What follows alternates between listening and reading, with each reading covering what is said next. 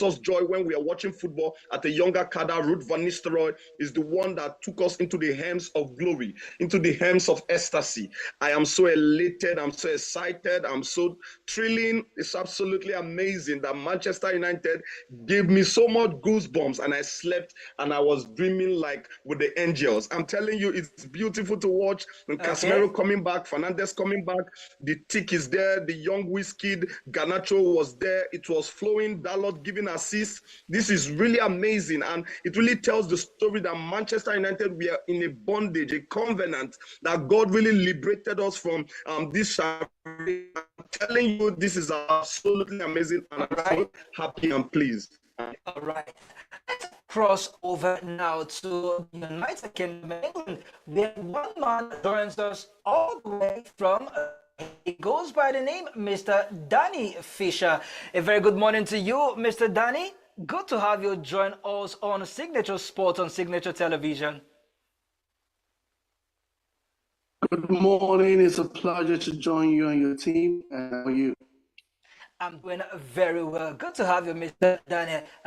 Danny Fisher. Quickly, let's talk about the game between Man United and Leicester City. It happens to be the game with the highest of scoreline. Man United haven't been playing a beautiful football in the last couple of matches, but with a new coach on hand, the team has been playing better. What do you think of Manchester United performance? The UCVs as a new United side, or it is a side that has already had this in them, but they were just waiting for a certain Eric Ten Hag to be booted out of the team? I think with United that was not the case. What we saw yesterday was just a reaction of players to a new coach. If you remember many years back when David Moyes left, we have Michael Carrick that came in. He did so well, for the few games. We have Ryan Giggs. We have different coaches, interim coaches who have played or who have done well. I think what we saw was not the best of United. It's a reaction to a problem that we've seen. Though it was a good result, but again, the players just formulated what they had inside of them. Ten Hag is not the problem. United hierarchy is the problem. If you look at the genesis of what has happened to United, then you understand what the players did under Ten Hag was just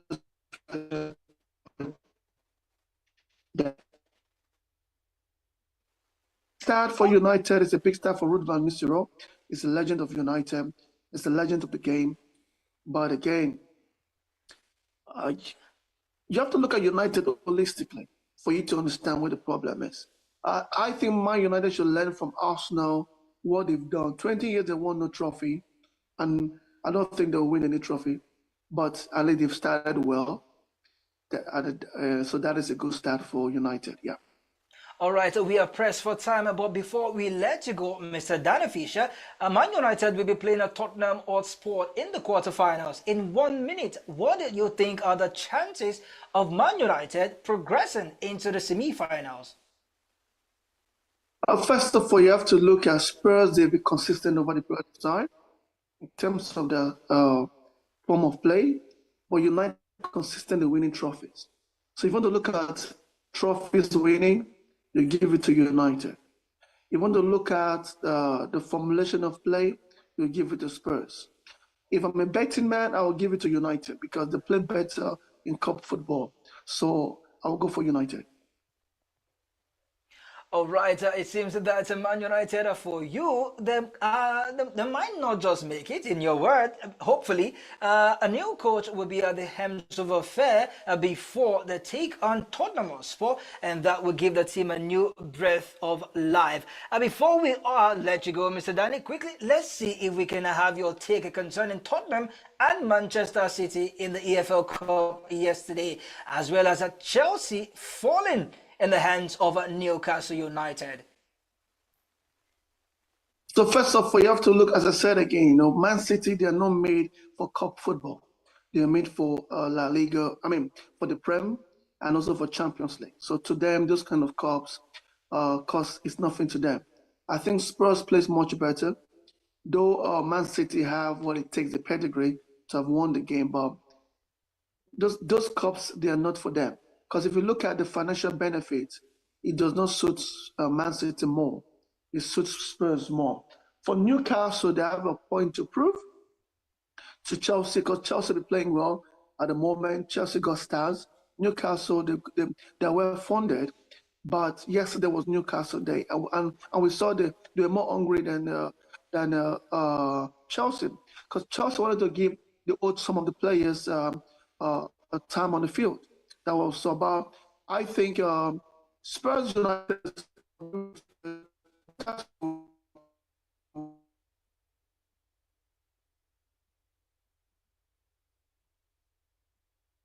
that has Oh also wow, cost it them the game seems yesterday. our connection with our man is a little bit shaky. Can you hear me? All right, yes, we are. Okay, and I know you say you're short of time, but I was saying that Newcastle, they did a good game yesterday. I think it was 2-1, 2-0 yesterday against Chelsea, 2-0. And Spurs also did well. So we are seeing a good team playing. Those teams are meant for cups. That is so you have to understand the project of every club. United is to win cups at the moment. Newcastle is to win cup. Spurs is to win cups. But for Man City and Chelsea is to win the Prem. So you have to look at how each club take, how each team take the game. A fantastic submission about you, Mr. Daniel Fisher. Thank you once again for joining us on the show. Hopefully, we get to have you more on the show. It's a pleasure to be all mine. Thank you very much, sir. All right, that was Mr. Daniel Fisher, all the way from the United States in England. He spoke to us concerning Man United performance in the EPL. Just so you know, the draws for the quarterfinals will see Tottenham taking Man United. Arsenal will be welcoming Crystal Palace to the Emirates. Newcastle United will play host to Brentford, while Southampton and Liverpool will slug it out for a place in the semi-finals. And now to the big one, that is the Ballon d'Or debate as it rages on. Let's see if we can take you, Mr. Kelvin Sadua. What do you think Rodri winning this award? Was he a deserving winner or not? I'll say he wasn't the deserved winner. Outright, it's not a debate. But I wouldn't like to go to the line of racism. It wasn't racism. It's just a case of Ballon d'Or being the Ballon d'Or. And like I've told people, the Ballon d'Or actually lost its credibility to me the moment when they started to change their standard based on Lionel Messi. Wherever Lionel Messi turns to, that's where they will give as criteria. Wherever there's Lionel Messi, the criteria will go. If Lionel Messi wins the Spanish La Liga, they will make it the Spanish La Liga as the criteria. If Lionel Messi wins the Champions League, they will make it Lionel Messi the criteria, and the Champions League the criteria. If he wins the World Cup, they will make the World Cup the criteria. So it's just they lost their credibility when they began to tilt towards wherever Lionel Messi came to. And you can see it. The season Robert Lewandowski won the German Bundesliga, the German Super Cup, and the German Cup. That was Lewandowski's season. But they didn't give it to him. Then they created a new award, I think Best Striker Award or so. 2 seasons after, or 3 seasons after, Erling Haaland was phenomenal. He won the Premier League, he won the Champions League, he won the FA Cup. He was the highest goal scorer in England. He broke the English goal scoring record. Why didn't they use that same criteria? Why didn't they give Erling Haaland that trophy that time, that striker's trophy? That was the year they scrapped it up. So it's just it has become they've made a mess out of it. And in the words of Johan Cruyff, the Ballon d'Or is a bunch of journalists who just sit amongst themselves and give whoever they feel or whoever they deem fits the award. And I heard one journalist once said he didn't vote for Karim Benzema because Karim Benzema doesn't have speed on his FIFA game. I mean, so if the people who judge or who give the trophy is based on their shared sentiment rather than stats or anything, then it's not something that people should take too credible or people should take too much with so much regard. I think Cristiano Ronaldo has even long ago thrown away that trophy, and people feel it's just sentimental. But no, there's more to it than just that. So, congratulations to Rodri. Congratulations to Rodri. But Vinicius, I mean, Benzema spoke about it yesterday. Benzema said, yes, he makes it, and Rodri was good, but never one day do you stand up from your seat and say, wow, Rodri did something exceptional. No, he's just doing basically what he does. It's the strikers, the attackers who impact the game so much that the fans want to see that, oh, this was one heading factor. Why was this striker when the Carabao won the Champions League, won the Spanish, the La Liga, he equally won the Euros? Why didn't they give it to Danny Carvajal? All of a sudden, Rodri, for what? He wasn't even the best player in England. He wasn't the best. I think he wasn't even Manchester City's best player. All So how do right. you give it to Rodri? It's laughable, Okay. actually. It's laughable. But it is what it is that happened, and it's not the first.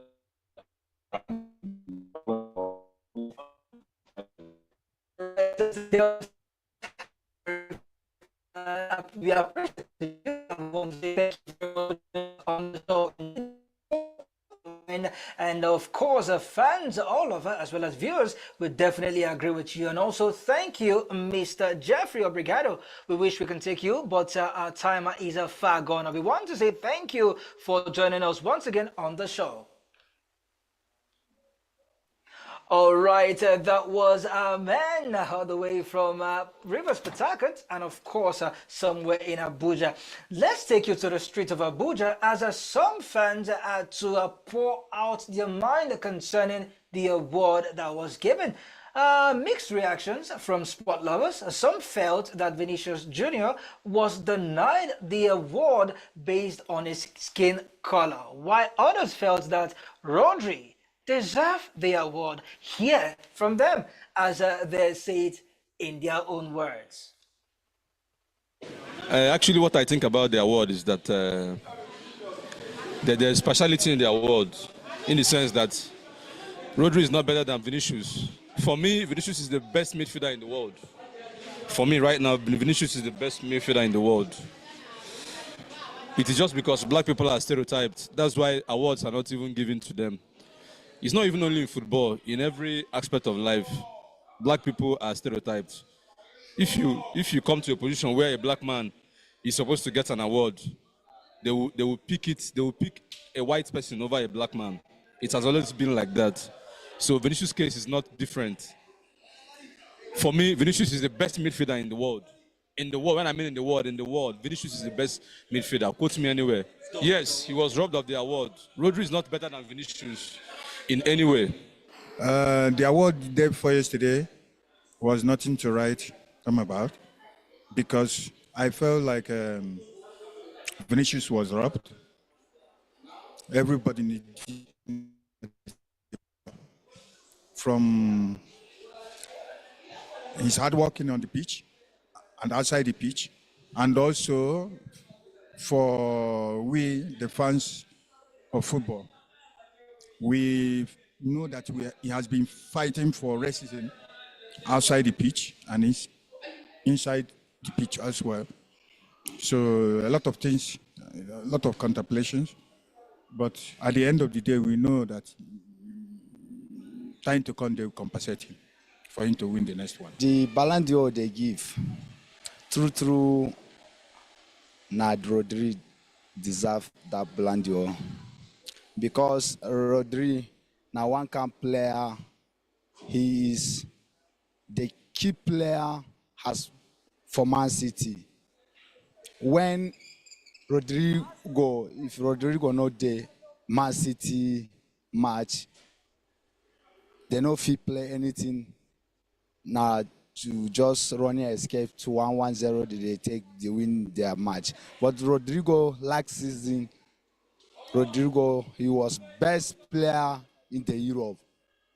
This Ballon d'Or shock everybody because I'm think even that I'm calling Gino in Real Madrid the next Ballon d'Or winner. As they can't give a Man City player, I shock because when 2010 they left Schneider and Iniesta, they give to Messi. So this one shocked everybody too. Make FIFA do something about it. Because we know, they know what is right for them. But we fans, we know what is right for us. And they've seen it. The best way play well, best way never play well. So me, I personally think that Vinicius won it. Though Rodri is an amazing player, but last year best player was Vinicius Junior, in my opinion. Which of the divider do you stand on? Do you believe that Rodri deserved the award, or you felt that Vinicius Jr. was robbed of this award? And just so you know, Carlo Ancelotti, as a way of showing a solidarity to the Real Madrid team, he was voted as the manager of the year ahead of a certain Pep Guardiola and of course Mikel Arteta. Not forgetting the defending champions of the Euros, talking about the Spanish national team's coach. He was voted ahead of them all. And as well as Barcelona's winger, Lamine Lamar, was voted the young best player of the year, where Manchester duo of Kobe Meno and Alejandro Garnacho finished third and sixth respectively. Get to our comment section on YouTube and tell us what you think about the award. You think that Rodri deserves it or Vinicius Jr. was robbed? We want to hear from you. And away from the saga, let's let you know that Kelechi Iheanacho opened his goal scoring account yesterday in the Copa del Rey against their opponent when he was a part of the goal scorers. Kelechi Iheanacho, who moved from Manchester City to join the Spanish side Sevilla, has not recorded a goal or an assist in as many games as possible. But yesterday, he was in blistering form as he opened his goal-scoring account for Sevilla since his movement in the summer of 2024. And finally on football, Victor Osimhen has rubbished talk that he will be joining Chelsea come January. Victor Osimhen, who left Napoli to join a Turkish giant Galatasaray in the summer, a deadline transfer, I beg your pardon. He had to make that move on the final day of the Turkish transfer window after the windows in England and Italy has been shut out. Victor Osimhen, who has been in an amazing form for Galatasaray, has told reporters as well as fans that he's going to stay put in Galatasaray and not join Chelsea or any other team in January. Perhaps he will have his options open in the summer of 2025. And just as we wrap up on the show, we will take you to boxing, where Nigerians knockout specialist Ife Ajagba's dream of fighting for the world heavyweight undisputed championship might just be very soon. Recall that Daniel Dubois, the defending champion, has an early 2025 date against Anthony Joshua for a rematch. But Anthony Joshua so far has not indicated interest in reigniting his rematch against Daniel Dubois, according to his promoter, Eddie Hearn, and that will force the IBF, that is the International Boxing Federation, to pencil Nigerians knockout specialist Ife Ajagba to be the next man in line to challenge Daniel Dubois for the championship. We know that Ife Ajagba has been in an amazing form where almost his fight, about 93.7% of his fights have been on knockout victory. Such an amazing boxer, and this will definitely help him fulfill his long-time dream in the fighting in the International Boxing Federation, and most especially challenging for the World Heavyweight Undisputed Championship against a certain Daniel Dubois. And finally on the show, we wrap up with boxing NBA, where Dallas Mavericks were in superb form against the Utah Jazz as they ascend with a 3-4 quarter win. The match ended in a 115-91 win for the Dallas Mavericks, with their point guard Graham Shah, who was in a blistering form for his team, scoring 38 points. The Ajax in the round of NBA for round 3. Dallas Mavericks continued their impressive form and continue to march on up. Next, they will be taking the Phoenix Suns. Meanwhile, it was the Celtic who continue to march on with their perfect start in the new season with a huge win over the Milwaukee Bucks. Celtic, who we are more or less at the side of the team in all of the quarters, continue to show superb form in the new NBA season. I recall that it was at the end of the winning starter for the LA Lakers, where LeBron James and Anthony Jordan could not help their team overcome their opponents 2 nights ago as they fell to a 105-97 defeat. And that's all that we can bring to you on a Signature Sport on Signature Television. That is where we drop the encore. Join us at the same time tomorrow on a superlative episode, and of course an eventful program come tomorrow. Until then, keep watching Signature Television and keep following us on all our social media handles. We would love to hear from you. From me to you, I'm Don and I'm gone. God bless, no stress. On behalf of our producers and of course the man that touched on the right buttons in CR, we want to say bye for now.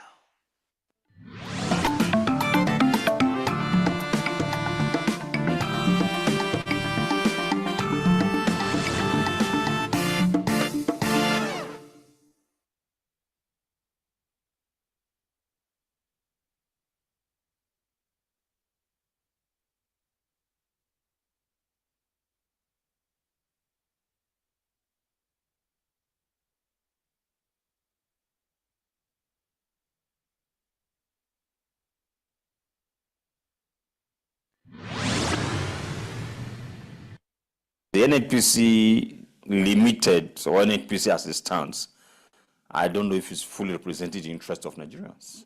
So should I be talking about a windfall today, or a windfall? Because when people talk about the inflations, talk about inflation and high cost of things, they point us to the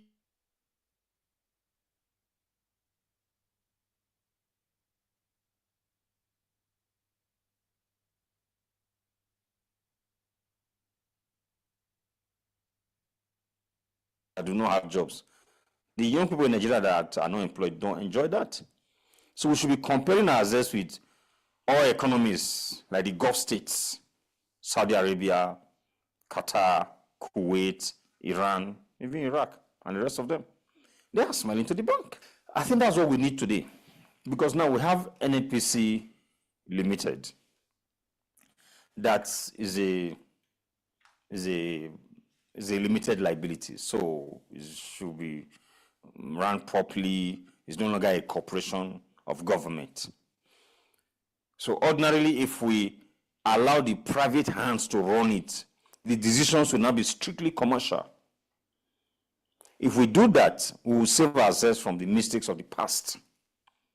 Because if I have a stake in NNPC, my thinking is not how to employ my brother or how to take a product to a certain place to benefit certain people, because it's strictly commercial. But when you talk about privatizing NNPC, Nigerians don't see, most Nigerians, their minds go to the ones that didn't work, NEPA. But what about the telecommunication? That one worked. I can give you an example of even Eco Hotel, then I think it's even Koi Hotel also. I think it's now Southern Sun. There are so many that worked well and they provide the service. It's not so much money, it's not the money you make from it. It's the future. It's like saying, give out an asset. Give it out, don't make any money from it. But the tax, if you're able to get that asset to work and properly managed, the tax they will pay to the country, you make a lot of money from it. The service it will provide, the people you employ. Yeah, you know? So most times people are looking at, you are selling an asset for this amount of money, is actually worth this amount of money. But you can sell an asset for so much and that will be the end. So that's what I'm saying. If you give it out, just give it out, don't make a dime on it. Maybe the word is concession. You know, but let's say we're not the concession here. Say, okay, take is a dash. Manage it well. Those things that you benefit, the tax to pay going forward, because it's not properly managed. The number of people that will employed, that will also pay tax, and the service that will be rendered to the public. If it's a hotel, I need a hall, it's properly managed. Rather than moving events to South Africa or neighboring countries, the events will be held here.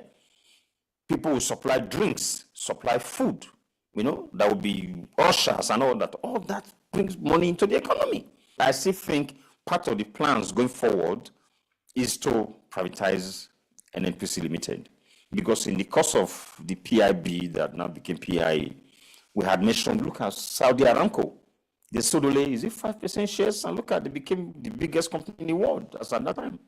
You know, and if you remember, the then Minister of State Petroleum, Pachuku, has in 2017 that they were going to go public. They started having problems after making that statement. You know, the biggest problem NNPC has is the government. Now you say it's NNPC Limited. Can you tell me that the group CEO can make decisions without recourse to Castle Villa? And unfortunately now, the president is the Minister of Petroleum. Because if it's truly limited, if it's a limited liability company, you don't have to be running to the president to make decisions. You make decisions in the best interest of the company. But that's not the case today. We have to stop seeing NNPC as our common patrimony. That must stop. It should be a business venture that should be properly managed for the benefit of the whole country. So that is why ordinarily I would support the outright sale. Because there are so many other places where we can make money as a nation. And this idea of coming cap in hand to beg for money from the federal should stop. That's why some of us are strongly in support of true federalism or devolution of power. There is no part of this country that is not blessed, you know, but it's just proper management. So for once, the governors need to sit on their butt in their state.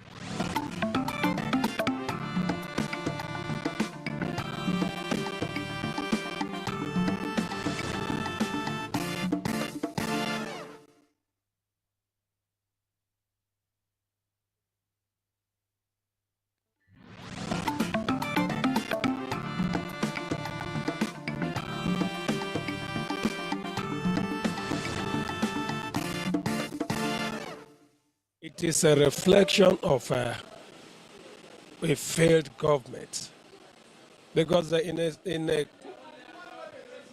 civilized climate, it is unheard of, despite what we are producing in the country, that today we are experiencing total blackout in the northern part of the country. But I believe with time it may extend to other parts of the country. So the government is not actually doing well. That is my own personal opinion. Because what effort are they doing? What led to it? It is not even made known to the public. Because sometimes they will just allow certain things to go bad, believing that the citizen cannot do anything. They are capitalizing on the complacency and what?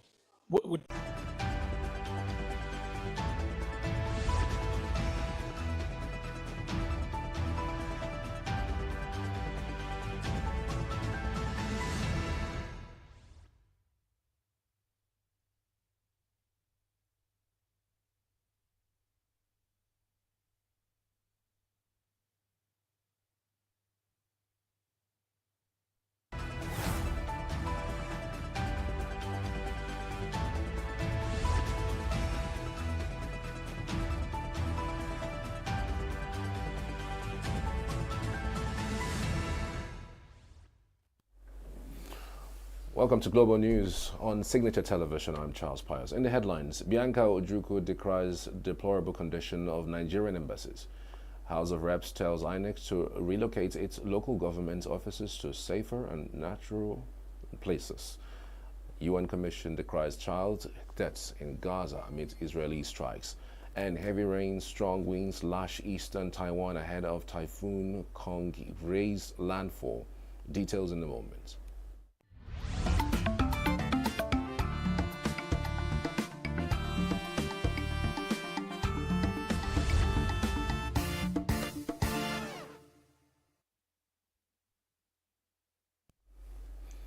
The Nigerian Senate has approved the appointments of the 7 ministerial nominees sent to it by President Bola Tinubu on Thursday last week, following a minor cabinet reshuffle during which 5 ministers were sent packing. The screening of the nominees was done at the Committee of the Whole, while their appointments were confirmed at plenary. Natwe Yewata was confirmed as Minister of Humanitarian Affairs and Poverty Reduction, Mohamedou Dingyadi as Minister of Labour and Employment, and Bianca Odumegu Ojukwu as Minister of State Foreign Affairs. Others are Jumoke Oduwole as Minister of Industry, Trade and Investments, Idi Maiha Yusuf Abdullahi Atta as Minister of State, Housing and Urban Development, and Suaiba Ahmad as Minister of State Education.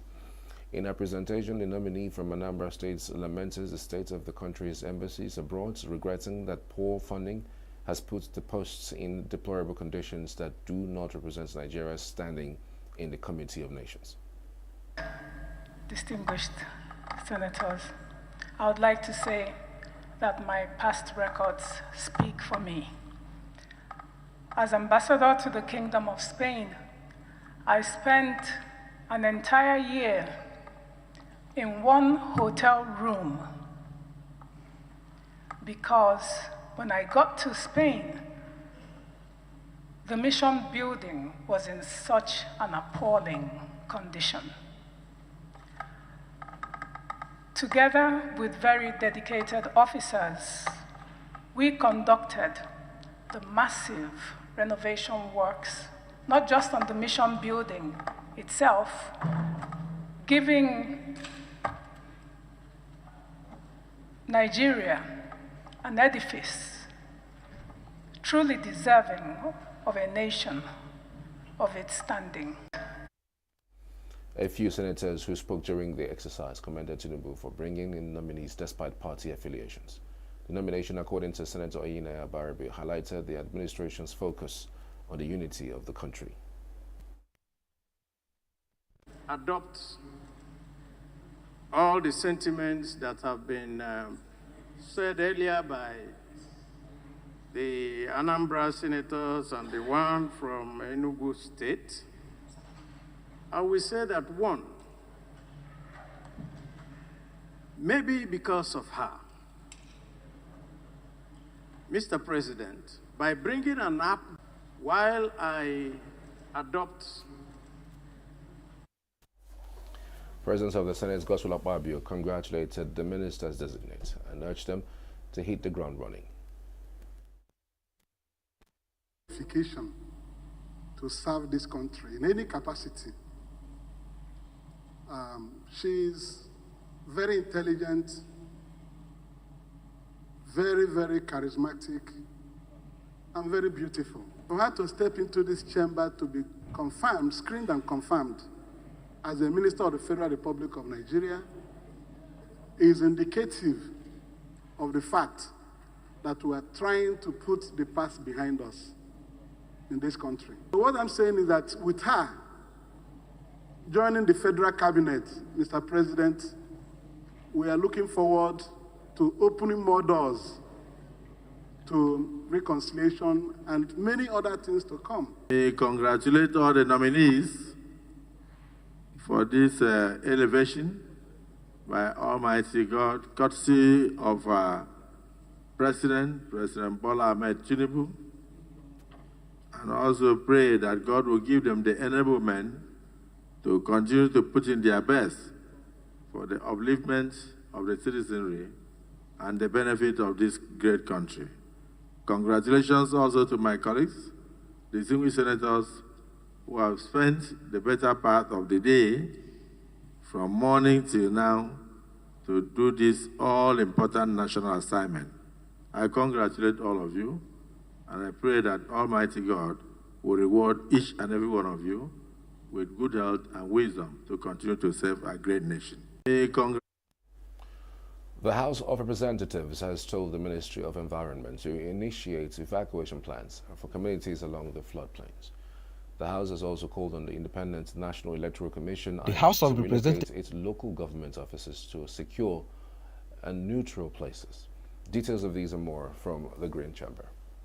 The House of Representatives has summoned the Federal Minister of Environment, the National Emergency Management Agency (NEMA), and the Hydrological Services Agency to appear before the Committees on Environment, Emergency and Disaster Preparedness, and Water Resources. The House also called on the Federal Minister of Environment and state governments to initiate evacuation plans for communities along floodplains, ensuring access to temporary shelters, medical assistance, and other necessary support for affected populations. The resolution followed the adoption of a motion introduced by Sesi Wengan from Lagos State. It is crucial that relevant authorities immediately implement strategies to mitigate the predicted disaster, including evacuation plans, provision of relief materials, and ensuring post-flood recovery efforts are coordinated effectively. In another resolution, the House urged the Independent National Electoral Commission to relocate its local government offices to secure and neutral locations and to include adequate provisions in the 2025 budget for this project. The House further directed Committee on Electoral Matters to collaborate with INEC and other relevant stakeholders to ensure compliance and reports within 4 weeks. ENUGU-born legislator Sunday Namchi, who moved the motion, observed that many INEC offices are currently located within local government headquarters. He expressed concern that the proximity may compromise INEC independence in conducting national election and expose it to influence from local government authorities, especially in areas controlled by a single political party. The House is aware that this is potentially hampering and compromising the independence of INEC in the conduct of elections. The House observes that this proximity exposes INEC to manipulations and control by interest groups, particularly in areas dominated by a single political party. The Green Chamber also urged the Ministry of Aviation and Aerospace to hold the issuance of air trip licenses to private individuals and organizations and to revoke any existing approvals. This followed the adoption of a motion raised by Suleiman Gumi, who expressed concerns over ongoing security challenges linked to the illegal importation of firearms, ammunition, and hard drugs. Recall that in September 2014, a prominent religious leader was linked with a private jet used to convey $9.3 million in cash to South Africa for purchase of arms. The private jet was seized by the South African authorities, which has two people, Nigerian and an Israeli, on board. Concerned that the current experience of security challenge that Nigeria is facing through illegal importation, proliferation of firearms and ammunition, importation of illicit hard drugs, coupled with the inability of our security agencies to pinpoint the source of supply of weapons to insurgents, kidnappers, and separatists that have massacred thousands of Nigerians across the country. Meanwhile, the House has slammed the Minister of Works over the country's deteriorating road network, demanding a complete overhaul of ministry's management. Chairman of the Committee on Federal Road Maintenance Agency, FEMA, Remi Oseni, who led the criticism, cited years of neglect and mismanagement despite sufficient budget allocations. Director of Bridges and Design, Bede Obiora, in the Ministry of Works, blamed funding constraints, but Honorable Oseni countered that resources were sufficient and the ministry lacked a clear plan.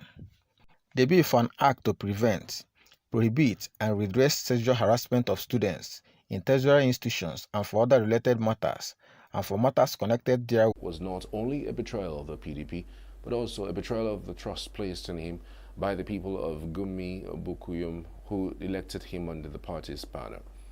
This was contained in a statement issued by the party's publicity secretary in the state, Andy Haliru, and made available to newsmen in Gusau. The statement added that Honorable Gumi's defection came without any internal crisis, highlighting a lack of commitment to the ideals and values that the PDP stands for. Meanwhile, Ekuje Magistrates Court has granted bail to the member representing Aba North and South in the House of Representatives, Alex Iweche, in the sum of 500,000 naira. Iweche was arraigned for allegedly assaulting a Bolt driver, Stephen Abu Wasaya, outside his Abuja residence, which bordered on abuse of office, assault, and threats to life. Following the defendant's plea of innocence, the prosecution counsel, Umar, applied for a date for full-blown hearing to commence in the matter. However, counsel to the defendant made an oral application for his release on bail pending the determination of the case. The defendant contended that the charge against him contains bailable offences, adding that his right to presumption of innocence was guaranteed by the 1999 Constitution as amended. In his ruling, the presiding magistrate Abubakar Umar Saidu held that he was minded to accede to the defendant's application for bail and consequently granted the lawmaker bail in the sum of 500,000 naira with two sureties in like sum. The court stressed that the sureties must not only reside within its jurisdiction but also provide their utility bills as proof of residence.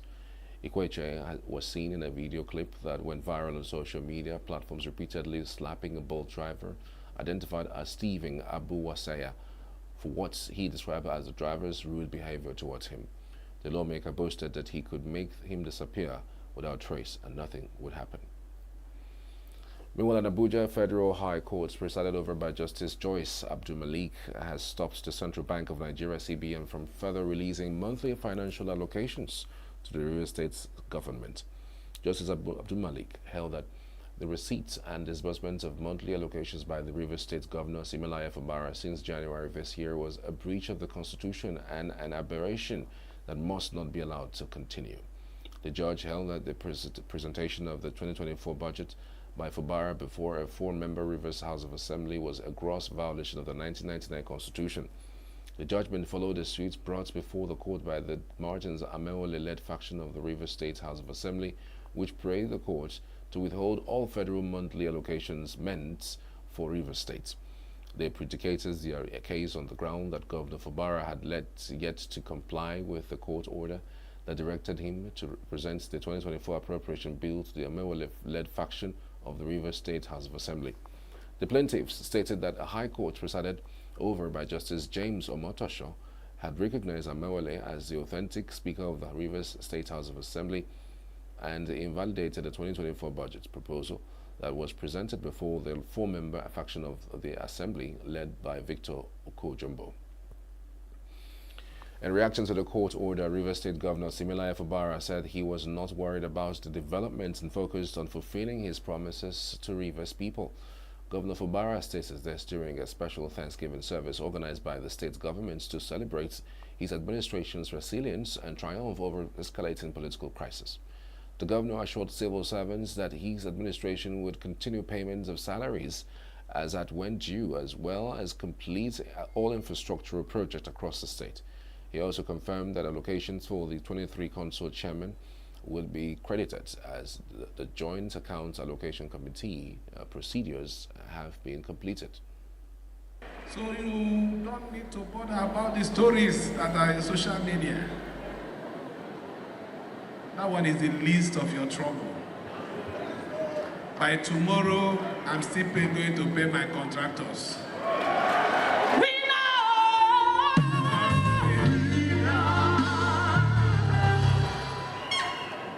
By tomorrow, those of you that have not gotten your salary, whatever salary, your alert will also get to you.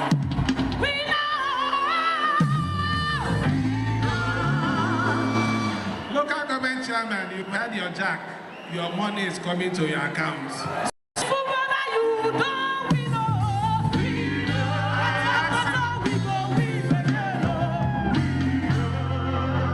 I ask you again, who is the loser? Who is the loser? We are not doing lecture here to celebrate loss, failure. We are praising God because He's taking us to a higher position.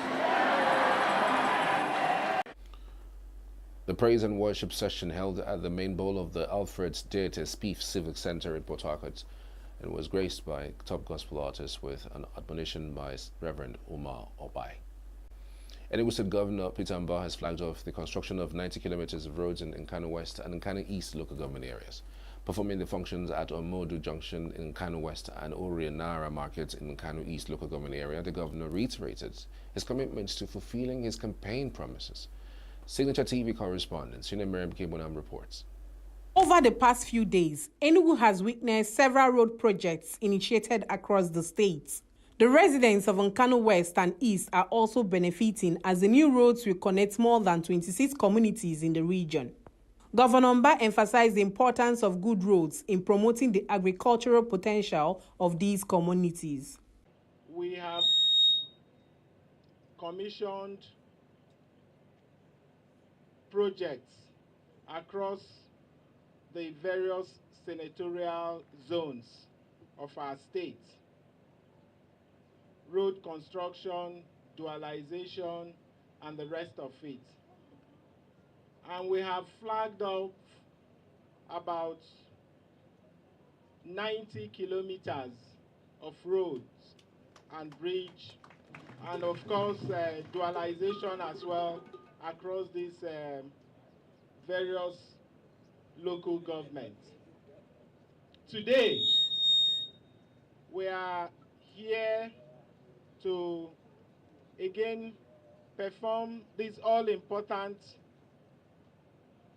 event of the flag off of what you see here may just be a sign indicating maybe 15 or so kilometers of road.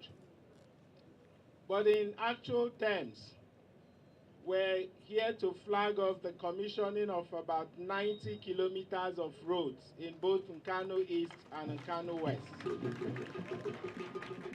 And because we cannot go to all the roads one by one because of time, we've only just as symbol stated few of the ones that stand out. And when we execute these projects, or when we flag off and take on these projects, we do not necessarily do them because of any public acclaim or political posturing. It is because what we see is beyond lines of asphalt. What we see is beyond paved roads. We see an economic growth of exponential height. What we're about to witness in our various communities, it's an agricultural renaissance.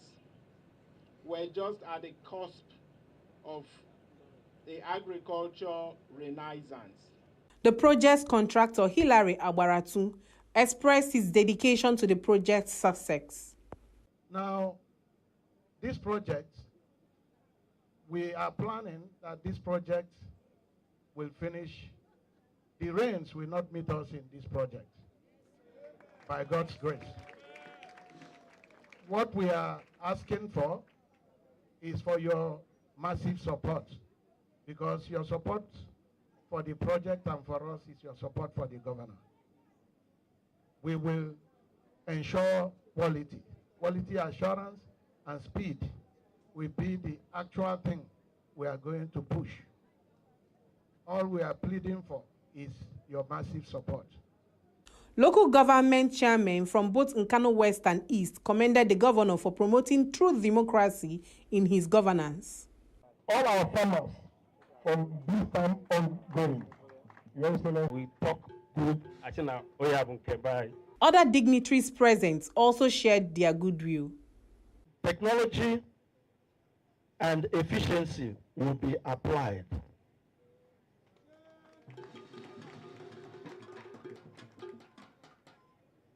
The honorable member said that this road has been here for over 100 years.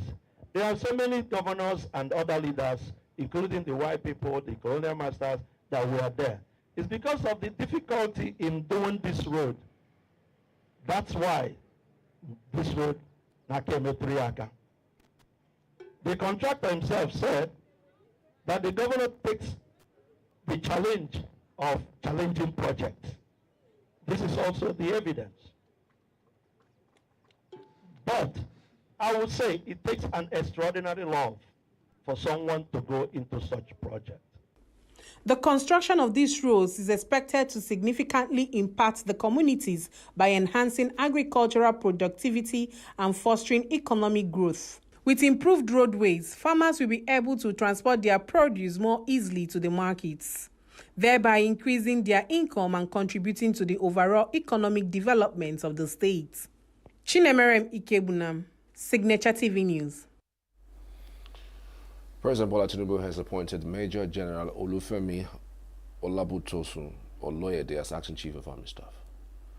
A statement issued by Tinubu's media aide, Bayo Onanuga, said Oloyede will act in the position pending the return of Substantive Chief of Army Staff, Lieutenant General Taurid Abiodun Labaja. The Army spokesperson Onyema Nwachukwu had in a statement on October 20, amidst the rumor of Labaja's death, said that this Chief of Army Staff was on leave and remains the Substantive Chief of Army Staff. He said Oloyede, until his appointment, may have stirred within the Kontagora and Mariga communities, as well as Niger and Mariga communities, as well as Niger State as a whole, and assured that no credible threats exist in those areas as being peddled, and contrary to the information presented by Abdullahi Isa, member representing the Kotangora constituency in the Niger State House of Assembly on October 28th in the Niger State House of Assembly on October 28th, 2024. Meanwhile, the Nigerian Safety Investigation Bureau, NSIB, says it has recovered the fifth body from the October 24th helicopter crash that occurred in the Atlantic Ocean in Port Harcourt, Rivers State. This is contained in a statement signed by NSIB's Director of Public Affairs and Family Assistance, Bimbo Oladeji. It said the Bureau continued its coordinated recovery operation and investigation following the ditching of a Sikorsky SK-76 helicopter, registration 5NBGQ, operated by Eastwind Aviation. According to the statement, a total of 5 bodies have been recovered so far, and the 5th body recovered required specialized handling due to its decomposed state before being transported to the morgue. The Director General of NSIB, Captain Alex Bade, said that the Bureau would continue to collaborate with the national and international partners to ensure a diligent recovery and investigative process. Bade said that the investigation process would be in line with its mandate to promote transportation safety across Nigeria. According to the statement, these findings will guide the research creeds adjustments as NSIB aims to intensify recovery operations within the accident's vicinity. Still to come, TCN confirms power restoration in parts of northern Nigeria. EU envoy to Georgia says Tbilisi must change course to restart EU membership talks. To stay with us.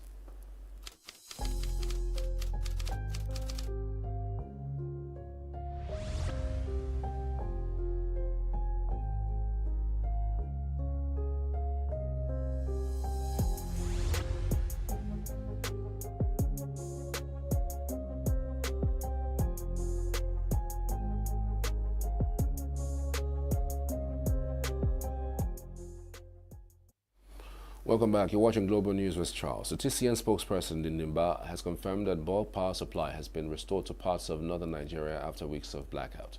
According to TCN, electricity was restored to Lafia, Markari, Jos, Kaduna, Kano, Bauchi, and Gombe State around 4:56 p.m. on Wednesday afternoon after the 330 kVA Ugwaji Aper transmission line.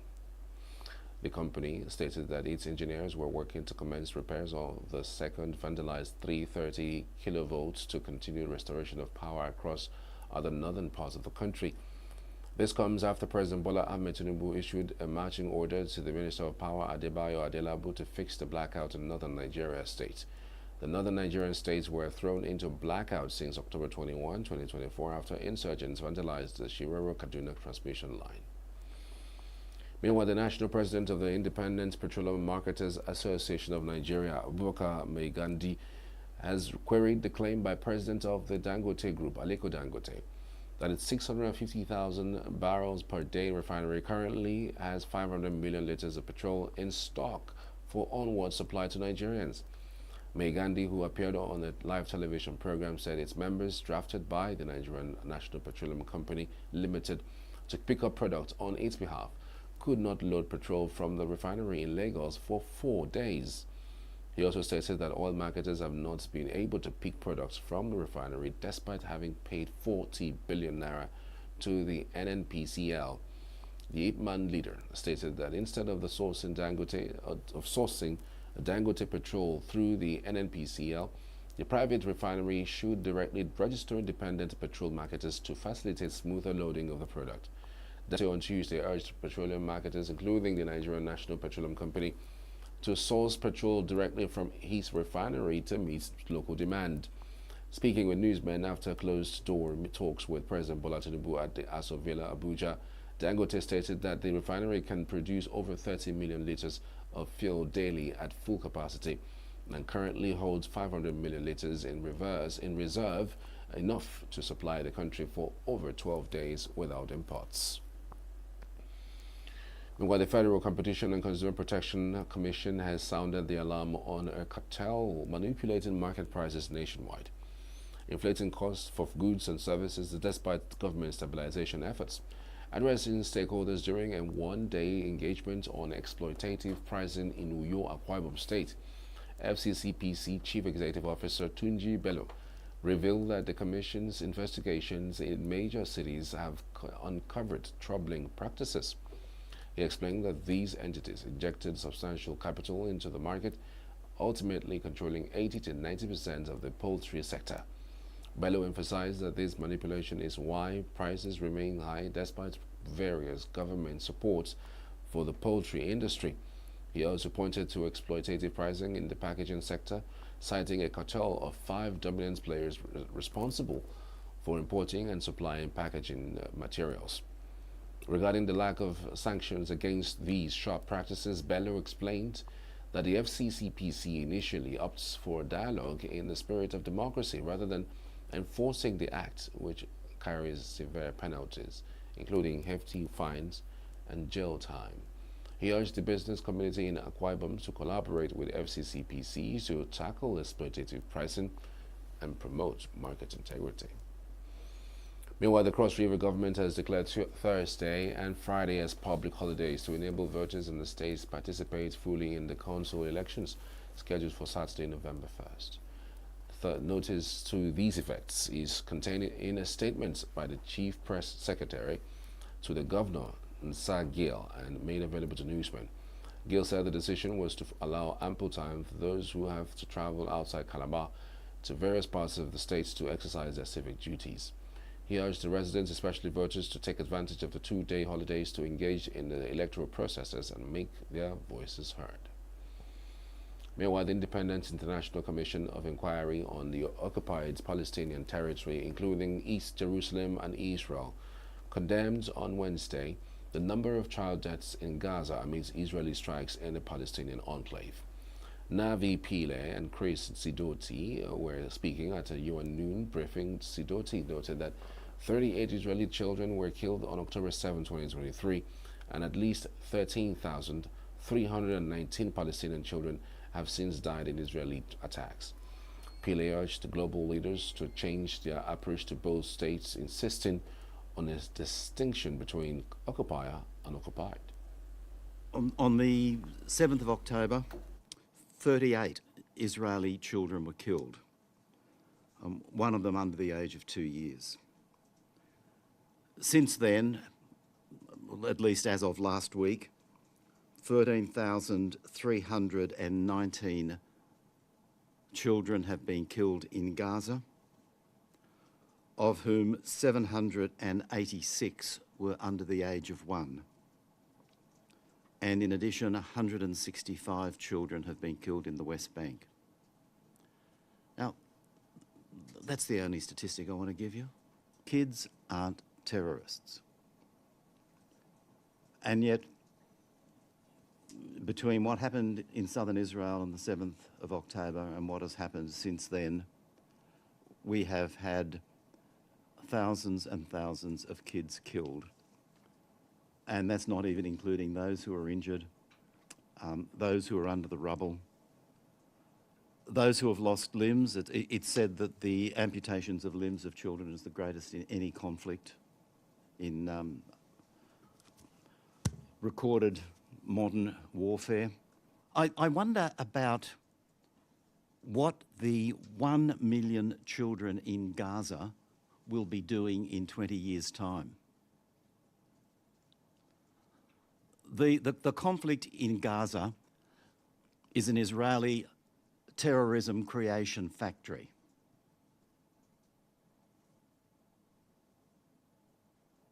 And there is no sign of it finishing. But I'm also acutely aware that our reports, the decision of the International Court of Justice, 4 resolutions passed by the Security Council in the last 13 months, resolutions part of the General Assembly, none of those have resulted in a single child not being killed. And every day we witness new horrific attacks on civilians and civilian objects in the Gaza Strip, including medical facilities. Attacks on medical facilities, as we said in our current report to the GA, and the complete destruction of Gaza's healthcare system was the main focus of this report. And we believe it's an outrage that such attacks are continuing unabated. And as we said many times before, an immediate ceasefire is the utmost priority and should pave the way for peace, justice, and accountability for all victims. You have to change your attitude in the way you treat these 2 states, Palestine and Israel. You have to distinguish between them. So, one is an occupier and the other are occupied. And the onus then lies on every state under international law to take steps not to cooperate with the occupation itself. And so, because that's the order, we then spelt out the various steps. I don't have time to go through all those steps, but it's the clearest direction coming to every state that you have the responsibility not to continue to support this occupation, and that would be any support, militarily, politically, or recognition, even about moving their embassies to Jerusalem. Every step that one can shine the microscope on comes under this. You have to change your traditional way of treating the situation. Israel began its military campaign after the October 7 attacks on southern Israel by Hamas-led fighters who killed 1,200 people and captured 250 hostages, according to Israeli tallies. More than 42,000 Palestinians have been killed in Israel's offensive so far, according to Gaza's health authorities. A Russian-guided bomb struck a high-rise apartment block on Wednesday evening in Kharkiv, Ukraine's second-largest city, killing a child and injuring at least 29 people. Video released by the State Emergency Service of Ukraine early on Thursday showed firefighters putting out a fire inside the apartment, a block that was struck as rescuers tended to those injured. According to official Ukrainian reports on Wednesday, there was a Russian-guided bomb attack on Kharkiv overnight. Kharkiv remains in Ukrainian hands through the initial failed advance of Russian forces on the capital Kyiv in the early days of the February 2022 invasion. It has since become a frequent target of Russian air attacks.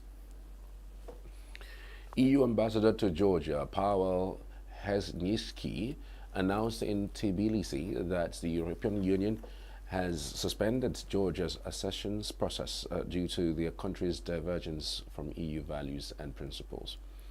In an annual report on the bloc's enlargement policy released in Brussels, the European Commission told Georgia that it will not be able to recommend opening European Union membership talks with the countries unless it changes course, while praising Ukraine and Moldova's efforts to implement reforms in a challenging environment. Due to the course of action taken by the Georgian government, EU leaders have stopped Georgia's accession process. It remains on hold as long as Georgia continues to move away from the European Union, our values and our principles. Georgia's candidate status was granted on the understanding that 9 steps related mostly to the rule of law and democracy would be taken. Unfortunately, there was no sufficient political commitment by the Georgian authorities to implement the necessary reforms. Since last year's report, Georgia has made insignificant progress on implementing most of the 9 steps.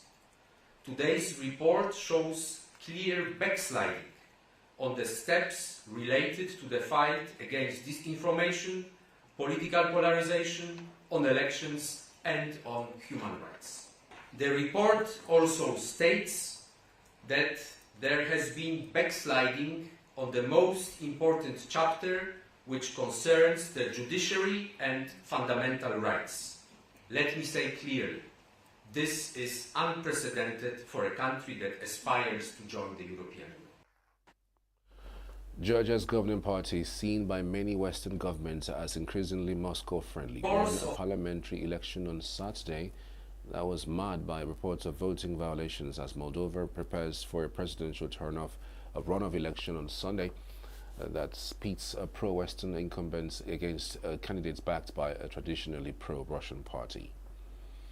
Meanwhile, South Korean police, provincial officials and residents converged in a village near the border with North Korea on Thursday to thwart a planned release of balloons carrying anti-North Korean leaflets by the families of people believed to have been abducted in the north. Cross-border leaflets have been at the center of the recent tensions between the two Koreas. North Korea has been sending thousands of balloons carrying trash and propaganda in what it says is retaliation for a long-time releases by activists in the South who sent leaflets, Bibles and foods, South Korean media or other items. Activists urged Pyongyang to stop its loudspeakers and balloon launches and vowed to send leaflets into the north next time after being stopped by the authorities and residents. A large police presence was placed in the area as counter-protesters chanted to discourage the act. Earlier this month, Gyeonggi province, bordering North Korea, vows to crack down on the practice of flying anti-regime leaflets to the north by activists citing heightened tensions and risks it poses to border town residents. Chinese Foreign Minister Wang Yi met with Russian Deputy Foreign Minister Andrei Rudenko in Beijing. Wang, also a member of the Political Bureau of the Communist Party of China Central Committee, said that the China-Russia Comprehensive Strategic Partnership of Coordination is grounded in a natural logic of history and driven by strong internal dynamics no matter how the international situation changes. Wang said under the leadership of the two heads of state, the China-Russia relations have maintained a sound momentum of development which serves common interests of the people of both nations and allows them to make their respective contributions to safeguarding the purpose and principles of the UN Charter. He noted that not long ago the BRICS summits were successfully held in Russia's Kazan, making positive progress on the BRICS mechanisms, promoting unity and strengthening of the global south and playing an important and constructive role in world peace and stability. He urged the two sides to make joint efforts to coordinate cooperation in various fields and exchanges at all levels and implements the consensus reached by the two heads of states.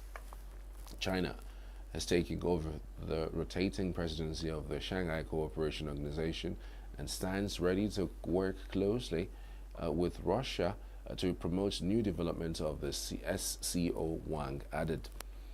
Rudenko said that the head of state diplomacy has laid a good foundation for the development of bilateral relations and that they are also ready to work with China to earnestly implement the arrangements made by the two heads of state. They also exchanged views on the Ukraine crisis. The president's spokesperson, Manuel Adoni, has said Argentina's President Javier Milei replaced Foreign Affairs Minister Diana Mondino after the country voted in favor of lifting the embargo against Cuba at the United Nations. Gerardo Huertain, who has been serving as Argentina's ambassador to the United States, will replace Mondino as the country's foreign minister. In a statement, the Argentine government said the country categorically opposes the Cuban dictatorship, adding career staff of the foreign ministry will be audited to identify promoters of enemies of liberty agendas.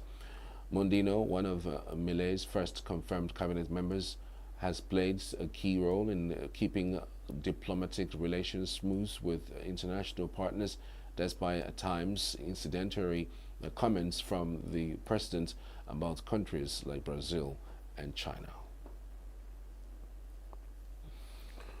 Bolivian president has called for the end of the costly highway blockades that have paralyzed parts of the country and fueled an increasingly volatile conflict with his main political rival. The president said the blockades' economic costs over 17 days total over $1.7 billion. 70 people, including 61 police officers, have also been injured in the blockades organized by the supporters of former leader Evo Morales. ACE's conference in his latest attempt to curb the growing tensions in the country as Morales supporters have blocked key highways and prevented the delivery of food and fuel, particularly in the center of the country, the Cochabamba tropics. Morales said on Monday that ACE's government was behind an alleged gun attack on his convoy, lashing out at what he called a dark plot to destroy him. ACE's government denied the accusations that it had led an attack on Morales, calling it theater, and claiming that the former leader's convoy had instead fired on special anti-narcotics police who were carrying out a patrol.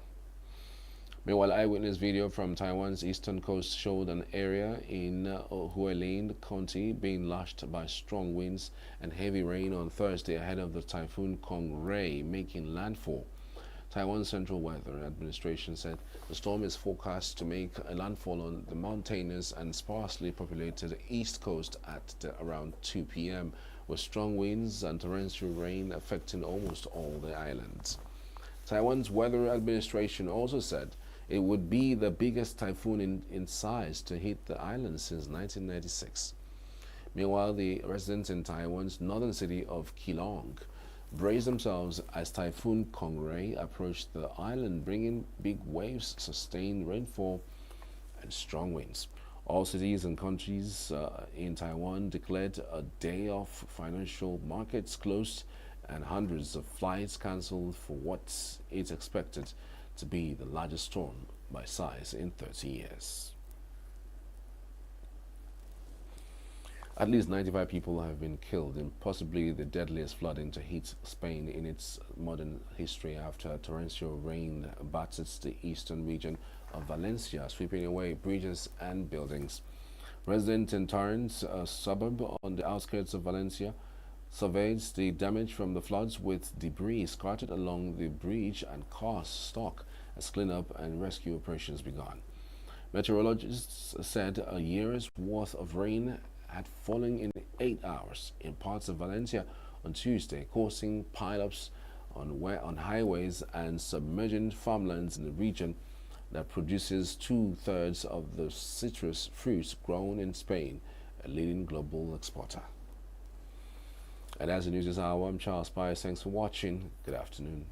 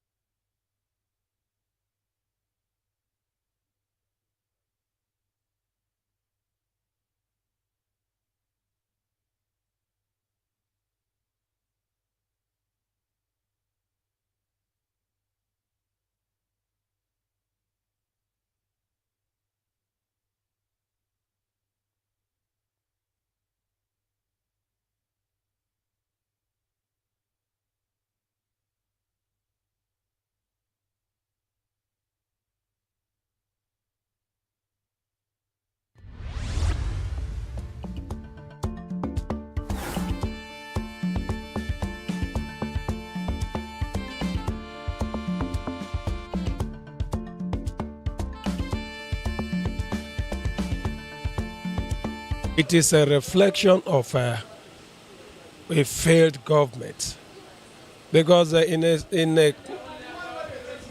civilized climate, it is unheard of, despite what we are producing in the country, that today we are experiencing total blackout in the northern part of the country. But I believe with time it may extend to other parts of the country. So the government is not actually doing well. That is my own personal opinion. Because what effort are they doing? What led to it? It is not even made known to the public. Because sometimes they will just allow certain things to go bad, believing that the citizens cannot do anything. They are capitalizing on the complacency and what? Without the self-satisfied nature of the citizens. That's my own personal take on it. As far as I'm concerned, the government is to be blamed.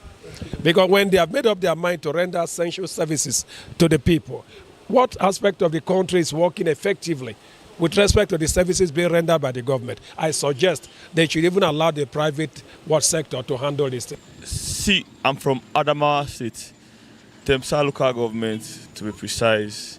And since I was born, we've not had light, not until 2 months ago. Since inception, since Nigeria was created, not until 2 months ago. Not my own part of it, there are no bandits there. You understand? So we should stop the blame game. It's not the fault of bandits. Let's not give government upper head so that they will not have what they will use as argument against us. It's not the fault of bandits, it's the fault of the government. Because I remember there was even a time in my village when they brought transformers. The same government didn't wire those transformers. Till we don't even know what happened to those transformers. For years, for more than 10 years, those transformers were there. Transformers bought with taxpayers' money, Nigeria's money. Transformers, brand new transformers. How they vanished, till I left my village, was going for Christmas for years, more than 10 years. The transformers were there. There was no light on the transformer. So let's stop the blame game. The government is our problem. The government should sit up and do what they need. The government should see government as business, not as where you come and steal money and frustrate people. It's not good, Sha, for the thing that is happening, because it's affecting the business and also it's affecting the productivity of the nation. For the citizens, and like for there's no light in the country now, is affecting the businesses of the masses.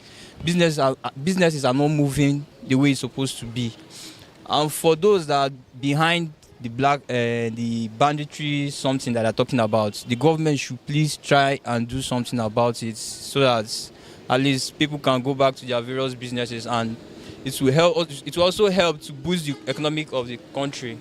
And the night wey no dey for north, light no dey for everywhere, and people are cry, people are suffer. May government help us for that light and security.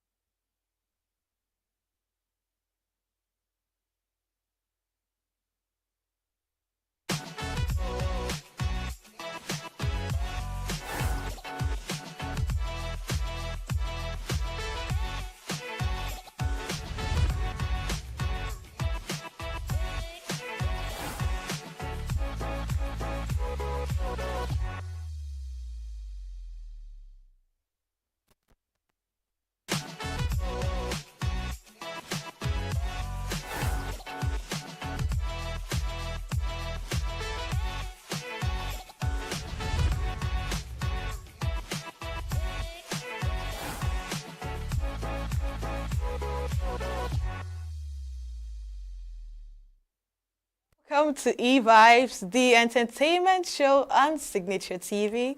My name is Quinsley Rowland, your host for this exciting journey. And in this program, we talk about a lot of things. We have exclusive interviews, gist from your favorite celebrities, fashion shows, movies, music, and lots more. Name it. We have it all covered in this program. And let's head into a new section. And we have Very Dark Man apologizes for wearing police uniform. Social critic Martins Otse, popularly known as Very Dark Man, has apologized to the Nigerian police force for wearing a police uniform in one of his recent videos. The police had condemned his unauthorized use of uniform and initiated an investigation. In the controversial video, Very Dark Man was seen wearing a police uniform and introduced himself as a Chief Superintendent of Police, CSP, of the online division. Amid the backlash, the social media critic released the video on Thursday apologizing for using attire resembling the official police uniform. He also advised Nigerians to seek proper authorization before wearing police attire to avoid misunderstandings or legal repercussions. Let's take a look at the video. All right. My name is CSP, Very Dark Man of the online division, the Nigerian #1 online police. I am not an activist, so stop calling me an activist. Unlike every other one out there, I am dedicated to sanitizing the social media space by using my platform to stand against people that abuse power, oppress us, and especially my favorite customers, the online vendors. The online vendors that collect money from customers and they will not deliver the goods or deliver whatever thing that is agreed upon. I stand up against them 100%. Therefore, standing for the victims to collect their money back and to stand against general oppression in the society. Now, this work is not easy because a lot of people are really complaining about my approach and the way I do it. They say this boy is very rude, this boy is not mannered, he's disrespectful. But the truth is, you cannot fight for Nigeria with respect. That is why I tend to be disrespectful, and I swear to God, I'm not even going to change. I will disrespect a lot of people that are very bad and are bad egg in the society, 100%. Unlike the regular police that we have in the society, where they'll go through a lot of procedures and protocols, I don't do that. The moment you bring an evidence against anybody, I will stand up and spoil their name. I love spoiling people's name. I will spoil your name, and I don't care your position in society. I will spoil it so long there's an evidence against you. So it's better to be good and not fall into my trap. Now, how do I do this work? When you bring an evidence to me, I will post it online. I'll now carry those evidence. I'll now write a petition with my own money. Don't worry, you're not going to pay me 1 naira.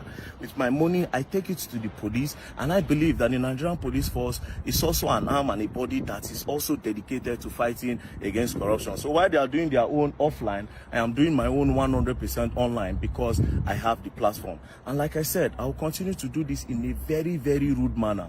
Also again, because I'm a patriotic citizen of Nigeria, I also draw and create awareness on a lot of issues that will suffocate the growth of Nigeria at large. So I do a lot of things on this media. Now to the people that are saying, oh, Very Dark Man, we don't sell in noodles before. Now they come online, want to talk about social uprightness. Because I sell my news, make I let your brother sell your own, make I let your sister sell your own, or make I let the future generation sell their own. As everybody say, and as you all know, they say experience is the best teacher. And to all those people where they say, oh, don't too much, very soon they'll set them up, they'll do this, they'll do that. I always say something. If you come for me, you are the victim. If I come for you, you are the victim. And guess what? When I say don't play, you're going to learn. I mean, don't play, you're going to learn, and you will learn the hard way. I believe my walkie-talkie is swinging in the car. Let me go and know who is calling. Where did they go? Over and out. Over and out. Don't play. That video is really disturbing because Very Dark Man happens to be a very controversial person. And why would you come on social media and, you know, put on a uniform and say that you're going to disrespect whichever power or office that you choose to, and then you don't even think about the repercussion of your action and you go ahead and apologize? I mean, this should not be taken lenient, but it's fine. I mean, people always get away with certain things, and this is one of it. You commit a crime, the next day, a few hours later, you're apologizing and they're allowing it slide. But that's by the way. on our next story, we have Davido breaks record for most watched TikTok live stream in Africa. Nigerian singer David Adeleke, aka Davido, has broken the record for the most watched TikTok live stream in Africa with over 300,000 viewers in total. He broke the record during a live stream co-hosted by TikTok stars Pella, Jarvis, and Joe Black on Wednesday, October 30th. Over 164,000 people simultaneously watched the stream live. Davido received over 377 Lion gifts on TikTok, which cost $400. He revealed that the money will be given to the co-hosts Pella, Jarvis, and Joe Black. Pella formerly held the record for the most watched TikTok live stream in Africa. He set the record, which was broken by Davido during a session which featured singer Tiwa Savage. And it's so beautiful that Pella has grown so much in this media space, and Jarvis, the AI lady, and Joe Black. It's so nice because sometime ago, he was having a video session with Tiwa Savage, and it went viral. And, you know, having Pella now is like having a big influence, and using his platform is so nice. Imagine Pella with Tiwa Savage blowing up the internet, and then next we have him and Davido blowing up the internet. It's just like he's paving ways for himself, and, you know, with his team, because he and Jarvis tend to work as a team recently or for a while now. So it's really beautiful seeing that these people are progressing, they are utilizing every opportunity that they have, and they are making the best out of it and taking deals that are going to help them. It's so beautiful seeing young people thrive on the internet, and I feel it's it's good news.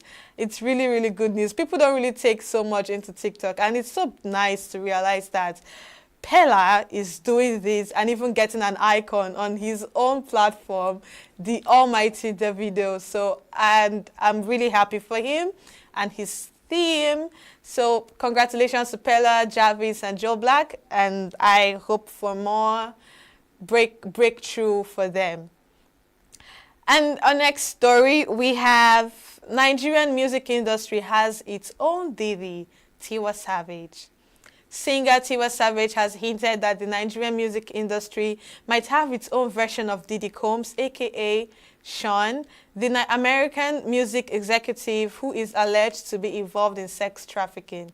She dropped the hint during a recent interview with the Beat 99.9 FM Lagos. The federal officer seized supplies that they saw were intended for use in orgies known as free-offs, including drugs and more than 1,000 bottles of baby oil during the raiding of Diddy's Beverly Hills mansion in March. Following Diddy's arrest by Homeland Security in September on suspicion of sex trafficking, racketeering, conspiracy, and interstate transportation for prostitution, the rapper became a global villain. Diddy denied all the charges, entering a not guilty plea in 17 September. However, his bail request was rejected twice.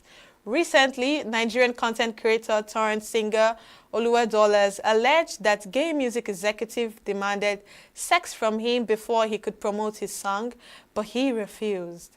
After the news went viral, Marvin Records boss Don Jazzy dared him to name the gay music executive, but he didn't. And this story is really interesting. As complicated as it is really, really interesting, because if Tiwa Savage would come on, and she didn't say there is per se, she said there might be a Diddy in the Nigerian music industry. So if she is giving off that kind of information, it means that something is happening on the ground, but she doesn't want to be held, responsible or accountable for giving speculations about certain things like this, being that they are really sensitive. So I totally understand, but looking at it on a different angle, with the way the world is right now, and so many things are so many things are regularized, or probably to the extent of being legalized.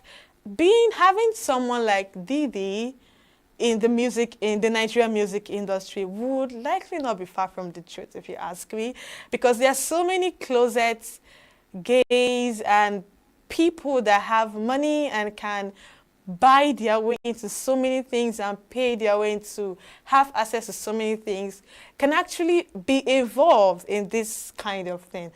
I'm saying they are, but they can, because you have the influence, you have the power, you have the money, and the money runs the world. So if she is given this speculation that, okay, in the music industry abroad, that we have Didi, as a villain, we could actually have someone like that in the Nigerian industry. And knowing that Oluwadolas came out a few weeks ago to talk about him being told to, succumb to this act, which he refused, just gives us a glaring image of what is likely happening in the Nigerian music industry. And I don't know, I just feel like as time goes on, things will keep unveiling and we'll keep seeing people in different lights. I just hope they are not our favorites, honestly speaking. It would really break so many Nigerians' hearts. But that's for them to decide. Next on our list, we have Wizkid or Davido. Cristiano Ronaldo picks favorite Nigerian singer. Football superstar Cristiano Ronaldo has revealed his favorite singer between Davido and Wizkid. This comes after Ronaldo, in a viral video on social media, vibed to Ashake's hit song Active, featuring American rapper Travis Scott. However, creating content on his YouTube page, he was asked to pick his favorites between Davido and Wizkid. Giving his honest answer, Ronaldo picked Davido ahead of Wizkid. A check on the singer's Instagram page confirmed that Davido and Ronaldo are following each other, while Wizkid is not following anyone on Instagram. The rivalry between the Nigerian singers has been the longest in the industry, as their fans are always fighting themselves on who is the best. And I don't think this rivalry is ever going to come to an end, because Davido and Wizkid are top two, best Nigerian artists, if I do say so myself. And I just feel like what keeps them in the spotlight is the comparison. Because let's look at it from this angle. If we don't get to pick our favorites and fight over who is the best, how do they remain relevant to us? How do they hold this importance? How do they pull the traffic that they do? How do they keep topping the charts? How do they stay on the headlines? I feel like this rivalry is equally a marketing strategy, because this is the only way you can stay relevant. There are other beautiful, good, strong, excellent artists that we have in Nigeria, but controversy has a way of keeping people at the top. And if this is going to help to make them thrive, then I guess it is not hurting anybody, so it's a good way to go about it. And talking about Ronaldo, before now, it's rather obvious that Davido is the only Nigerian celebrity that Ronaldo follows for a very long time now, so it's not news. And having him pick Davido over Wizkid doesn't mean that Wizkid doesn't do a good job. It's just preference. It is strictly preference. But I mean, Nigerians would never admit. Personally, I love the two of them. I love both of them together. They have wonderful music. They inspire people in different ways, and they have, good taste in music, and they give us two different musics to listen to and enjoy. So what would the world be? What would what would the world be without Davido and Wizkid? And most times I really find the comparison and the fight really unnecessary, because these people are the ones that brought Afrobeats to the limelight. So if you ask me, I think the two are just inseparable. And I really hope one day they have a song together and this entire controversy would end at some point. But I don't see that coming anytime soon. And last but not on the list, we have anti-Semitism. Adidas ends fights with Kanye West. German multinational corporation Adidas has ended all legal proceedings with popular American rapper Kanye West, known as Yeezy. Adidas terminated this deal with Kanye in 2022 following the public pressure by the American Jewish Committee, AJC, over the singer's anti-Semitic comments. However, speaking on Tuesday, the firm chief executive Bijan Godin said it had reached an out-of-court settlement with West to end all legal proceedings without money exchange. The drama with West belongs to the past. Negotiations and settlements have been done, Bijan Godin stated without giving details of the agreements.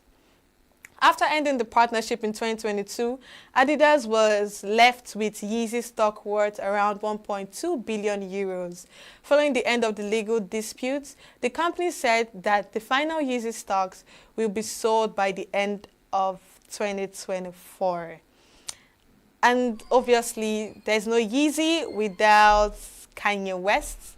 And forever, we'll always know Kanye West to be a fashion icon, an artist, and so many things, a father, so many, he's an icon in the American industry. And it's so nice that this long feud is finally resolved and Kanye is back. But we don't know the details of the agreement, but hopefully we hope he's back for good and never to disappear anymore. And Yeezy collection is something that grew over time. It just skyrocketed into the market and everybody went crazy over it. He had wonderful designs, fantastic wears. It was so beautiful. It's just like having the Bottega kind of designs. So Kanye actually has a creative idea when it comes to fashion, and he's recognized for that. If aside being the owner of Yeezy, so we know Kanye, whenever he comes out, people are always looking out for his outfits, what he'll be dressed in, and who is styling him. So it's really nice that he's back with Adidas. And that's the end of today's news, and I hope it was really interesting. We'll go on a short break right now, and we'll be back.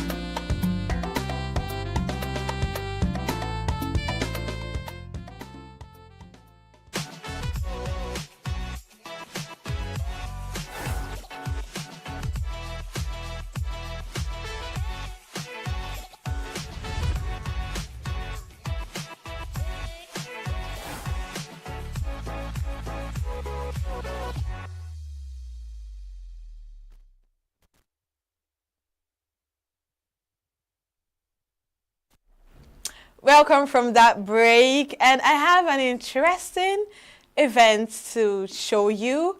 The Life in My City Art Festival that happened in ENUGU State, and it was wonderful. The art exhibition, everything was spot on, and I really want to share this experience with you. So sit back, relax, and enjoy this video. The festival provided a platform for emerging artists to showcase their work and connect with art enthusiasts and collectors. The Art and Crafts Fair features a diverse range of creative pieces from traditional paintings and sculptures to contemporary installation and mixed media works. The LIMCAF Top 100 Art Displays highlights the best of the best, showcasing the talent and creativity of artists who have been selected through a rigorous process. These artworks represent a wide range of styles, themes, and techniques, demonstrating the diversity and vibrancy of the Nigerian art scene. Overall, the 17th edition of LIMCAF promises to be a celebration of creativity, innovation, and artistic excellence. The Commissioner for Culture and Tourism, Ugochi Madueke, said this is a testament to the power of art to inspire, provoke thoughts, and bring people together in celebration of beauty and culture. She commended the artists and organizers that has made this year's event a reality. Let us be mindful of the message behind the art. The pieces we see today reflect the thoughts, concerns, and aspirations of those who created them. They challenge us to question the world around us, to feel deeply, and most importantly, to act with a sense of responsibility towards one another. An art collector, Emekamba, described ENUGU as a home for art which should be sustained. It's such a delight to come here. You know, you get to see some incredible works from young new artists. Always have a fresh and different perspective to life and the way they see life and the way they want to communicate life through their works, through their art. So it's always, for me, as long as I have breath, I will be coming here every year. Other artists who visited the exhibition center expressed their thoughts about the art gallery. This is my first time of being to Life in My City Art Festival. I've been hearing about it right from when I was in school, but I've never been to one, so it is I stay in Enugu, I was like, okay, let me come and take it. Yeah, I'm really, really impressed because the works and people like, they are different works and the idioms that they use and everything. It's really, really inspiring as an artist to get. So, like this one, I like the color and like everything is just amazing because in my school, yeah, we get to see works like this, but we've never had the opportunity to witness, let me say, an exhibition like this. So, art heals. It heals, you know. It gives you some sense of fulfillment. Yeah, it gives you some sense of fulfillment. So I wouldn't want to like get to my 60s and get to regret that I didn't really do what I had passion for. The organizers shared their vision and plans for the exhibitions. There are young people here who have made wonderful things. We have seen the Honorable Commissioner herself seen some. She has actually bought something, and we want by next year. Let me warn everybody. By next year, people from Zaria, from Jalingo, from Lagos, from all over Nigeria will be bringing their own things. It will just be like life in my city. It will sharpen our energy, sharpen our vision, and before we know it, there is a whole thriving market of made in Nigeria. The best artist goes home with 1 million naira, and the other consolation prizes are 500,000 naira each. I also think that this is the best time to mention that for the top 6 artists, they also win an all-expense-paid trip to Dakar for a festival. Yes. The art and craft fair vendors also shared their thoughts on this year's festival. We have a lot of youths that are into art and craft and local artisans. It's an opportunity for them to display their wares and also get visibility, showcase their brands to the world, you understand? While the exhibition of these arts are ongoing, the people of Enugu are enthusiastic about the grand finale and award ceremony coming up on the 26th of October 2024. Chinemerem Ikebunam, Signature TV News. The festival provides. And that was a wonderful arts exhibition video. I told you it was going to be really, really inspiring. And personally, my opinion, I don't think Nigerian artists are appreciated enough, the artists, because they put in so much work to tell these stories, to put their idea out there, and the least they want is recognition. That's the least they actually want, and it's the least we could give them. So big ups to the artists on that wonderful art festival. And as always, I have a handsome guest with me. His name is Emmanuel Young Pop. He's an Afrobeat artist, and he's here to walk us through his journey in the music industry as an Afrobeat artist. Welcome to eVibes, Emmanuel. So, could you please tell us a little bit about yourself? I love to. Okay, I'm 23 and I've been making music for the past 6 years. Wow. Yeah, so I found out my love for music 6 years ago, so I have to do everything I can to bring this dream to pass. Yes. So what really inspired you into this journey in the Afrobeats industry? Actually, music is something I find very interesting. Like, music is still very young, you know. It's just every year new music, every year new sound, every year new inspiration. So I love the idea behind music. Oh. So every time I wake up, it's always another story to tell. Oh. So I tend to write. Oh, you write? Yes. That's I love to interesting. write. Writing is a different aspect when it comes to music. And it's so nice to be, and you sing and you write as well. Yes. So you know your own art. It's really wonderful. Speaking, you said music inspires you. So which artist or what kind of music inspires you and has helped you through your journey? I love to listen to Rema a lot, like Rema. Really? Yes. Okay. And I know all of his music, and there are some upcoming artists that I still listen to. So, okay. Yeah. Shout out to Cupid. Yeah, he has a very beautiful sound. So I listen to Timmy, but mostly I listen to Rema. Rema is a very good artist. Nice. What does Afrobeats mean to you personally? Because for you to venture into Afrobeats, it means something to you. It resonates with you somehow. So what does it mean to you as a person, then as an artist? Not just for me, but for me as a musician, I feel like Afrobeat is life, is a journey, is a step. Like every step makes a very good creation. Like so, Afrobeat is life. Afrobeat is life for me. That's what I can say. That's nice, and it's good to say that it has evolved over the years. Definitely, most definitely. The Afrobeats we have now is not what we had like 10 years ago. Yes. And why Rema?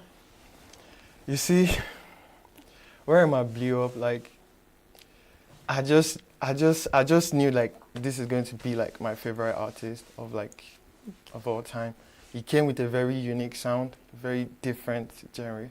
Like people mostly criticized him and everything, but you know, critics just brings life to everything. I mean, if you don't have people criticizing you, it means that nobody's watching what you're doing. Yes. So it's nice, I guess. So walk us through your process. How do you get inspired writing your music, singing your music, your art yourself, you know, and you're still trying to, you know, come up in this industry? How has it been for you and trying to sell your art? Every day I wake up, it's another story to tell. So I mostly get ideas from everything I do. Really? You know, yes. Love. Most of my songs are like based off of like love. So I like to talk about love. Oh, so being that Rema is your favorite, Rema doesn't get to sing so much about love. If it was Ruga or other artists that centered around love, I understand, but I don't see Rema as someone that expresses his emotions. Okay, there's this Rema song, Why? Why? I love that song. That is my all-time Rema favorite song. Really? Yeah, Why? Do you play any instruments? Yeah, I drum. Are you serious? So you're not just a writer, you drum as well? Yes, I drum. So this drumming, have you explored the aspects of it? Do you do it in a professional way, or it's something that you do as a hobby? Just as a hobby. Just as a hobby. Yes. That's interesting. So where do you see yourself in this music career? Is it something that you want to do for a long period of time, or it's just, you know, something that you just want to do for the main time? No, I think I would love to do music like forever. Are you serious? Just like Rema? Just like the name says, young pop. Like music is still so young, and music will forever be young. So I think. So is that the idea behind the name Young Pop? Yes. So what's the pop there? Pop, music. Music, everything. That's interesting. Yeah. Afrobeat has grown globally. What do you have to say about this development? Well, shout out to the artists like making ways for upcomers like us. So I think Afrobeat still has a long way to go. It does. You know? Yeah. Okay. So I can't wait for the world to hear what I have to share. You know, I have a lot to say. Watch out for young pop. So what contribution would you like to, you know, put in future? What's your possible contribution to the future of Afrobeat? There's a lot coming, and there's, like I said, there's a lot I have to share. I feel like the children, adults, everybody can vibe to my kind of music. Okay. It's just like secular. Like, okay, secular. Yeah. Okay, apart from music, What other things are you passionate about? Well, I used to dance. I still dance. Really? Yeah. And there are so many things I think I like to do, but I'll just say dance. To dance, to drum. To draw, to drum, to sing, to write music. So many things I can do actually. That's really nice. And being an African child, growing up in an African setting, your parents, how did they perceive this aspect of you? Because most times parents feel like being an artist is not a responsible or an ideal occupation or a field to drive into. They rather prefer professional courses like being a lawyer or being a doctor or a pilot, as the case may be. So your parents, you know, how do they perceive this? Are they supportive or, you know, there's a back and forth? I don't know about my dad, but my mom, she's very supportive. Oh, like, nice. Yeah, so if I'm doing this for myself, I'm doing this for my family, I'm doing this for my mom, my dad is going to catch up. What is my dad? He'll catch up.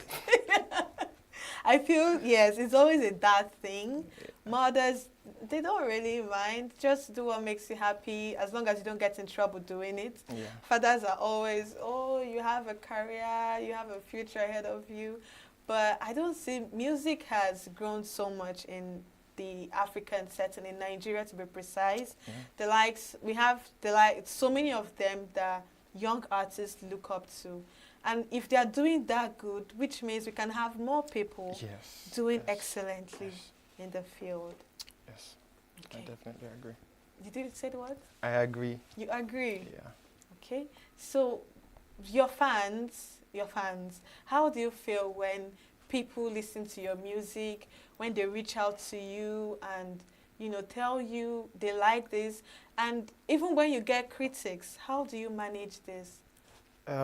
You know, once you get like good, once you get critics, you just tend to want to do better. Really? Yeah, but when people give you credit, you just keep going. Like, the credit for me just keeps me going. I just want to outdo myself. I just want to do new things, you know. So I take critics. It doesn't, nobody's above criticism, so.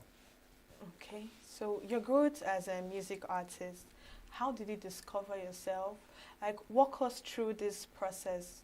You said it was 6 years ago. How did you discover yourself? How did you, you know, pick up yourself, the courage, and your, you know, the problems you faced so far in this industry? Well, I write a lot. I just keep every song I write. Once I record on my phone, I just keep it. I don't really like share everything I do. But so far this year has been the best year for me because I had to actually put out a lot of stuff and then people liked it. And then I still have like more songs to come actually. So it has not been easy, you know, financial wise. Exactly. So every producer, you have to pay, you have to run ads, you have to do so many things. So music just entails money.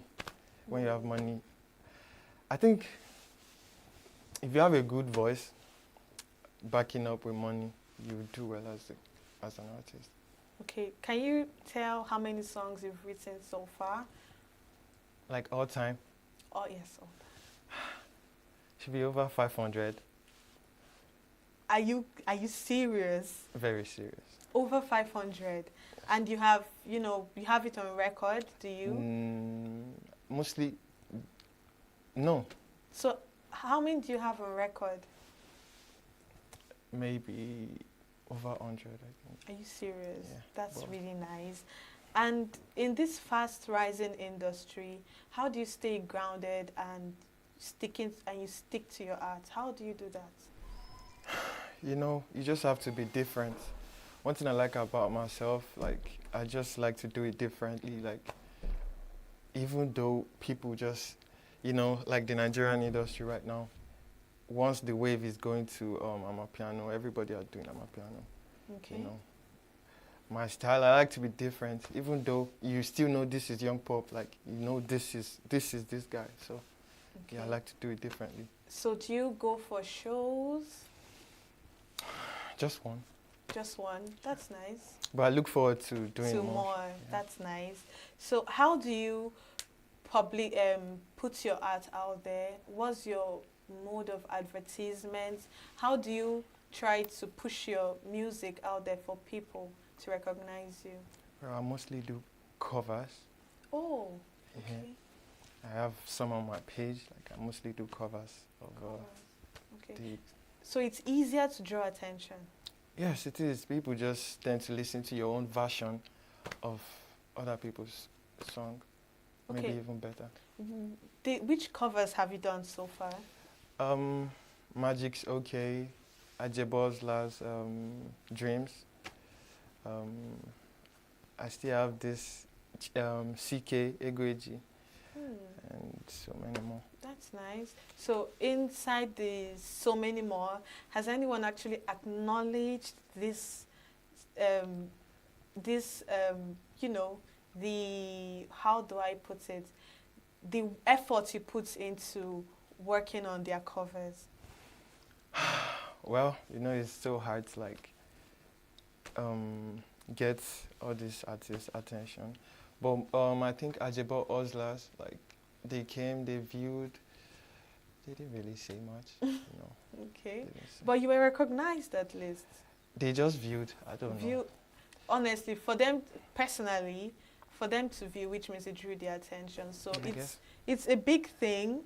It is, honestly, I believe it's a big I don't thing. plan on stopping anytime soon. So. I don't want you to either.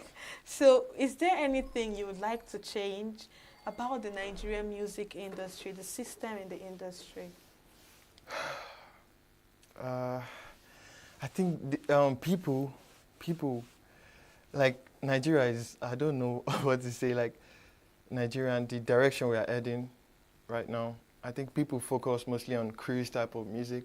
People don't listen to beautiful music again. Like they just, like their focus is now on anything that makes them happy. They don't listen. Lyrics don't matter to them anymore. So I really don't like that. Okay. And I wish like people can actually take their time and give us that's why we chance. have people like you to take your time and write good music and push it out there. So lovers of music would recognize this beautiful music and listen to it. I hope so. So in all your songs, you said your major problem is finance. So how have you been coping with pushing your arts out there? That's why I'm doing mostly covers. I have a song I'm working on, Pleasure Valley. So I can't wait for people to hear it. Oh, that's nice. For now, I'm just doing covers to get more audience, you know. So what did you say the song is again? Pleasure Valley. Pleasure Valley. Yeah. We'll look out for Pleasure Valley by Young Pop. Please do. That's so nice. Would you mind doing a song for us? Pleasure Valley. No, not Pleasure Valley. Anything you're comfortable with, something you've had before, you know. My song or? Yes, anyone, your song, anybody's song. I can do Pleasure Valley. Oh, please, my pleasure. So,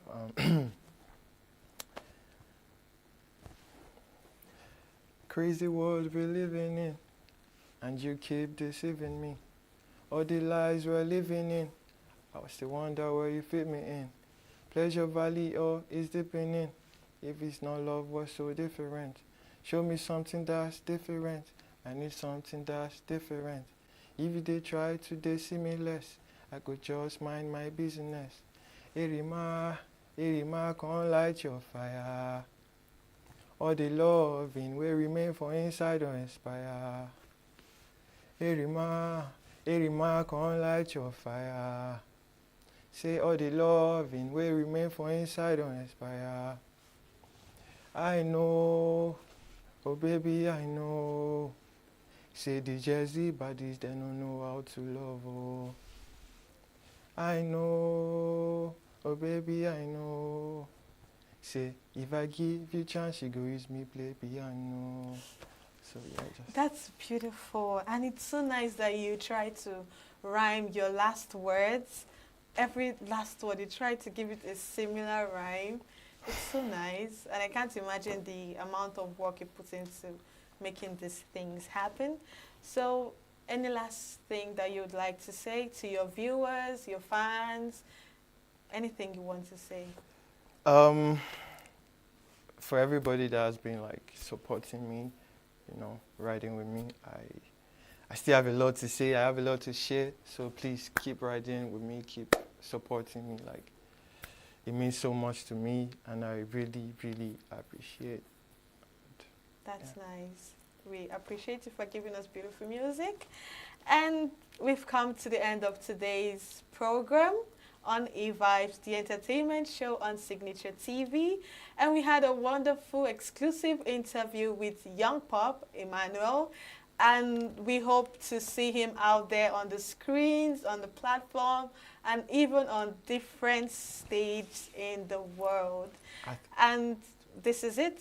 And we're closing the curtains. Until next time, Mondays to Saturdays on Signature TV. Follow our Instagram page, YouTube, TikTok, LinkedIn, every platform, Facebook, Signature TV. And always tune in by 1 p.m. to enjoy this E-Vibes show. Signing out, Quinsley Rowland.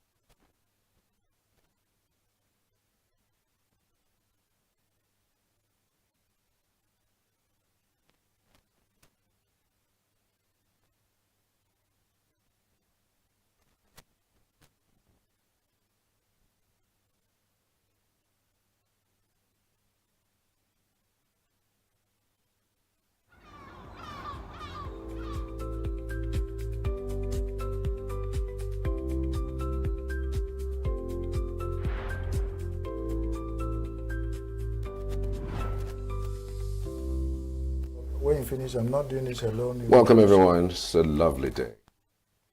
It's the 31st day in the month of October. Is the last day in the month of October, and is the second Ember month. We have 2 more Ember months until the year is finished. Are you surprised? Are you shocked that the year is finishing already? I'm not too sure that a whole lot of persons will be looking at the year coming to an end and looking forward to it, because there are a lot of celebrations. People are getting married, doing their end of the year meetings, doing their meetings, their symposium, their family gatherings. I do not know whether a lot of people are planning to travel this period, because I mean that is actually what is basically the examples and the characterizations of these periods. But because of the hardship exacerbated by the increase in pump price of fuel that has increased the transportation across board, one would think that a whole lot of persons might not make that travel. Well, I don't know what you are thinking or what you're doing or what your plans are, but whatever it is, make sure you are safe. Welcome, everybody. This is The Morning Show. My name is Charles Piers, and today I am doing it with someone a little bit different from what you are used to. Good morning to you. Good morning, Charles. How do you do? I'm good. So are you looking forward to traveling this Ember month, this December? I can't tell for now because of how expensive things are, so I'm still trying to check my options before embarking on that quest. Okay, so if things were not that expensive, would you have loved to travel? Of course I would. I mean, the village is somewhere everybody wants to be during the festive period, Christmas and the New Year. So it's something I always look forward to, even as a child and as an adult. So it's something I love. So what about you? What are your plans for the holidays? Well, frankly speaking, no plans. As of now, Okay. 31st day in the month of October, no plans. Maybe from tomorrow, the plans may start. Maybe 2 weeks after. But say for plans, for festivities, absolutely none. And that is far because, of course, traveling from one place to another It's really expensive. it's very expensive, really expensive. So I was speaking to someone earlier, and he was saying that to travel from ENUGU to Lagos right now is something in the neighborhood of between 35 and 50,000 naira, depending on the transport company. An average travel from ENUGU to Abuja is also around that same neighborhood. So you would wonder whether people are going to travel to celebrate. But if you cannot travel, make do where you are. Exactly. I feel like if you can't travel, you could just utilize the money that you'd rather spend on transportation and do other things, maybe send it home to your loved ones and take care of yourself for the festive period. Because aside from the money you budget to travel with, you still have to come back, and being there, you have to spend a whole lot of money. Absolutely. Exactly. So I feel it's reasonable to check your pockets before you embark on that journey. Fabulous. So let's go straight to the headlines on our dailies this morning. You stay with us.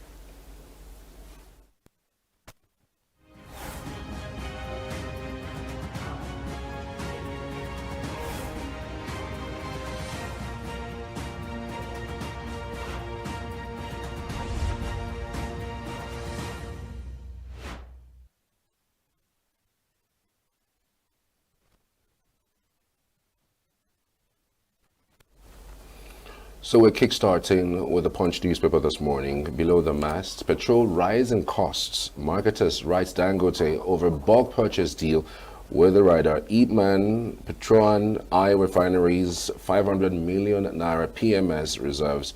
Queues in Abuja after NNPCL's price hike. Fubara appeals as court stops Rivers allocations on page 2. And we have striking varsity workers vow showdown as FG rebuffs talks on the page A48. Tinubu appoints Oluyede acting chief of army staff as Labaja undergoes treatment. PDP, APC trade blame over campaign violence. Bianca Ojukwu, other ministers sets for swearing in after Senate's confirmation. SDP upbeat as deep goal candidates defect to APC. Food inflation, 7 imported wheat vessels arrived Nigeria. Police arrest 1,246 arms dealers, kidnappers, recover 3,172 ammunitions in October. Well, moving over to the Nation newspaper, and below the masts, assigning portfolios to ministerial nominees excites senators. With the writer, Senate clears all 7 nominees amidst drama and banters. Nominations of Ambassador Ojukwu, evidence of inclusive government. Sanwo-Olu Enola's 18th floor Ibom Towers Foundation in Lagos State. Vessels with petrol jet A1 overbreath in Lagos. EFCC arrests refineries MD over $35 million brass project frauds. Court stops CBN and AGF from releasing allocation to Rivers. Traditional rulers to get constitutional role in governments. ADC candidate promises approved security. All the details you can find on The Nation. We're moving over to the Nigerian Tribune newspaper. On the Tribune, Fubara talks tough. Atiku warns as court stops CBN. Tinubu's 7 ministerial nominees. All right, that's all on the Guardian. On the Daily Trust this morning, Dangote marketers in fresh row over sale of petrol. With the writer, we are ready to buy from private refinery, but Nigerians demand fuel price reduction and availability. Atiku cautions as cut stops monthly releases to River States. Power restored in Kano, Plateau, Bauchi, Gombe, Benue, Kaduna, Nasarawa. We are ready to buy from private refinery, but marketers. All right, Senate confirms Dangiadi, Suwaiba, Maiha, 4 others as ministers. Tinubu appoints Oluyede acting chief of army staff. Abducted female doctor, nephew regained freedom after 10 months. Don't take everything IMF World Bank tells you. Legal tells federal government. Well, moving over to the Blueprint newspaper this morning, FCTA targets 250,000 across 200 communities for BP sugar level screening. World Bank ties fresh $150 million loan for Nigeria to tax increases. 2023 electoral offenders. INEC tackles Serap, says we are not in contempt of courts. DICO resumes as NSC chairman, unveils 3-point agenda. All right, Glow 9 Mobile hard hits as telcos drop 64.3 million subscribers in NIN SIM drive. Do not lose guard in defense of democracy, Idris charges the media. Governor Eno to Nigerians, Tinubu's reforms will soon bear fruits. Atiku cautions as court halts CBN from releasing allocation to Fubara. Do not lose guard in defense of democracy, Idris charges media. On the Vanguard this morning, above the mast, Atiku, Musab, others won as court stops monthly allocations to Rivers. Workers poorer now despite pay increases, Oshimole laments. Tinubu appoints Major General Olufemi Oluyode acting Chief of Army Staff. Okay, and we are determined to flush out terrorists in Nigeria, says Defense Minister. Federal government justifies 4 toll gates on Abuja, Kefi, Makurdi Expressway. And we have FIFA Under-20 WWC NFF proud of Flamingos outing, Sanusi. All the details on the Vanguard. We're moving over. Okay, that may just be the last paper this morning. We're back to the studio to speak to our in-house analyst, Chris Maduka. Good to have you. Good morning. Good morning, Charles. And good morning, Quinsley. Good morning, Mr. Chris. You're looking bright and early. As you. And that's wonderful. Well, Charles, shoot your shoot. I mean, there's so many things to talk about, but before you shoot, I was hearing your conversation with Quinsley talking about travels, and I was like, Charles, you still have travel in your mind? Traveling to hell? And traveling to where? Because what's the cost? You know, there's this proverb in my place that if you use 1 billion naira to carve your teeth, how much will you get when you laugh or smile? So, traveling in Nigeria is a very rare liberty and luxury. It's no more contemplated. I was talking here the other day that when people die in the villages now, I'm using our area of dominant influence, ENUGU, to talk about. People spend money and people come who are hungry, expecting you are coming from the city for you to share, goodies and all that. Coming from the city for you to share, goodies and all that. I mean, Mr. Chris. And we have to ask, because of Nigeria, they'll be moving too fast for Nigeria. So we stop the world. Let Nigeria jump out. This boss of the world is too fast. And I think it's Nigeria that set their own boss on autopilot. And they can't even stop it. They can't even meet up. And we are crying and crying and crying. And some people are laughing and smiling. After all, the Senate president said, that he said they are crying and they are chopping. I don't know what the quote was saying, and the advice was whenever you see food, chop now. So that's on a lighter note. I know we should keep going. All right. So in continuation of our discussion regarding Dangote, talking about complaining that the marketers yesterday are not coming to buy from him. There are people who are still importing instead of coming to buy from him. Ipman is out saying that that's wrong, that tankers are lined up in Dangote refineries and they are not able to lift fuel for days.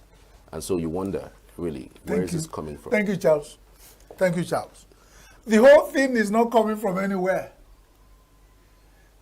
Look at the simple mathematics, because when these people talk, you start with wondering who they are talking to.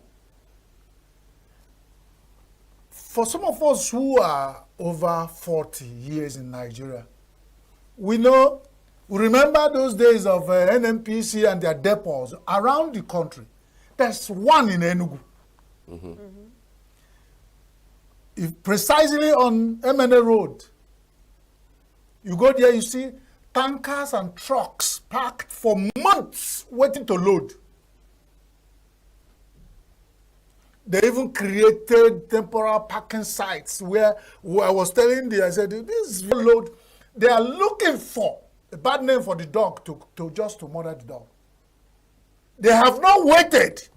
The longer they wait at NNPCL depots to load, let them leave these stories and tell it to the dogs. Dangote has billions of liters of fuel refined. And they're not expecting that they line up there. It's not like COP. You go there, any situation. It's easier. Where the batches and the boat, the cargoes, all those ships that carry this thing stay months. About processes of clearing them before they discharge and before they take. What are these people talking about? Listen, my Igbo people talk in a proverb.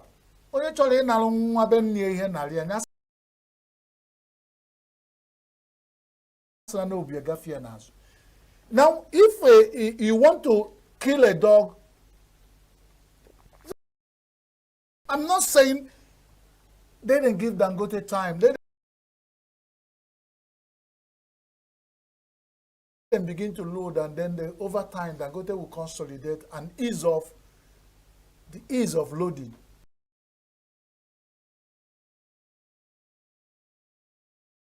They have allowed a bulk, they've not been taking over time. There's now so much that is costing the man so much, according to him, to even keep those excess that they've not come to take.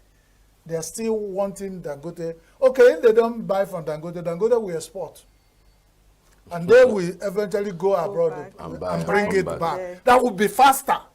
Is that what they're saying? I just feel this drama. I'm beginning to think that... You use the right word. In fact, it's another version of Nollywood drama. And scene 1, act 1, they say, action. Ip Man will play. NNPCL, the director. Then the villain, the protagonist and all, Dangote is just throw, all those kind of things. And Nigerians are watching the big theater. Incidentally, we are paying 1,400 on average to watch the drama that NNPCL set for us with the marketers, in connection with the marketers, for us to watch over. And then say this marketers, Ipman. What are the Nigerians waiting for? No, Nigerians are very resilient people. Ipman is an association.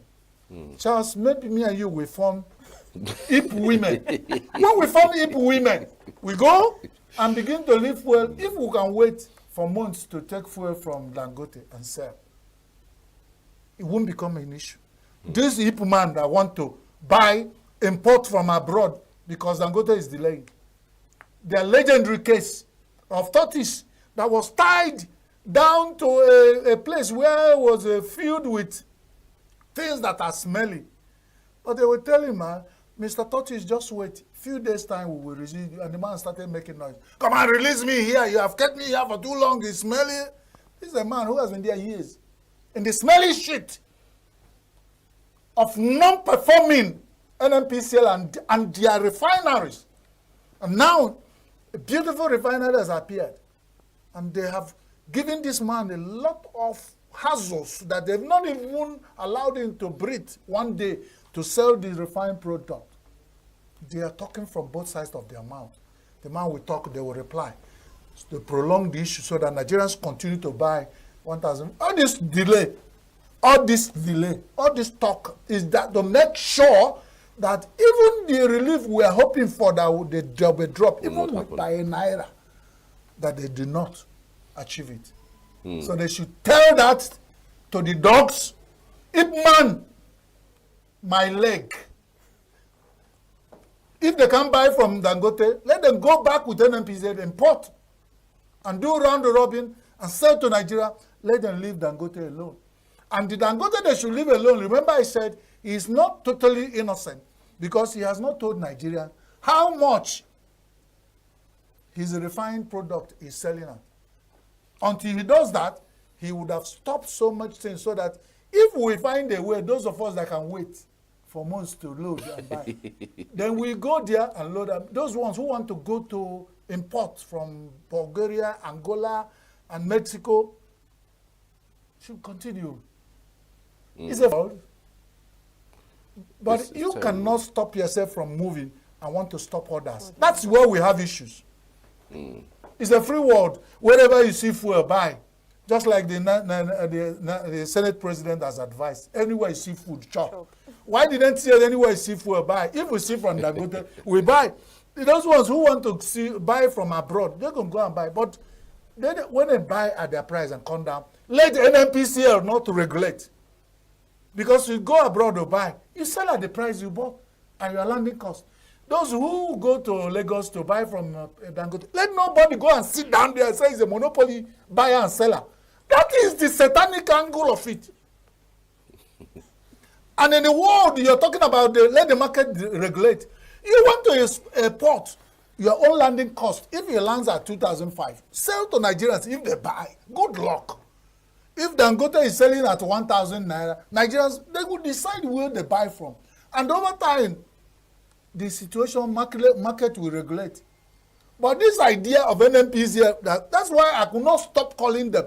They are the ones who went and spoiled this whole thing from the source to go and tell us they are monopoly buyer and seller of product we do not have anything to do with it. God will judge them. All right. This issue is still very, very, very touching because, like you mentioned, we're beginning to see the hands of Dangote in it. You can't be complaining all the time and saying this problem from one problem to another.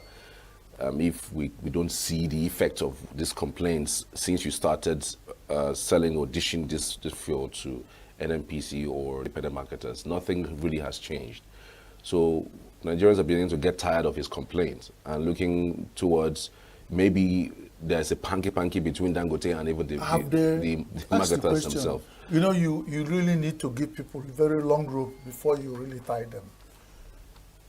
Have Nigerian Ipman, have they agreed to buy from Dangote? At what price is Dangote selling to them? Are they still going through, when somebody went there, mess up the water and stay off, then the marketers are, where were the marketers when NNPCL said you are the monopoly buyer of a product you don't know anything about? They messed the whole thing up. And all of them are complicit and suspect of the problem we are suffering. And that's why, because it's an issue of money, and we're not talking about 1 naira or 2 naira, we're talking about billions of dollars business. These people have lost all sense of humanity, and I make bold to say it. So the appointment of ministers, screening, and of course Bianca Ojuku's appointment by the president. So many persons have welcomed the developments. If you say so many, we want to know the data. There are 7 of them, including Bianca Ojuku. Yes, there were 7 ministers appointed. You said so many welcome. Yeah, that it cuts across party lines. And so many persons looked at it as a welcome development because, again, because of who she was affiliated to, one would think that, you know, it's the no-go area. And for the fact that 2027 is around the corner, maybe it's another way of appealing to the consciences of people of the Southeast. Chelsea, you were just saying possibility. You just say, in political space of Nigeria, anything is possible. But as far as I'm concerned, there are certain things that you would do if you give it deep thought. It's marks of, you know, taking what they call a swipe. It's a mockery. I sat down with some people and they were analyzing and said, why is it that when you want to, this is not in this case, there was certain time people were being appointed during the days of OBJ. He said, OBJ, Obasanjo, our much revered Obasanjo, want to appoint a minister from Igbo land. He want to go back to the files, people who have dent in their files, and keep it aside and then call you and say, I want to make you either the Senate president. Then you booger and go for Thanksgiving. But over time, they now pull up and say, do you remember this story? That 40 years ago, you were working as a civil servant, you stole £2. You say, don't forget that. Before you make noise, because they will give you a claim and that. So if you look at the whole of Igbo land, the way it is, and you feel that when you appoint, compensate Igbo land, or Igbo nation, in whatever they think they hold that is their gross, I think it's taking this joke too far. You don't use a hammer to kill an ant because you will not achieve anything. What am I saying? There are bigger things that Igbo nation I know are looking for from the hand of our dear president, the Jagaban, the president, Bola Tinubu. Just appointing a minister of this a good position, well thought out today, but then the wife of Dim Ikemba Ojukwu. It's a move, but I think more need to be done. I think I will leave it at that. More need to be done, and as a pro across, and more need to be done. If you want, talking about government of inclusion, and all the things that you need to bring the Igbo nation into your government, for them to buy into what you are doing and really get your support. You still need more to be done. And I think they have people they consult. I'm not speaking for, but we have Pan-Igbo social organization they call Ohaneze and other Igbo opinion leaders of thought that should consult, and they should tell you more. I'm not speaking for them. But if you ask me, more need to be done to pull the Igbo nation in, and then for them to open up and get their support. Because they have complained on several fronts. They have complained on several issues that just one appointment of a minister might not be able to have solved everything. But a journey of 100 miles, they say, start with a pace. So good luck to the appointed ministers. Thank you, Jagaban, for remembering to appoint a wife of Dim Ikemba Ojukwu as Minister of Finance, Minister of State for Foreign Affairs. That's wonderful. Ambassador Bianca Ojukwu, congratulations. Right. Okay, so there are other headlines that we're following for you. I don't know if we have our producers. Our producers can, Fubara was reacting to the recent judgment by the Federal High Court, where the High Court stated clearly that allocations by the CBN to the Rivers State government should be halted. And that's because the governor has refused to represent the budget to the Ameuli-led faction of the Rivers Assembly. So if our producers are ready, let's get that video out and then maybe play back and see. Okay, we would get back that in a bit, but I just wanted to hear your reaction because this is something he's talking tough. Yeah, it's something that played out. It's something that played out in Lagos. You know, similar. Obasanjo withheld local government allocations, but Lagos State, because of how big and huge it is, and the fact that it has its was it local government allocation? Was it budget? The allocation wasn't it just for? It was a local government issue that brought it. Tinubu then created what they call community development areas, LCD, and then beyond what local government approved by the federal government. Yes. And then I said, if you don't revert, we seize your allocation of the state. Yes. And allocation of the state were seized, and the Lagos State even performed better more than at the time.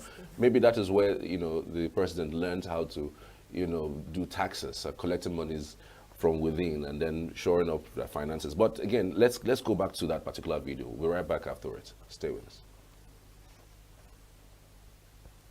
Okay, so I wanted to hear your reactions because again, I'm wondering, does the Federal High Court have the right to withhold allocations by states, by CBN to states? The courts in Nigeria, they were constitutionally represented or presented or established. Interpretation is subject to kamsa, can go any other way. So if you are talking about court interpreted, they're talking about their right, they interpret, and the ones who implement will implement. The court do not implement, they interpret laws. So when you bring the constitution, or whether they have right, they will interpret the constitution and they quote that during Tinubu's era with Obasanjo, that's the kind of thing they refer to as when they are using, the court process. They said this happened, and their location were seized. Then they can then revert to them, even between Fubara. I don't know even what Fubara, against who Fubara's case is. Is it Fubara against the River State? Is it Fubara against one man? Is it Fubara against Wike? Is it Fubara against who that they were making? The factional part of the assembly. And then he has made his presented his budget to 4 people instead of the. No, if you are not in the movie ship, because the buck stops, and it's not the first time that if you want to pull the carpet from under his legs, and he has the power as governor, whatever he's doing, it's to establish that he's the governor of Rivers State, and that he has fought to this level. Whatever they're doing now is, if you cannot beat him in the fight, even if it's to scratch, to bite off one of his nose or his ears, to now show that you have this man has, because this man has engaged in this fight. There was nothing. He has beaten his opponents, right, left, center, up, down, surround, buru buru. Now the last fight is, what do we do to Fubara now? Okay. Let's just scratch.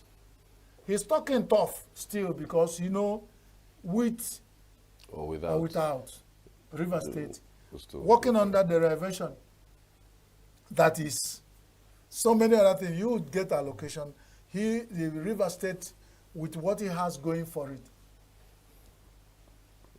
But I pity the big organizations who are in Rivers. For when you see the chicken scattering human feces with the legs, pursue it. Because you don't know who will eat the legs of that chicken when it's killed. So somebody might be doing this now. And some people think, okay, it doesn't concern us.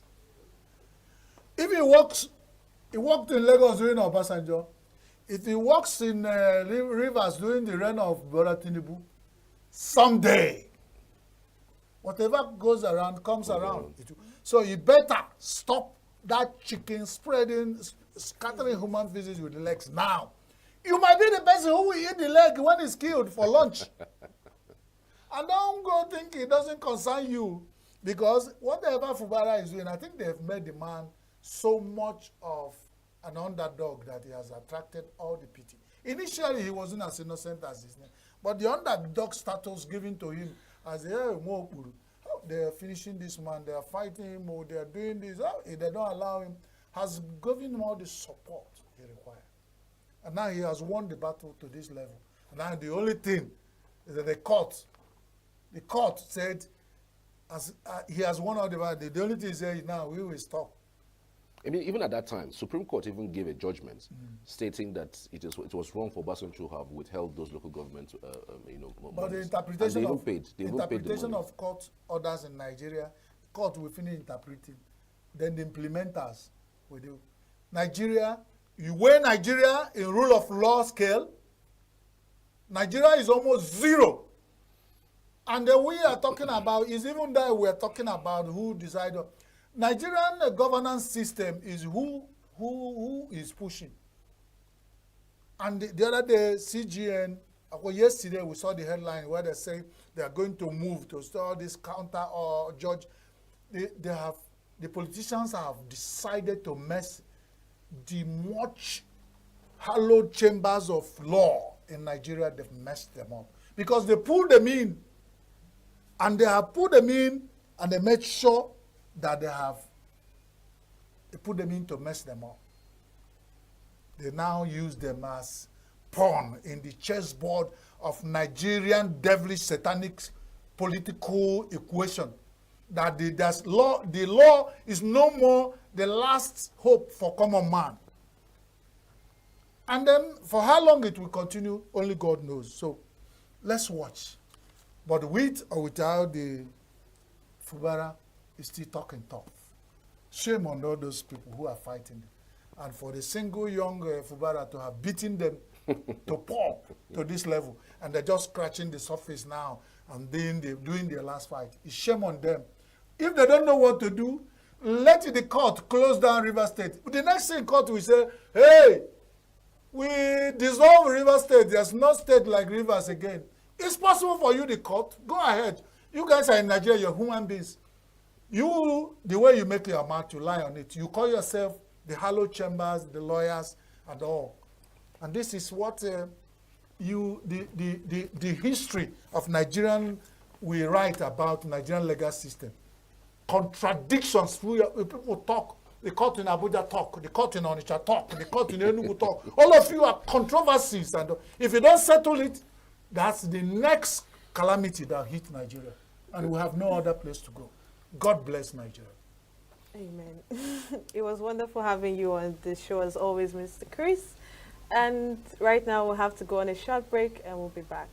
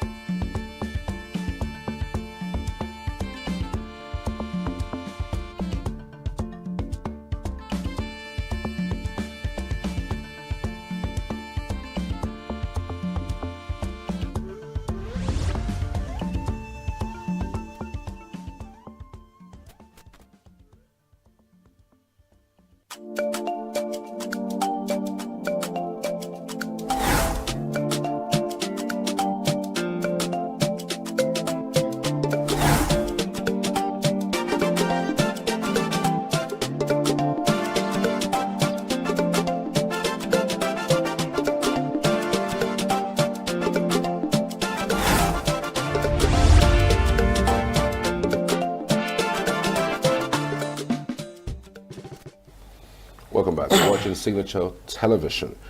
And today we're going to be talking about the Nigerian youth. How are you guys faring in these times? I mean, it's difficult from where I'm seated. I don't know how difficult it is from the other side.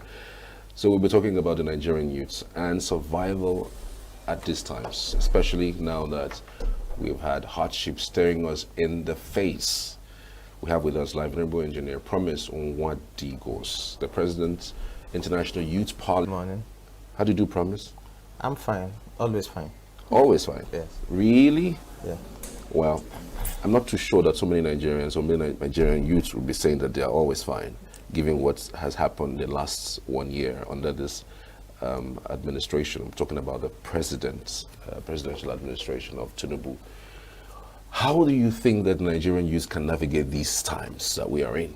Yeah, well, you know, I don't see it as a challenging, moment when issues like this come up, because, you know, we as young people, we are supposed to be, you know, we are supposed to, you know, always be ahead of our game and think ahead, not looking at, you know, what the government presents to us or not, because, you know, and that's why I keep telling people, you know, you don't just depend on your certificate. We should also get skills, because so where your certificate fails, skillful knowledge will not fail you. So, and that is one of the things I see. And also, you know, from our background, you know, we are not people who depend on the government. Yeah, so, and yeah, I know it may be a bit difficult for some young persons, but I must tell you that if we think out of the box, you know, during the time of President Musa Yar'Adua, Nigerians were, the youth were feeling good. Then also during the time of President Goodluck Jonathan, the youth were feeling good. And then it happened that during the time of President Mohammed, now the youth begin to, you know, they began to complain that things are not really working. But to you as a young person, what are you doing as a true, you know, patriot of this country to also help the nation and to also help yourself? Because I must tell you, yeah, so I lead the entire young people in the continent. But I must tell you also that, you see, we are here in Enugu for a program that has been launched by the Honorable Sam Attu Foundation, you know, on you know, making sure that the young people in his constituents and across, you know, are being empowered for renewable energy, solar installation, and a whole lot of, you know, skillful drives. And this is what we're talking about. So this is not the time for us to complain as young people. This is the time for us to, you know, begin to, you know, bring out those hidden talents in us and run with it. Because President, with what I'm seeing, the current president might be there for 8 years. So do you want to die because he is leading us? So you have to think out of the box and then, you know, make yourself useful. You know, if you say a crate of egg is expensive, go to your village and begin to rear chickens. Then when they produce eggs, you sell and you also become expensive. So there are things to do as a young person. So I don't believe that things are hard, things are difficult. You know, because I do not believe it. I am among young Nigerians who don't believe that things are hard and things are difficult, no matter what it is. We should think out of the box. Okay. You mentioned that the youth should develop a skill, an entrepreneurship skill, and developing a skill is not cheap in this part of the country. Developing the skill, paying to learn this skill, and even venturing into the business. And we have platforms where the government has provided for youth to learn certain skills, but how accessible are these programs to the youth? Yeah, I do not believe that, you know, developing skills or learning skills are expensive. You know, if you see an average young person who is complaining that there is no job or what, if you look at their hands, they're using a phone worth of 1 million naira, and they are buying data every second, every hour. And there are so many apps that you can even go and teach English and earn dollars per seconds, per hours. So you are just holding phone for TikTok, you know, to be smiling and snapping yourself and saying, you know, what God cannot do does not exist. Yeah, so these things are cheap, and also, you know, for the platforms that the government has put out there, you know, sometimes when government brings out a platform, it not also depends on it, because, you know, the gladiators or whoever, you know, the cabals or the stakeholders must have hijacked it. Maybe if you don't know a commissioner for youth, if you don't know someone who is close to the governor, you know, you might wait until Christ comes. You will just be seeing those things. But the thing there is, you see, there are, just like what Honorable Sam Atu is doing, and just like what we at International, we just launched an ICPD a program of action in Abuja before we came here. You know, that the program that gives you know, young people you know, space to be, you know, at the decision-making process. And not just that, you know, we are looking, you know, for ways of, you know, empowering them and making them, you know, have a voice, you know, not just having a voice by just speaking. Also, you know, they'll be financially stable. And, you know, when a young person is financially stable, you will not be used and dumped. You know, so, you know, politicians here are doing no manner of bullshit, because, you know, you just gonna call a young man and say, send your account to send him 100,000, and then you tell him go and hijack ballot somewhere, and he will go and carry it, and then tomorrow, when you win election, then when he return back again to come and tell you, please give me a job, he will see it boldly written in your in front of your gate, beware of dog, with a Rottweiler signs. So these are not, you know, the thing. You see, we should, in all honesty, we the young persons, we should tell ourselves the truth. The platform that that has come to us, the telephone, it is the easiest platform to learn if you truly want to learn. So I think it is not expensive. Now it is very cheap. People can subscribe for 500. People can subscribe for 300. People can subscribe for 1,000. Why don't you use those time you are using to waste on watching you know, some of these unproductive shows, and then use it and do. So I do not believe that it's expensive. So it is, when you call it something that you can do, you will find a way to do it. It has the largest number of youths when it comes to population. We are strong, we are heavy. In fact, if you look at the statistics, we are between the ages of, say, 18 and, of course, 45. And it's an emerging continent, and a lot of this Europe, Asia are looking towards Africa, you know, in order to harness some of the best brains. But I'm not too sure that these opportunities are there in Africa, because if you ask a common youth on the streets of Nigeria that if they want to leave the country for a better place, 9 out of 10 will tell you they want to leave. The opportunities are not here. And your portfolio says the President of the International Youth Parliament, you're overseeing the African continent. What are you doing to make sure that we don't have brain drain out of Africa? The truth is, you know, I you know, when my family returned from Canada a few months ago, so I wanted them to relocate to Norway.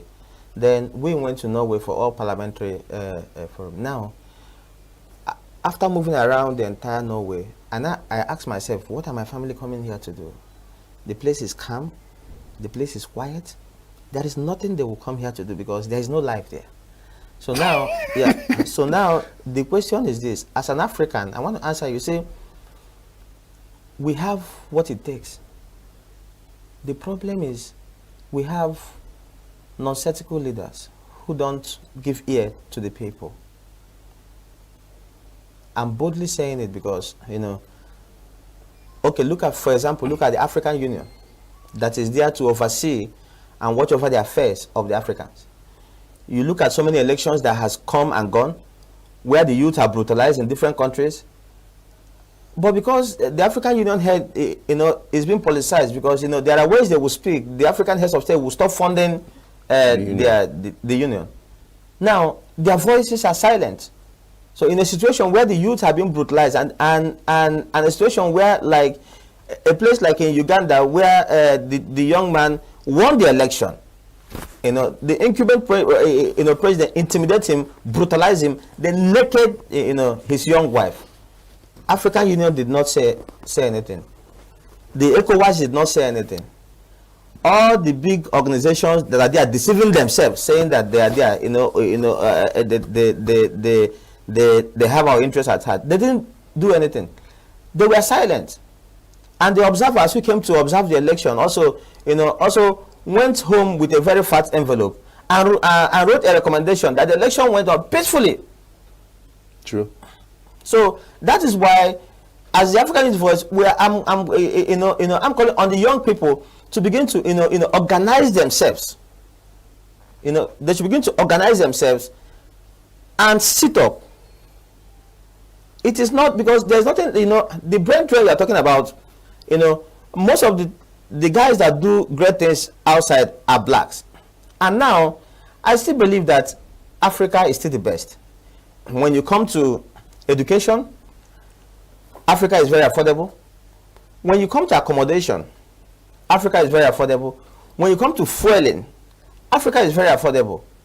And when you come to our day-to-day activities, Africa is very affordable. I have gone around the world. There is nothing you will give me that will make me to go live outside for more than one week or thereabout. Even if I go on from there, but most times I'm here, because you see, let's not deceive ourselves. If any young man is telling you that when he goes out there he will make it, you will just go there and they will use your energy. They will use you, just like the way they use a crushing machine. They use you and use you. Somebody is abroad building a house here, but you cannot come until when you get old that you will not be able to walk into the house. But do you know someone that have 1 million or 2 million naira here can start up a very small scale business?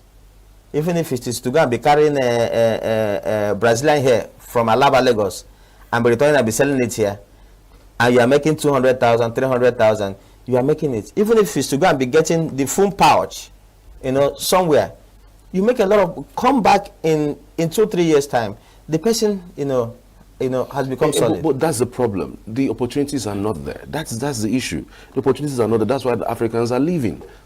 It's not there. Like you just mentioned right now that even the government brutalize its young people. And when you see those kinds of things as a young person, you don't want to organize yourself to go and fight a government that has army with them. So you have to find your way to go. And I mean, even if it's even cleaning, we have people who have left this country, left other African countries to go outside just to clean, just to earn a living. They don't want to be brutalized. You talked about Norway being quiet. Who doesn't want peace? Is this the kind of life that an African youth will want to live, given what we have seen in the last 1 year under this government? As a Christian, there's a part of the Bible that says that the violent take it by force. So, and I think this is the time for also you to be also a bit brutalized, and also, they have to if they have this mindset, let me tell you, nobody will use it against anybody. And I am telling you, I've run an election in this country. The youth are still the problem of themselves. My brother, if as 3 of us are here, you decide to come out tomorrow to run to contest for House of, I said, bros, the 1,000 you want to give us, forget you too. We are not looking at you, we are looking at what we can get now. So why you are giving 1,000 and elderly person is sharing 5,000, they go tell you, bros, I bet forget you, don't be you to go chop. They collect the 5,000 and voting the wrong person. Then why you go home crying, seeing that the youth that you want to go and fight for, look at what they are doing. What makes that person behave the way he behaves? It is their mindset. Not necessarily mindset. It's the opportunities that's available. No. If I cannot eat, I mean, you can hardly do that in places like US, UK. I mean, you can't give people money to vote for you. Because they have something that they do, that the opportunities are rife, you can go and work and earn a decent living for yourself. And then nobody can sway you with 1,000, 2,000 naira. That's the thing. The opportunities are not there. And this looks like it's deliberate from both local, state, and federal government to impoverish the people to the point that, even if it is 5,000, they want to take to do whatever they want to do. That's the issue. Now, come to the recent administration, the President Tinubu's government. With the statistics that this is the government that has paid more incentives. This is the government that has increased, governors' wages and thereabout to go develop their state. I'm not political, but I'm telling you. And now you see the problem we have are the governors. They have refused to develop their people. They have refused to. Okay, look at the local government election that they did. It was by selection. The people they will use to run down for 2027. So it wasn't even by merit. Even when the presidency have tried to say, okay, go do election, and allocation goes like they still pinpoint, and pick those that they want because they don't want development. So the governor, see, if the youth really want to get things right, they should start fighting the governors. For how long do you expect the youth are supposed to fight the government? Because this is something that's been going on for ages now, endlessly. They keep fighting the government, and it doesn't really get better. So when you say the youth should keep fighting the government, I feel like at this point the youths are more focused on themselves other than going after the government that don't even care about them. If I don't think the youth have really the youth have been looking at the center, now forgotten that their problem is within. You see, the governors, the local government chairmen, are the challenges. The governors mainly, because the governors don't allow the rightful resources to get. Because let me tell you, for example, if the allocation that comes from the federal to the local government goes directly to the local government, now the local government engages the locals in road construction, in farming, in market development, you see that money will begin to circulate. And most young people in the village that are less busy, they'll become busy, and nobody begin to think of evil or living. The problem is the governors. And it's hard time we begin to call a spade a spade. The Southeast governors and most governors in this country, they are not doing us well. They should hear me directly. And they should sit up. 2027 will not be business as usual. No governor will rig election. So if you think you have succeeded in everything, the youth are the tools they use to win election. And I'm speaking directly to the youth to wake up. And also the religious leaders have not done us any good. For how long should we be praying and be fasting for miracles, and you are going packing tithes and offerings, and then and people are clapping, then we are waiting that God of miracles is our Father? So the religious houses too have their own roles to play. This skill acquisition that we're talking about, religious houses can, from the offerings they make, and they, even within their own comfort, if it is the choristers, if it is the ushers in the church, if we do this, if every hands are on deck, this will be much, easier. I'm just telling you how, a person, who is a member of House of Rep here in ENUGU North, single-handedly, because I had to come down to witness it myself, so that we have, single-handedly, launch, a free training, and is doing it for, recurrently. If every other person is doing what he's doing, I think Nigeria will be a better place. So the youth should not just go and be praying and fasting. There is no time for it. You should wear in your shoe and begin to go. If it is the governors, if it is the councillor, now, thank God, now we have councillors.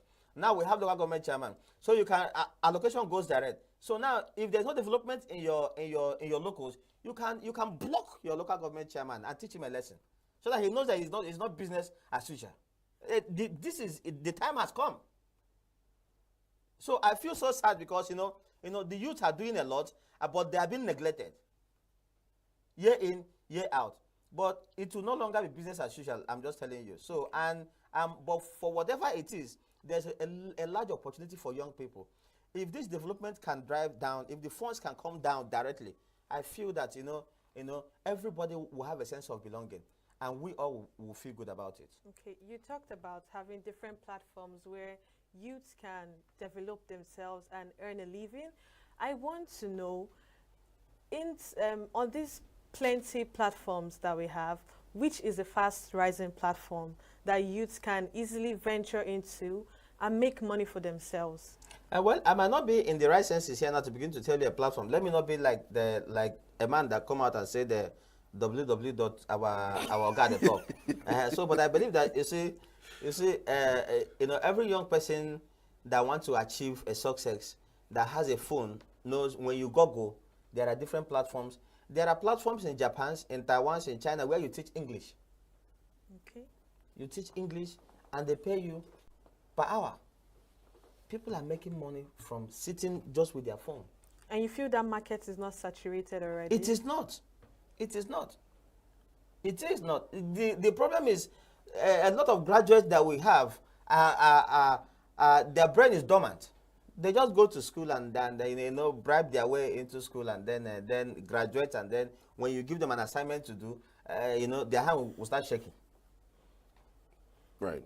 So going forward, how do you think that the youth can engage meaningfully in order to, because like you mentioned, you cannot leave your country and then abandon it and go elsewhere. How do you think, with your experience, they actually want? Because again, these resources are there. With the removal of fuel subsidy, there has been more monies available to the government. So recently, we heard that they have been able to save over 4 trillion naira, because of this fuel subsidy thing. So there is more monies for the federal government and also more monies to the state government, and so these resources isn't trickling down like we know. The only thing that they have done so far that is significant, even some states haven't even announced, is the increase in minimum wage, which is also not really fair. I mean, $50, $53 in a month is nothing to a family of 2 or 3, as the case may be. So then, how do you think the youth can start engaging, so much so that they bring to fore some of the issues that they are passing through? Recently, some of them tried to protest. We saw how that ended. They even arrested them, and even said they were being tried for treason. So the things that you see that happen in this country is just appalling for a Nigerian youth. So how do you think that a Nigerian youth can engage their government to see that they have a skill or something that can put them above the board? Okay, now, first, you see that I got a letter for the presidential confab where the youth will be assembling in Abuja, to have one-on-one interaction with the president. So it is also a moment where both the NGOs, both young people should also apply, so they can be able to, give their voices, because it's a direct interaction with the president. And I must tell you that I believe that this president is one of the most listening presidents.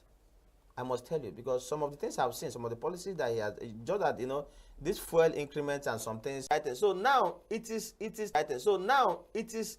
time for us to see every penny that is being given to for community development must get to the grassroots, and it won't get to the grassroots by youth still behaving like that of the youth that gets when they stop you say chair, they give you 5,000, 10,000. No, we should be able to be outspoken. We should be able to be talking, and then we should be able to when we see things that are not working right, we'll face it and challenge it. So the grassroots is there for every young person to, across the 36 states, to now begin to checkmate what the government to do. The money are coming directly. So what will be your excuse now not to develop the local government? There is no excuse.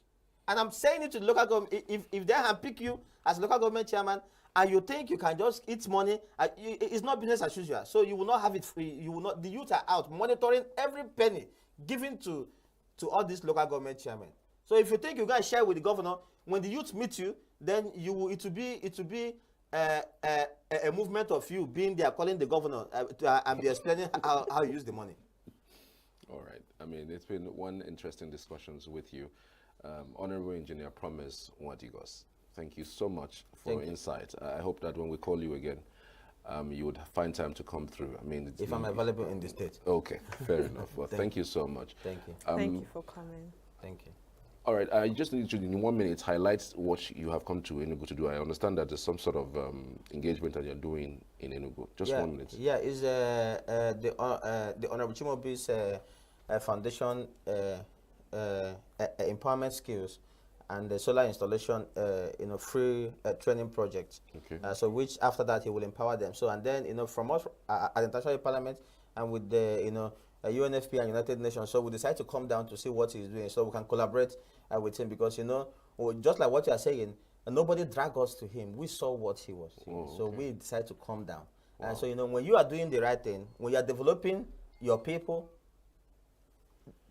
the people out there will see, and we will come and see. And just like we have come and we have seen what he is doing, and then we will try as much in collaboration with him to bring more development to his constituents and the state. So that is what we are talking about.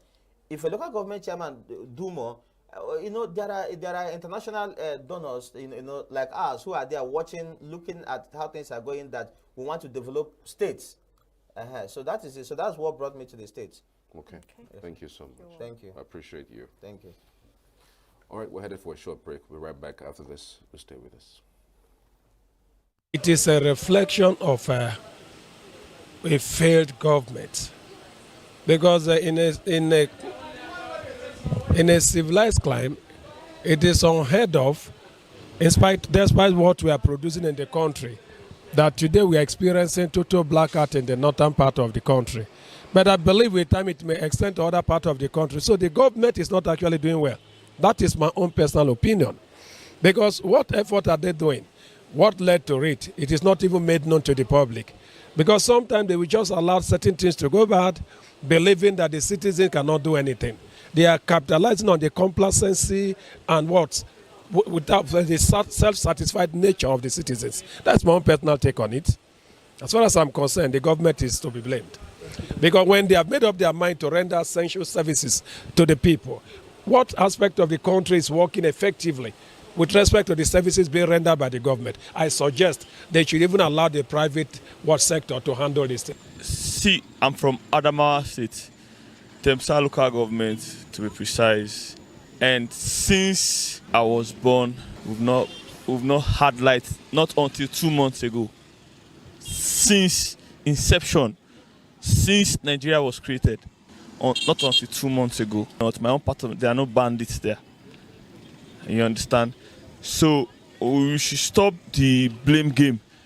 It's not the fault of bandits. Let's not give government upper head so that they will not have what they will use as argument against us. It's not the fault of bandits, it's the fault of the government.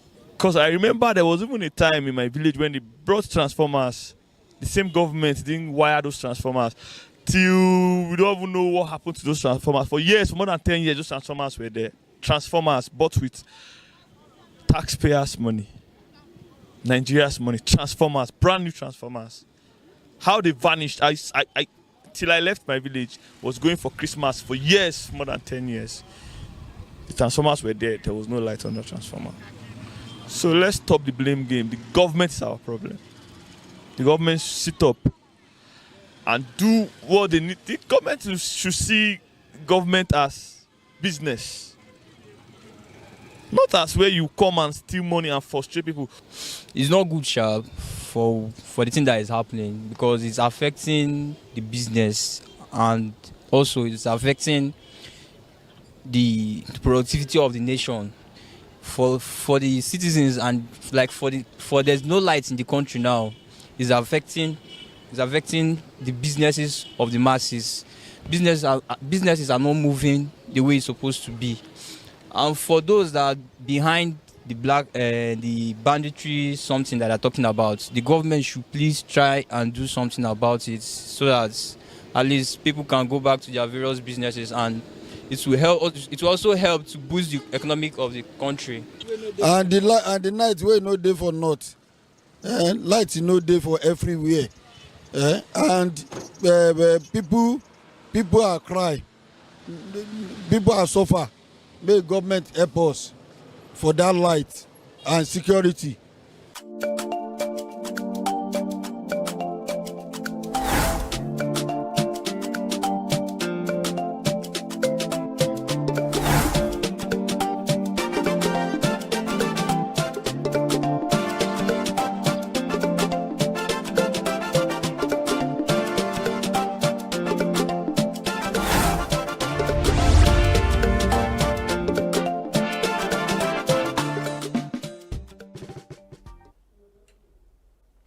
welcome from that short break. And right here we have another guest with us, and she is Igwesi Doris Chiwendu, still on the how youths are coping with the current economic situation in Nigeria.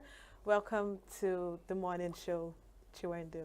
Thank you for having me here. So congratulations. I mean, you are one of the panelists to represent ENUGU. I understand that the president, well, by the way, just to give you a little background for those who don't understand, the president on the 1st of October announced that there was going to be some sort of youth gatherings sometime this year, and she is one of the nominees from ENUGU State that has been selected. Apparently, how this is done is there are 3 persons that will be selected from each senatorial zone. There are 3 senatorial zones for ENUGU State. So she has been nominated from ENUGU East. So she will talk to us a little bit of how that process was and how the selection, has come to a crescendo, and what exactly she would do representing ENUGU East, when the inauguration happens in the month of December.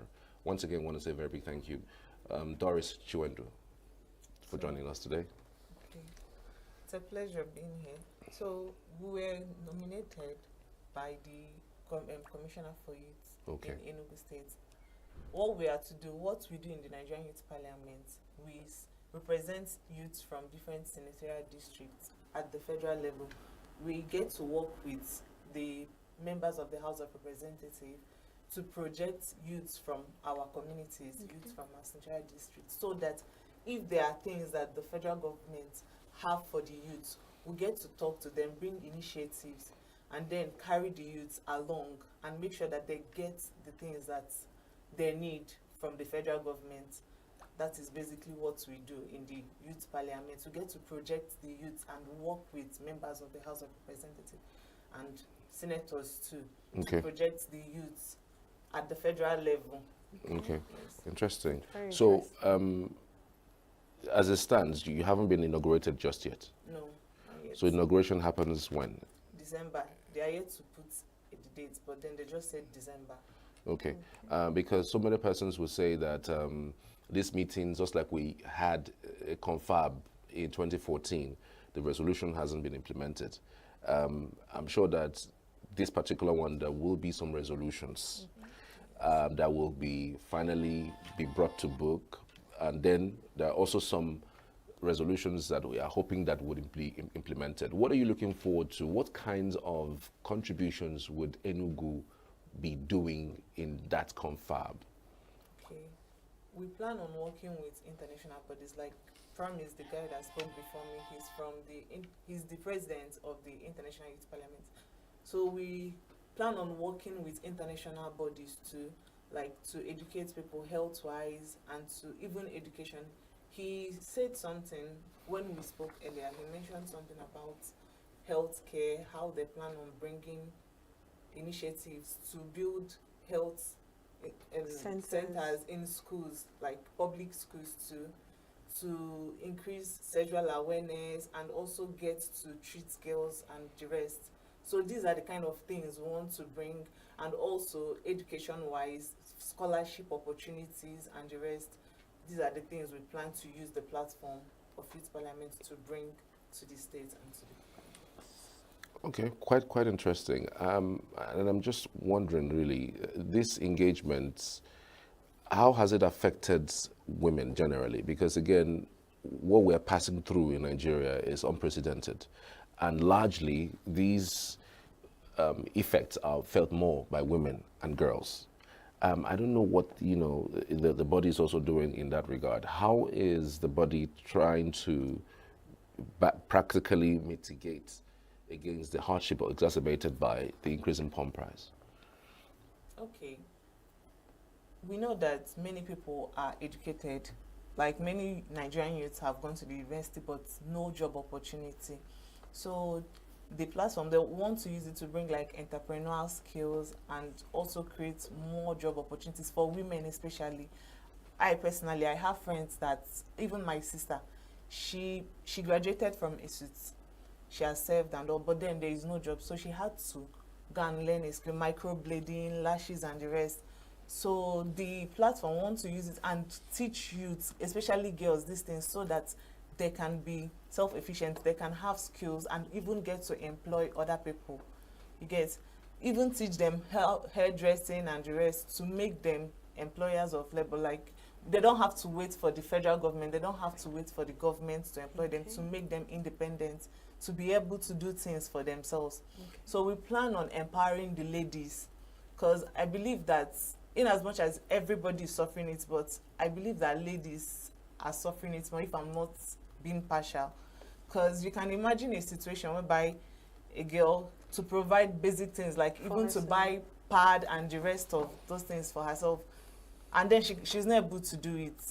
So this is really affecting the ladies, and then we hope that they can be able to get things or to provide things for the ladies to be able to empower them and then make them efficient to be able to provide the basic things that they need for themselves. Okay, still on the educational aspect, you said a lot of people are graduating the university every year, and you said something about, you know, providing a platform where they learn a skill, you know, to advance themselves with earning a living. Would you say that the education system is not so favorable? And is it something that you would advise to, okay, instead of venturing into the education sector, being educated and the rest, and coming out to start from square one, is it okay to use that same amount of money spent in acquiring this to build yourself, to build a career for yourself? Education is important. Of course it is. It is very important. But then when after studying and then you don't get a job, you can venture into other things. You asked if it's better for people to ignore going to school and then use the same amount of money to go and learn a skill, right? If I got your question correct. In my own perspective, I believe that people should get to go to school because there are opportunities there in a way. Okay. There are opportunities. But then when you don't get the opportunity, you now get to create more for yourself. Going to school is not a waste. You go to school. Don't use the same amount of money. It's important to go to school. It's important to go to school. But then, if in a situation whereby you don't get to make use of the education. I mean, if you agree with me, that's always the case. Yes, it is. But we will not deny the fact that there are people that get the opportunity to use their certificates. Exactly. You get.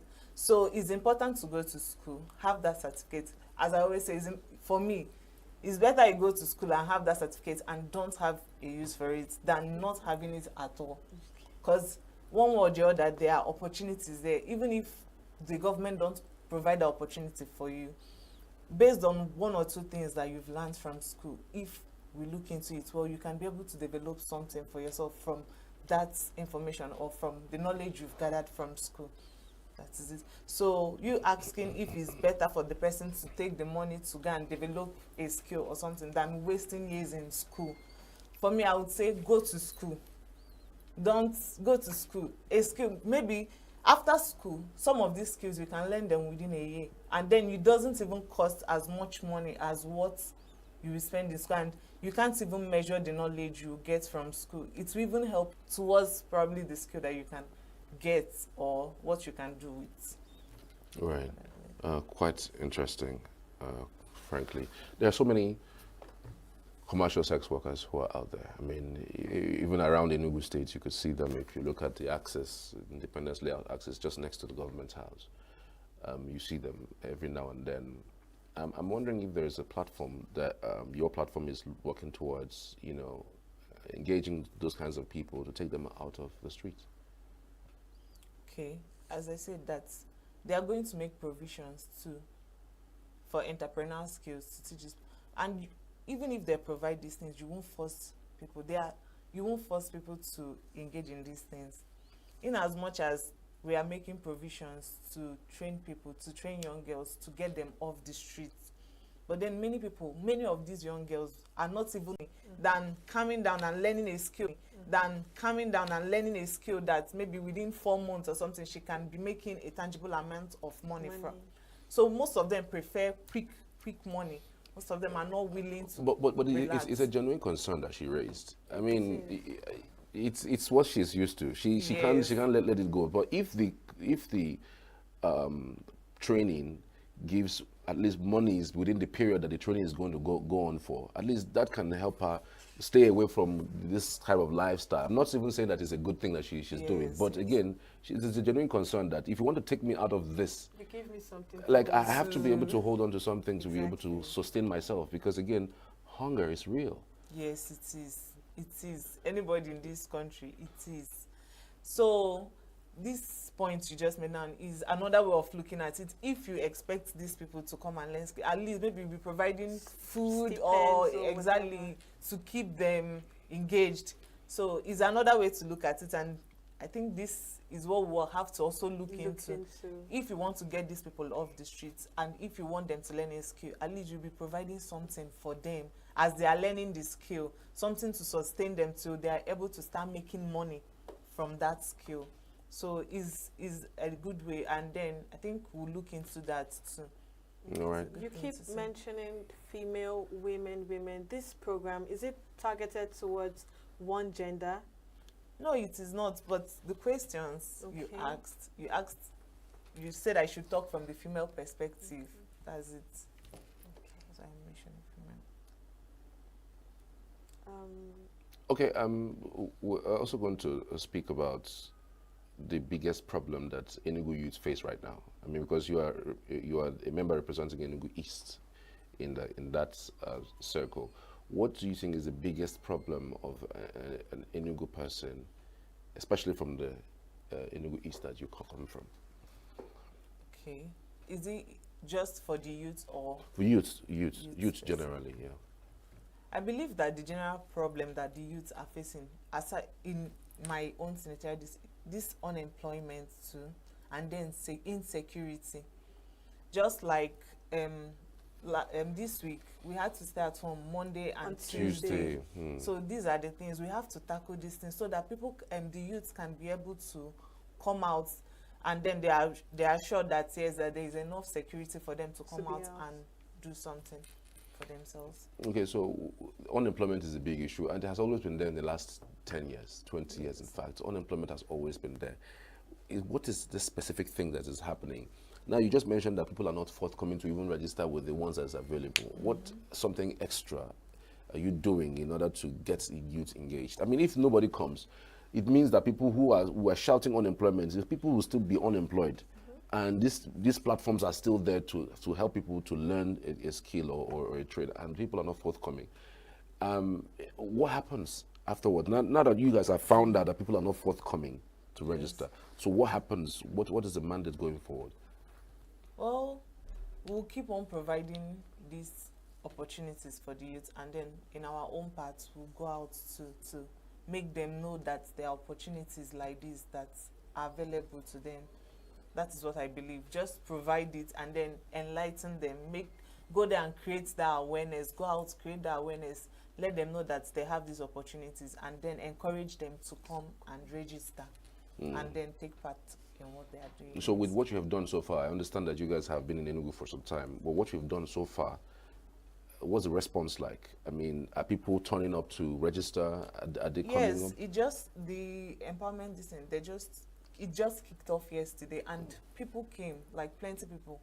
Even some people came to register that yesterday. Okay. So yes, the turn up is actually good. This empowerment program, it's obvious that it's here in the it's here in the urban area. Yes. So what about the people in the rural area of ENUGU State? How do they get access to these kind of opportunities to learn a skill and develop themselves? Okay. The person that is organizing the empowerment is, as I said, the Honorable representing ENUGU South, North and South. So is basically within that axis. Okay. Yes, and then I don't think people within that is not far for them, so they are not in the rural areas. And then the other House of Reps members, and they get to go to those other places that are inside and do something for them in that side. Yes. Okay.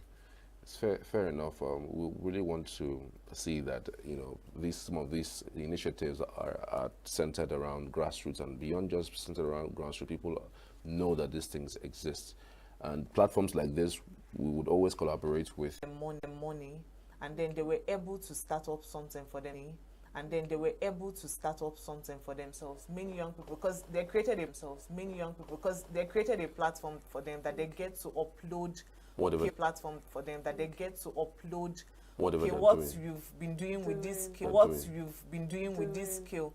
Okay. So it's there. Okay. So there is a follow-up platform. Yes. There's a follow-up platform. Yes. Okay. Yes. They give them money and then they follow them. Okay. Yes. They give them money and then they follow them up to make sure that they are actually doing something with that skill that they have learned. That they have learned. Okay. So it's not just the people that maybe that none. Okay. So it's not just the people that maybe that none took the money, because I'm sure some took the money, because I'm sure some people just come take the money and just go and do other things. But then you see people that with the money that they are giving, they have been able to make more money for themselves. So once you are willing to work hard, they are following them up and making sure that yes, they are doing something tangible with that skill that they have learned. How much are we looking at? I mean, do you have an idea of the one for the soap? How much was each given? And this particular one, how much are they going to get? Okay, for the soap, they were giving 50,000, and then they gave them materials too. Okay. Raw materials. For the first time, they gave them raw materials and everything. And then this second one, I don't really have an idea, but I believe that they will give them enough capital to start whatever that they are doing. I mean, renewable energy is pretty cool. I mean, in this day and age where we have epileptic power supply, one would want to look at the other aspect of generating power for oneself, whether it's your house or your business. And there's a huge market in that regard. I just hope that that comes through, so we can have more people who, you know, can get that done. Because I mean, for you to be able to purchase one panel, I mean, you're not talking about anything less than 100,000. Even the batteries too are also very expensive. So maybe if you have these small businesses coming up, we're able to, you know, get more people who would be connected to, you know, an off-grid circle. Exactly. And I believe that with time, more things like this will come out to help empower the youths, at least to make them be able to make money for themselves. So it's actually important, and that is part of what myself, as person representing ENUGU East Senatorial District in the Youth Parliament, I'm there to project, to make sure that at least things like this get to us soon. This empowerment program that is going on, what contribution has the state government, you know, impacted for the progress of this program? At least they have the fact that the person the member representing ENUGU North and South, at least is the state that gave him that opportunity to be there. So he's bringing it to the states, nothing more. I think. No, state government directly, because this is a federal thing. He is attracting it from the federal government. But as in the states, is there anything that the state is doing in terms of support this system, to support this process? I don't think there's anything the state is doing in particular to support it. It's just NAPTIP and other bodies. Yes. Okay. So we wish you all the best, really, for all of the things that you've done, all of the things that you have said. I mean, they're all positive vibes. Sometimes these positive vibes and discussions, it ends in just discussions. We don't see it manifest. And even when they do manifest, it's just a matter of time, then these things disappear, you know, because if you talk about empowerment has been ongoing since 2010. It's as far back as that. And up until now, we still have people who are unemployed. If we have put this so-called empowerment into good use, I think by now maybe half of our population who are still not in that space of employment, you know, would have been taken out of unemployment. But we hope that this little contribution will go a long way in birthing even more things, just as time unfolds. And if I'm to say, media houses like this, I believe that people have a role to play to put it out there that there are things like this going on, and then to encourage youth to actively be involved in these things.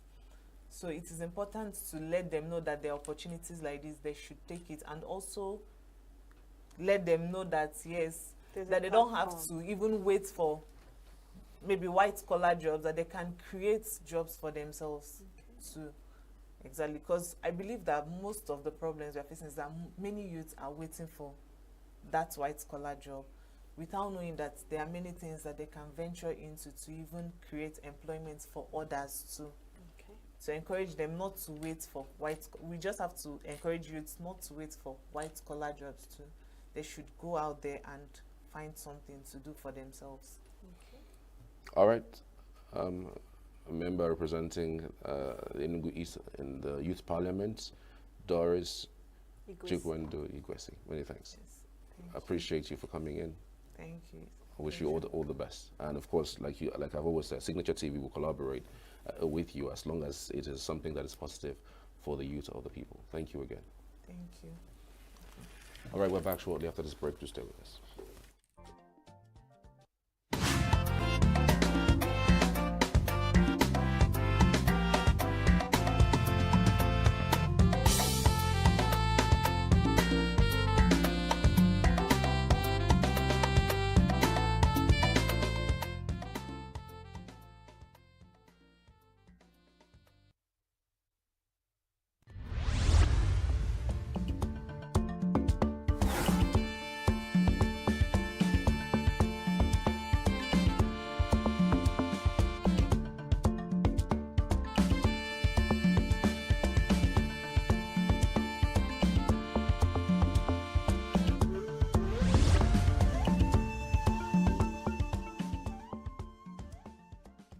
Actually, what I think about the award is that there's speciality in the award, in the sense that Rodri is not better than Vinicius. For me, Vinicius is the best midfielder in the world. For me right now, Vinicius is the best midfielder in the world. It is just because black people are stereotyped. That's why awards are not even given to them. It's not even only in football, in every aspect of life, black people are stereotyped. If you come to a position where a black man is supposed to get an award, they will pick a white person over a black man. It has always been like that. So Vinicius' case is not different. For me, Vinicius is the best midfielder in the world. In the world, when I mean in the world, Vinicius is the best midfielder. Quote me anywhere. Yes, he was robbed of the award. Rodri is not better than Vinicius in any way. The award day before yesterday was nothing to write home about, because I felt like Vinicius was robbed. Everybody knows that he deserved the Ballon d'Or from his hard working on the pitch and outside the pitch, and also for we, the fans of football. We know that he has been fighting for racism outside the pitch and inside the pitch as well. So a lot of things, a lot of contemplations, but at the end of the day, we know that time to come, they will compensate him for him to win the next one. The Ballon d'Or they give, through Nad Rodri deserve that Ballon d'Or, because Rodri now one camp player, he is the key player has for Man City. When if Rodrigo not there, Man City match, they no fit play anything. Now to just run and escape to 1-1-0, they win their match. But Rodrigo last season, he was best player in the Europe. This Ballon d'Or shock everybody, because I'm calling Gino in Real Madrid the next Ballon d'Or winner. As they can't give a Man City player, I shock, because when 2010 They left Schneider and Iniesta. They give to Messi. So this one shock everybody too. Make FIFA do something about it, because we know they know what is right for them, but we fans, we know what is right for us, and then we are seeing it. The PSV play well, PSV never play well. So me, I personally think that Vinicius won it, though Rodri is an amazing player, but last year best player was Vinicius Junior, in my opinion. It is a reflection of a failed government, because in a civilized climate, it is unheard of, despite what we are producing in the country, that today we are experiencing total blackout in the northern part of the country. But I believe with time it may extend to other parts of the country. So the government is not actually doing well. That is my own personal opinion. Because what effort are they doing? What led to it? It is not even made known to the public. Because sometimes they will just allow certain things to go bad, believing that the citizen cannot do anything.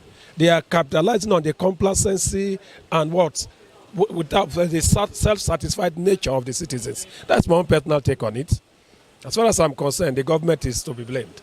Because when they have made up their mind to render essential services to the people, what aspect of the country is working effectively with respect to the services being rendered by the government? I suggest they should even allow the private sector to handle this thing. See, I'm from Adamawa State, Temsa local government to be precise. And since I was born, we've not had light, not until 2 months ago. Since inception, since Nigeria was created, not until 2 months ago. Not my own part of it, there are no bandits there. You understand? So we should stop the blame game. It's not the fault of bandits. Let's not give government upper head so that they will not have what they will use as argument against us. It's not the fault of bandits, it's the fault of the government. Because I remember there was even a time in my village when they brought transformers. The same government didn't wire those transformers. Till we don't even know what happened to those transformers. For years, for more than 10 years, those transformers were there. Transformers bought with taxpayers' money, Nigeria's money. Transformers, brand new transformers. How they vanished, till I left my village, was going for Christmas for years, more than 10 years. The transformers were there. There was no light on the transformer. So let's stop the blame game. The government is our problem. The government should sit up and do what they need. The government should see government as business, not as where you come and steal money and frustrate people. It's not good, Sha, for the thing that is happening, because it's affecting the business and also it's affecting the productivity of the nation. For the citizens, and like for there's no light in the country now, is affecting the businesses of the masses. Businesses are not moving the way it's supposed to be. And for those that are behind the banditry, something that they're talking about, the government should please try and do something about it, so that at least people can go back to their various businesses, and it will help. It will also help to boost the economic of the country. And the night wey no dey for north, light no dey for everywhere, and people are cry, people are suffer. May government help us for that light and security.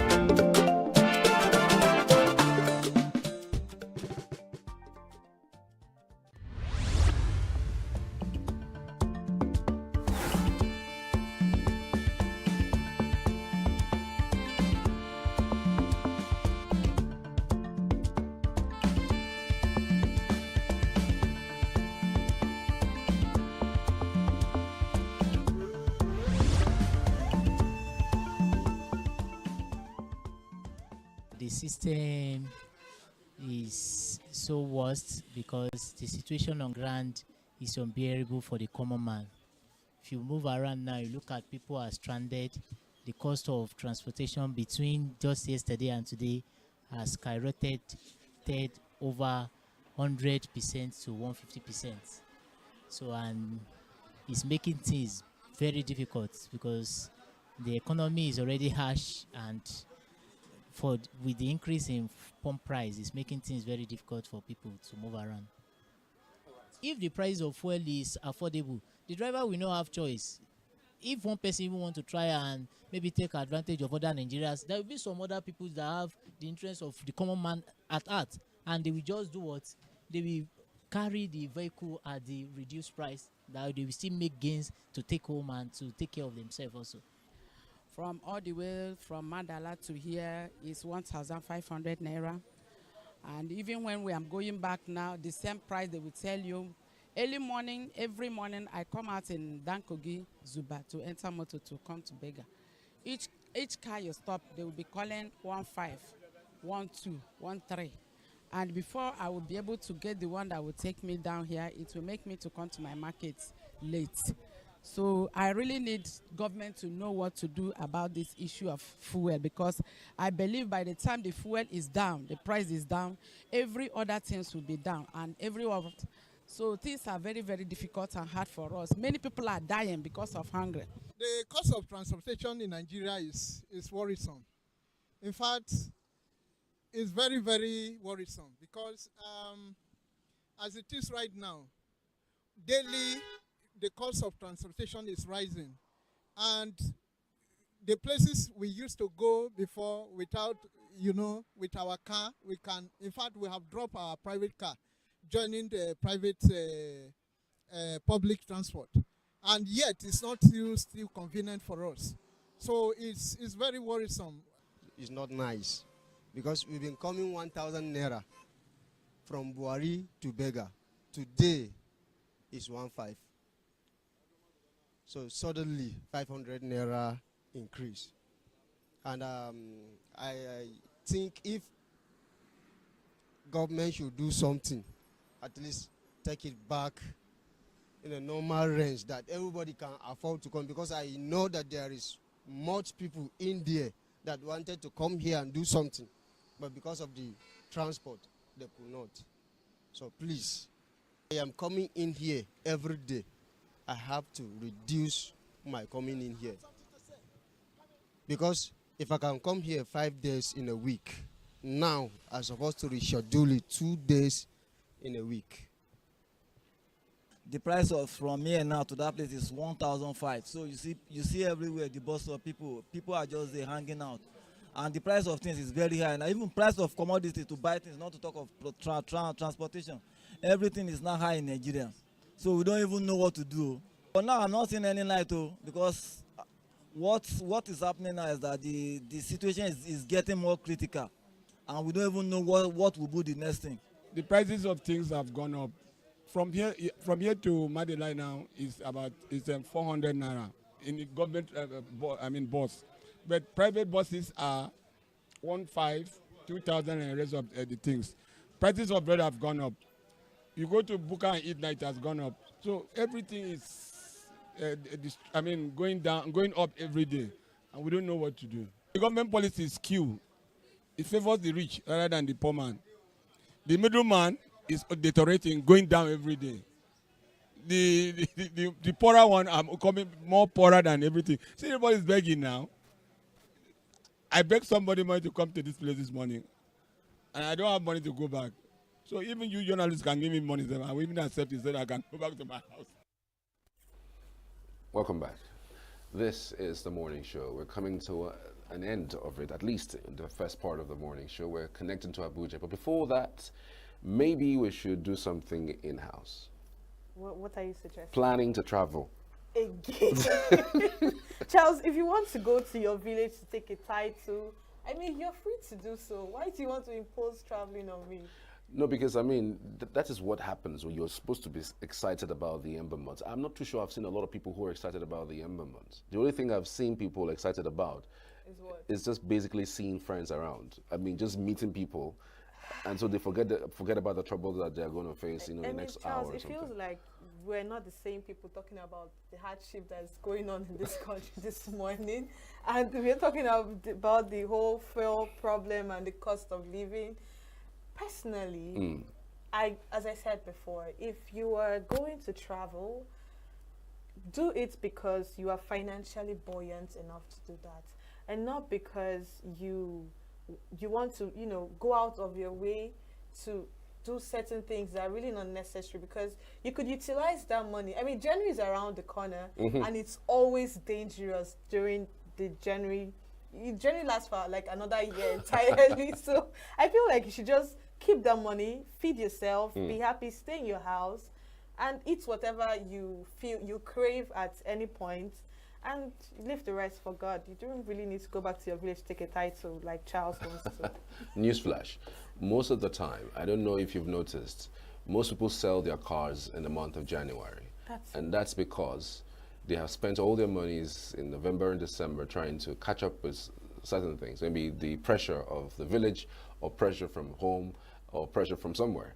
And so by January, when they are back, they really don't have anything to fall back on. So they tend to sell their cars in January, and even cheaper too. So just in case you're looking to buy a new car, maybe January would be the best time to buy a new car. Maybe a second-hand car, a Tokumbo, or whatever, So I look forward to that. I'm giving you people some expo. Why would you want to buy a car like that? But no, because that's exactly what it is. People sell stuff in January, and when they cannot. A lot of things. Yeah. A lot of things. But it's so sad that we go out of our way to do the unnecessary things and not even worry about tomorrow, which is more important than, momentary pleasure. Well, sometimes momentary pleasure can help. Many thanks for being part of the show. I'm Charles Pius. I am Quinsley Rowland.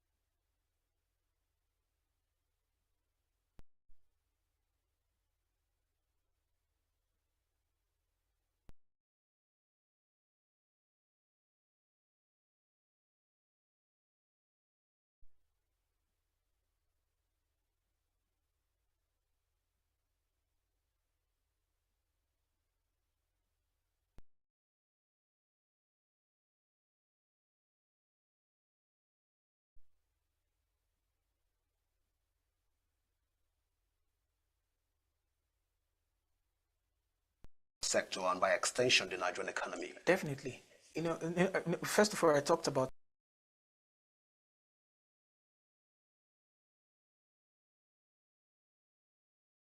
the politics problem, not just the policy problems. The Anchor Brass program, for example, how many young people benefited from it? The statistics are there. It is only them because they have the access, they have the power, they have the contacts.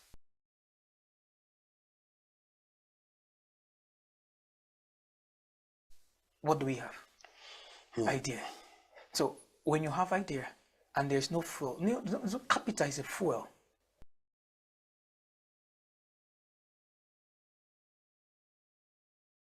The reason why there's Signature TV was that there were people who were ready to make sure this thing works. As a young man, you can have the idea, and if you don't have the capital, it's just going to be an idea. So one of the big challenge is that an average young person who don't have a father, like in Nigeria is where they ask you, who is your father?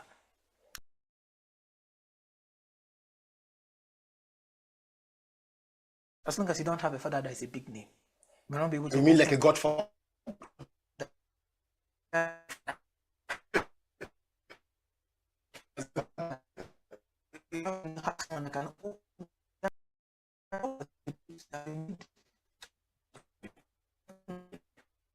Getting here, I needed someone to usher us in. So there must be somebody that can bring you in. Even if you're going to be locked outside. Many of us young people are locked outside. Mr. Manu, just before we let you go at this point, let's talk about the Nigerian food market as it stands right now. Yeah. Is there a way forward for us as it stands as a country? There's a lot of way for us. If we're going to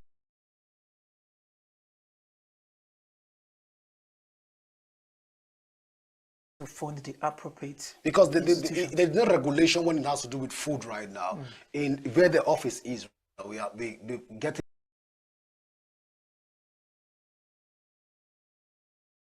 a bit friendly. You get to other part of Abuja.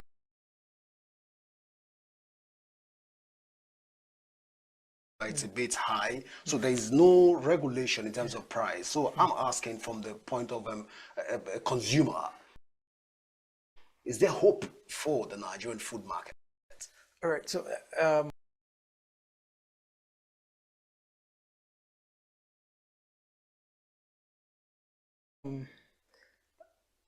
I run business in Rwanda.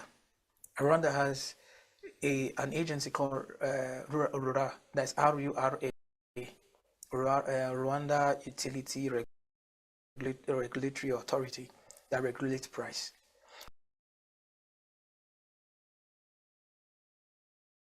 So when you go to anywhere in Rwanda, the price of a kilo of meat is the same. So that means I don't need to stress myself to want to start going to work and get it more friendly, just like you've mentioned.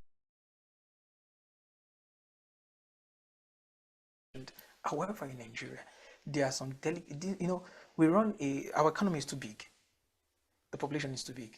And there are some things that when it's been introduced from the presidency, a lot of people are going to see it from a different light. Like, okay, you're trying to attack our region. It's like, you don't want our region to grow. We are the one that is producing. So how do you want it to be the same price? Do you know that we're going to transport it from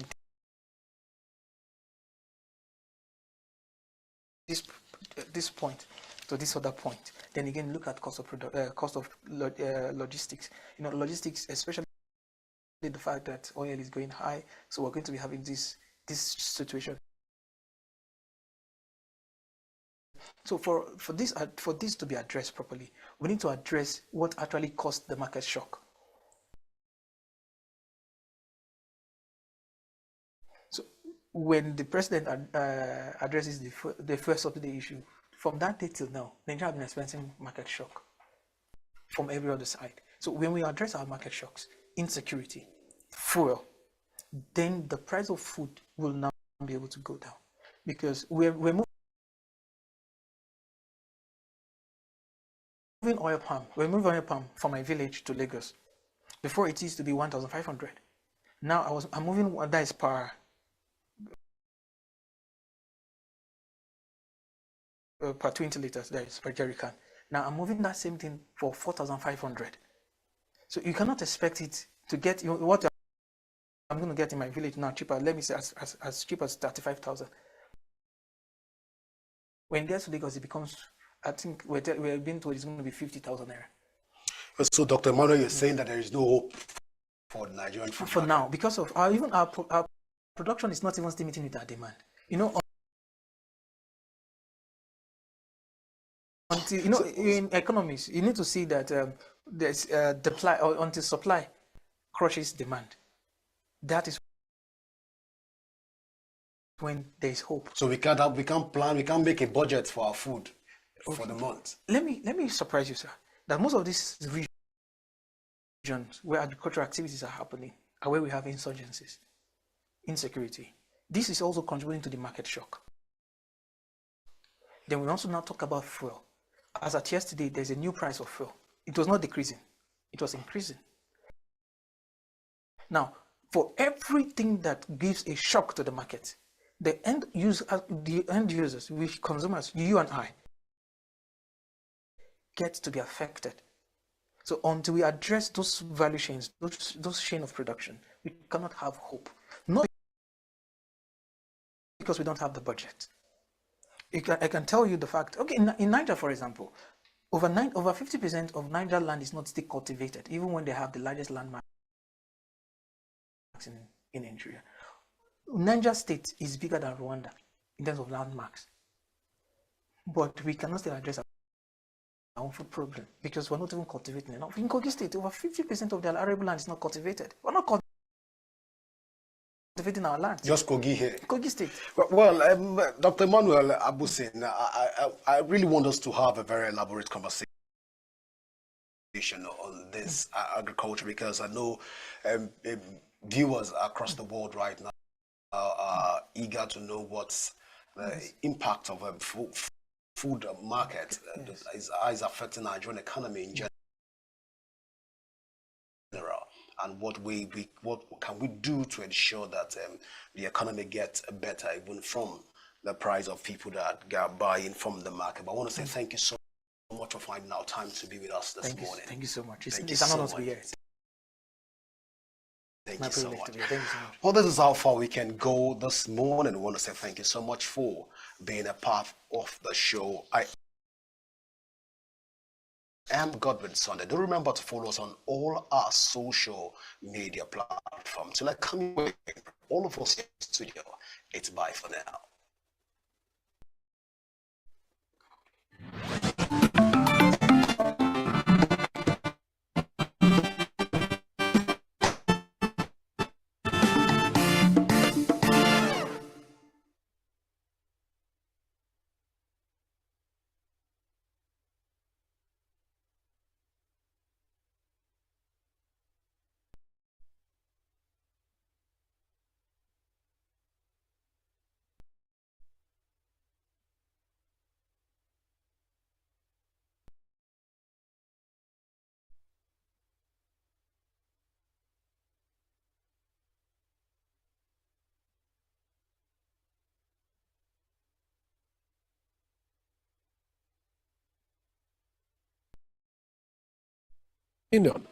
Because what effort are they doing? What led to it? It is not even made known to the public. Because sometimes they will just allow certain things to go bad, believing that the citizen cannot do anything. They are capitalizing on the complacency and what? Without the self-satisfied nature of the citizens. That's my own personal take on it. As far as I'm concerned, the government is to be blamed.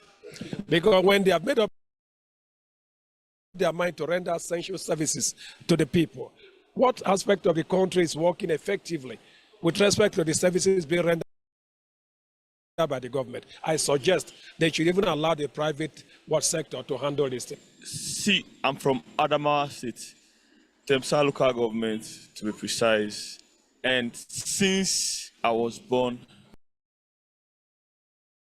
we've not we've not had light, not until 2 months ago.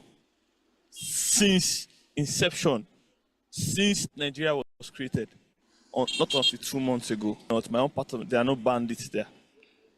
You understand? So we should stop the blame game.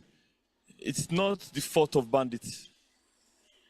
Let's not give government upper head so that they will not have what they will use as argument against us. It's not the fault of bandits, it's the fault of the government. Because I remember there was even a time in my village when they brought transformers. The same government didn't wire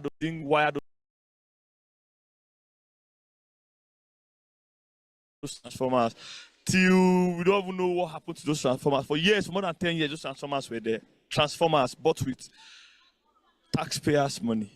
Transformers bought with taxpayers' money.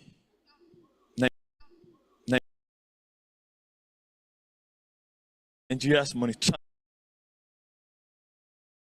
Nigeria's money. Transformers, brand new transformers. How they vanished, till I left my village, was going for Christmas for years. More than 10 years. The transformers were there. There was no light on the transformer. So let's stop the blame game. The government is our problem. The government sit up and do what they need. The government should see government as business. Business. Not as where you come and steal money and frustrate people. It's not good, Sha, for the thing that is happening, because it's affecting the business, and also it's affecting the productivity of the nation. For the citizens, and like for there's no light in the country now, is affecting the businesses of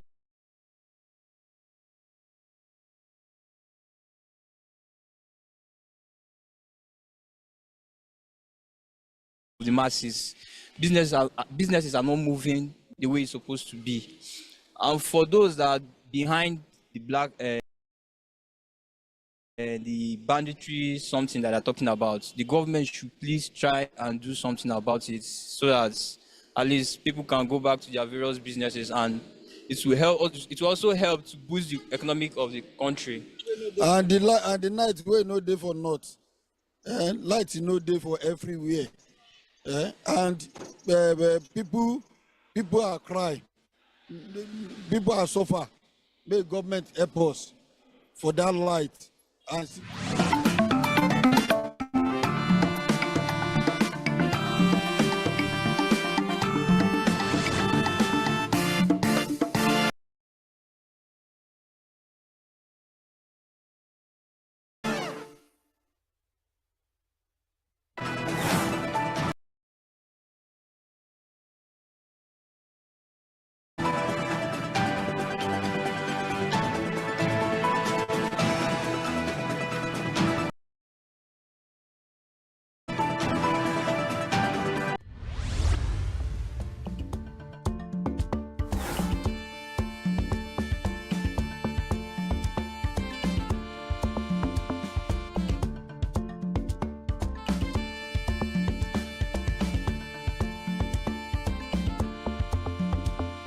conversations and debates amongst various publics. Majority of Nigerians have applauded the ruling, while some, including former governor of Delta State, James Ibori, are uncomfortable with the judgment. Section 162(3), subsection 3 of the 1999 Constitution, which provided for the principles of federation. The naysayers also argued it has also negatively impacted Section 6, which enjoined states to maintain joint local government accounts. For the sake of clarity, the Supreme Court directed that financial allocations be made directly into the accounts of the 774 local governments in Nigeria. Such payments, the judgment affirmed, shall be made to democratically elected local government councils. In addition, the Supreme Court has declared caretaker committees as unconstitutional. It has also barred the state governors from dissolving elected local government councils. Those are actually the summary of what the Supreme Court judgment was. With me in the studio this evening to shed further details on matters arising from the Supreme Court land judgment is Ozo Ibuneko Gazmora. He's an Enugu-based attorney and former Commissioner for Information in Enugu State. Thank you very much. I'm sure, as a lawyer and as a commentator on national issues, yes, that you would have perused, you would have read the judgment. Yeah, I've read what is available. The real true copy is not yet out. From what you read? Yes, we've got the snippets. What are your thoughts? Well, to be honest with you, I am not very comfortable. Not because of the same reason former Governor Iburi and some others are not comfortable, or the same reason some persons are so happy about that judgment. I'm not comfortable because it is not yet certain what that declaration, what that judgment is set to achieve, other than what is posted out there as financial autonomy for the local governments. You see, that judgment, perhaps when it comes out in full, we'll get to understand whether it actually touches some areas of the law, that is the Constitution, for that financial autonomy to be achieved. I'll give you an example.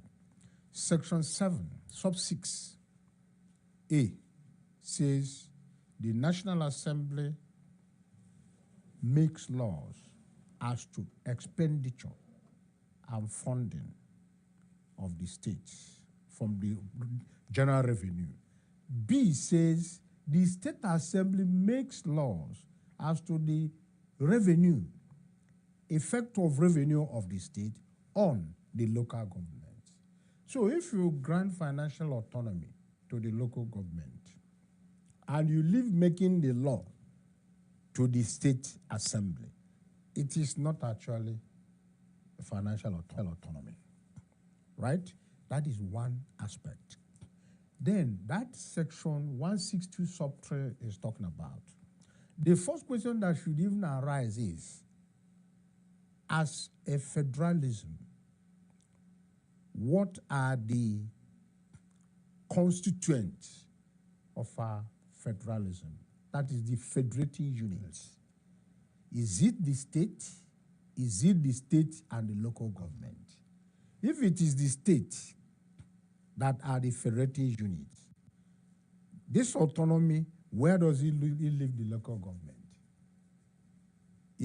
Can the local government be a federating unit? Is it possible for it to be a federating unit? You remember the case of Attorney General of Lagos against Attorney General of the Federation, 2004. Yeah, when Tinubu was governor. When Tinubu was governor. This thing came up. What brought about it initially, the initial ground was that the Tinubu administration created local government areas. And the Obasanjo administration said no. The federal government was not going to feed the newly created local governments. That mobilization of revenue of the federation would be to the existing local government. Now, it brought that confusion because eventually the Tinubu administration created about 47 local governments from 20. So now the thing went to court. And the creation, Section 8, vests the power of creating a local government in a state in the State Assembly, only to make returns to the National Assembly. Right? So in other words, creating the local governments by the states was proper. But then the federal government says it is not going to release federal government revenue to those newly created local governments. You know, at the end of the day, the federal government seized the revenue going to Lagos State, and for a very long time, kept it for a very long time. It was eventually when the decision, that's the judgment of the Supreme Court came out, because another issue arose. Did the federal government have the power, yes, to withhold the money accruable to the local government? And the Supreme Court decision was that it didn't have the power. And that was why Yar'Adua administration released everything to Lagos State.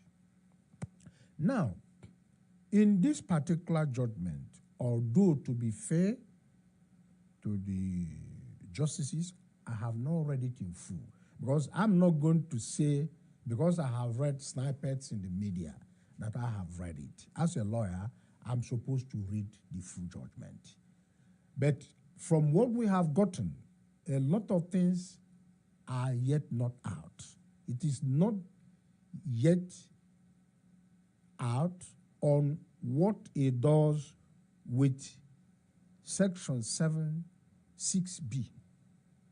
The powers of the powers of the State Assembly to regulate spending and even funding make laws. Yes, to make laws for the local governments. So you now find out that if that is not taken care of, then, well, that financial autonomy, I don't know. So what about the law that talks about Section 6, which says joint account?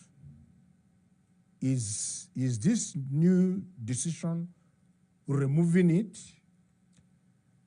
Which I doubt, because that decision, there's no way the decision of a Supreme Court will remove an element of the Constitution. It can only interpret it. So it is when it comes out, when we have the full details, that we will know whether it is indeed a financial autonomy. Because if you get to the fourth schedule of the Constitution, that is on the local government, we know when people talk about political autonomy, I don't really understand what they mean. Maybe because they now say the local government chairman must be elected for them to receive this thing, and that they cannot be summarily dissolved. Yeah, maybe, well, with that you can say they now have a measure of autonomy. But it doesn't end there. You know, we are in Nigeria, and some people are quite smart. I was actually reviewing this with some friends yesterday, and somebody was saying, what about the governor getting the prospective chairman to sign their resignation letters before they were even accept the date? Okay. They will allow you to contest the election. When you don't behave, they will settle some councillors who will now say you have resigned. They will not put a date on the paper and say you have resigned. Yeah, because quite a couple of people have this contention. Unless this new judgment has altered it, when we see the new judgment in full, we know. But the truth is that the local government is just like a parastatal in the state. Of course, parastatals are governed properly, but unfortunately in this case, because of the free money that is coming from the federation account, they are not governed properly. They are manipulated. They are indeed the conduit for everything. That's a local government will run from year to year, no single project anywhere. And not that the allocations are not coming. They are coming. And they are kept or used, warehoused or squandered by the state. I do not think that, for instance, in ENUGU State, that you have had a local government chairman who has seen the full allocation in the last, well, I don't know, maybe in the administration of Sullivan Chime, but in the others, I have not seen, I'm not aware of one that sees even a quarter of that allocation. Well, I was a player in the Sullivan administration. Yeah. And even in the previous episode of this program, I did say that for the 4 years I was local government chairman, I can't remember one, perhaps the last month when I was leaving, that we had issues with allocation being withheld. One, the explanation was there were a few of our colleagues then that were quite frivolous in their spending. And it was a yeah. And somebody said there must be something fishy about these 60 days, 2 months. Did you address a man to that? It was quite Yeah, fast. yes. Indeed, there is nothing unusual about it. There's nothing unusual. Tell our viewers. Because, you see, what you had required only filing of processes. Okay. Once you file the processes, it wasn't requiring appearing in court for hearings and the rest of them, because it is a constitutional thing. What they needed was to file the processes, and the justices would read them. Of course, where it was necessary, they probably invited opinions of legal luminaries. Okay. That is the tradition. They invited their opinions. It was filing of the processes. It's left for the Supreme Court to ask for opinions of some amicus curiae, that's friends of the court, even some retired justices and some others. Ask them of their opinion, because it is interpretation of the Constitution. And once those opinions are brought in, they are all put side by side and weighed, and the decision is made. We know when eventually we get the judgment, we'll know how far-reaching it is. Because if it is one theme, that theme being financial autonomy, that is sending federation allocation directly to them, fine. Or political autonomy, saying that only elected local government councils would be funded from federation account, that is fine. Okay, you had alluded to that, but you might speak to it further. And that is to the issue that some people argue, rightly or wrongly, that the Supreme Court judgment was actually an attempt, an ambush of the Constitution. They tried to amend some section of the Constitution, usurping the function of the National Assembly, and trying to amend the Constitution through the back door. You talked about one, Section 6. That's about Section 7, sub 6B, sub 6A. That is the federal. That's the National Assembly makes laws for states. Okay. While the State Assembly B makes laws for local government. Then Section 6, the joint local government account. Yes. Section 6 is joint local government account. So now, that's what I said. If now they begin to send the money directly to local government, would they be bypassing that section? You mean bypassing that joint account? Yes, now. That is what I'm telling you, that the judgment, we don't know what it says about Section 6. We don't know what it says. And we don't know what it says about that 6B, Section 7, 6B, and what it says about 162 sub 3. Okay. That's the constant unit. Are you remitting money to the local government directly as a federating unit, or what? That is, remember, it is not just sending them money. It is leaving them to determine entirely what to do with the money. You understand? Meanwhile, the position of the law is that the local government is under the state. What I think is that the federal government is being simplistic in dealing with the entire situation.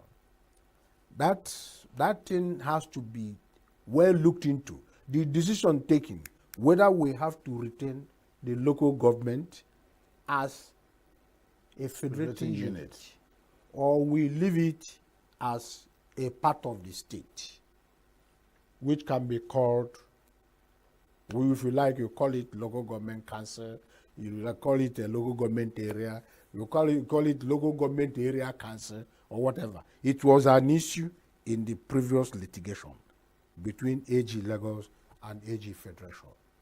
So these are the things that will have to be sorted out. It's not as straight as people think.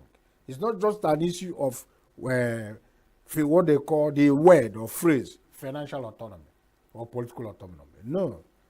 There are certain things that will impede that autonomy in law, and you can never achieve it. Well, when the money last year with Section 6 and that Section 7(6)(b, you nail the money. You haven't to remove them. Okay, we'll just take a short break. When we come back, we're going to look at a script that talks about the duties and functions of local government. Yeah.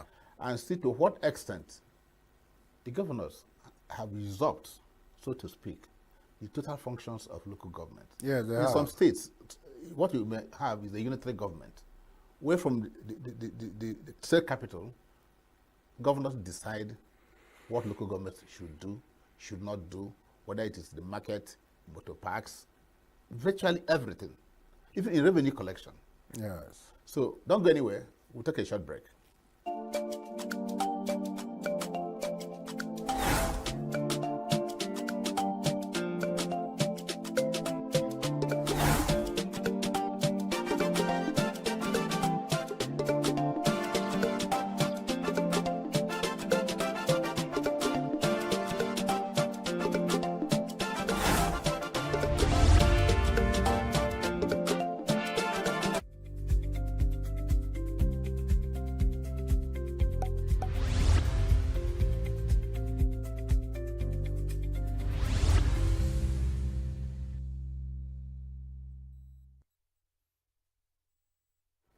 You are still watching Uncommon Conversations on Signature Television. We're still reaching you from our studios in ENUGU, Coal City, the capital of Southeast Nigeria. My guest is still Ozo Igboneku Ogazumora. You're welcome back. Thank you. One issue that has, let's take a look at this, functions of local government. Local governments. Yes.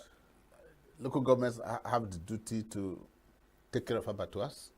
Yes. Radio licenses. Yes. Some road networks. Of course, I was local government chairman. Maternities, hospitals, and the like. Even, especially markets. Markets are the preview of local governments. Yes. But somehow, the functions are many, but somehow, even in revenue collection,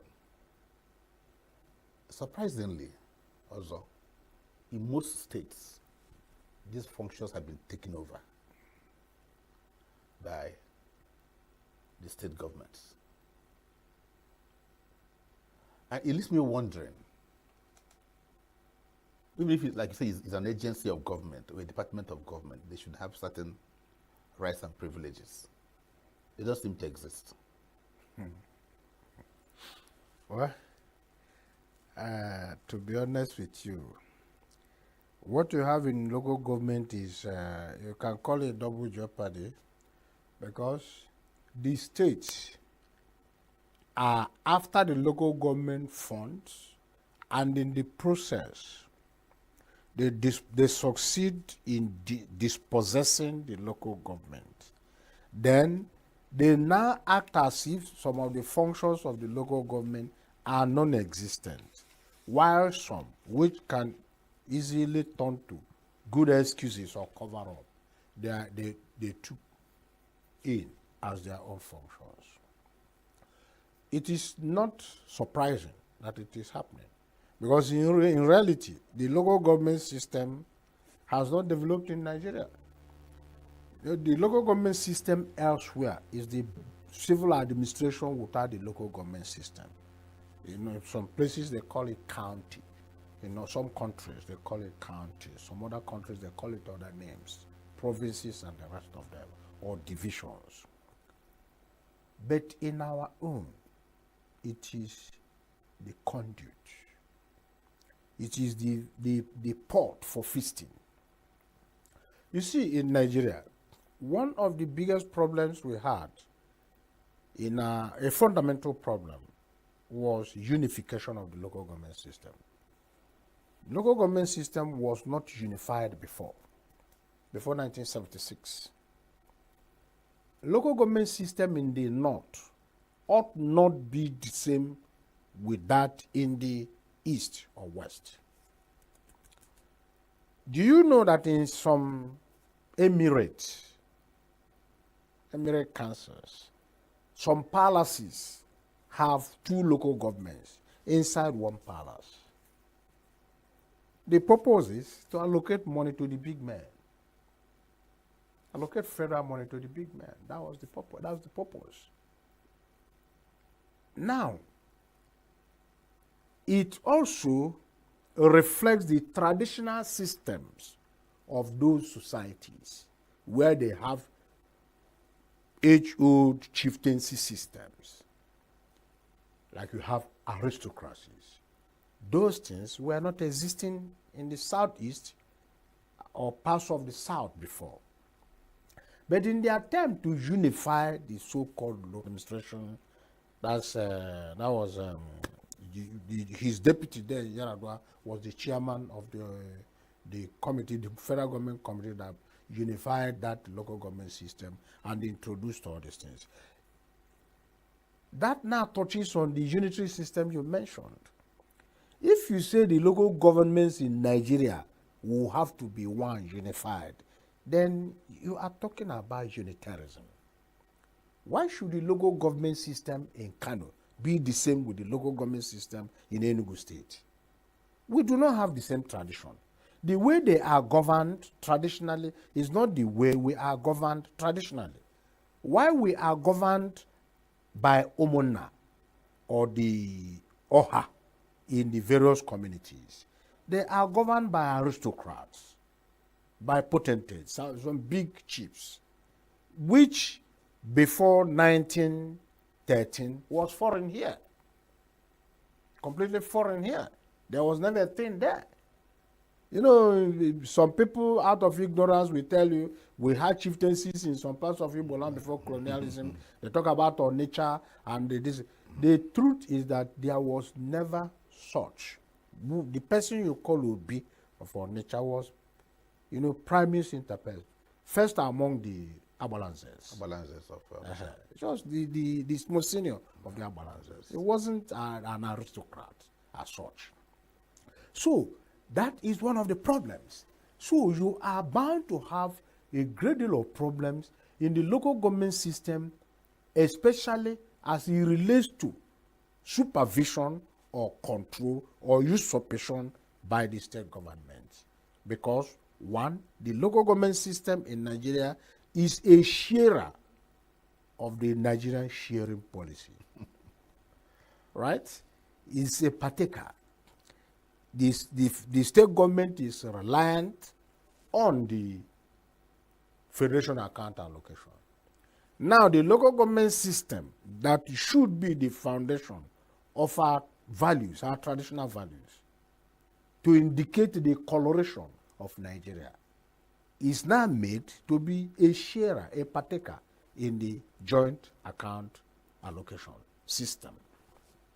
Now, everybody is waiting. What are the revenue channels for the local government? What you are showing on screen now shows the revenue channels. Licensing of vehicles, licensing of bicycles, operating abattoirs, and the rest of them. Do they do it now? No. They don't do it. They are even behaving like states. They don't. They don't do it. So you now find that the conflict is systemic. It's not created by the individual local government chairman. It's created from there at the center, because the center has made them to wait for the almost 80 million every month. Every month. Every month. And then VAT, you get this every month. They are waiting for it. And when it comes, 70% may be embezzled, except in some cases where the governor will tell you, you have to do it. Like you mentioned, the planning commission, the local government planning commission will ask you, this money is expected, what are you going to do with it? And maybe there's also an evaluation system where somebody will come and say, This is what I've done. This money has been allocated, supposedly used, what did you do with them? Once you have that kind of it, then you are likely to have a good local government system. You see, Nigerians always operate big. The local government chairmen and the councils are not supposed to be as big as they are made to be, or they make themselves to be. Like you now, one governor was buying cars for councillors and the rest of them. Some people were saying the persons who will be councillors are to be university graduates. No, it should not be that. They must come from the people. They must come from the people. The people who are capable of telling you the necessary track roads to the farm, to be maintained with culverts, to be widened, to be made passable by bicycles and motorcycles. Give you the proper track roads to connect one community to the other. That is actually the economy. Both the economy of the local government and the economy of the state.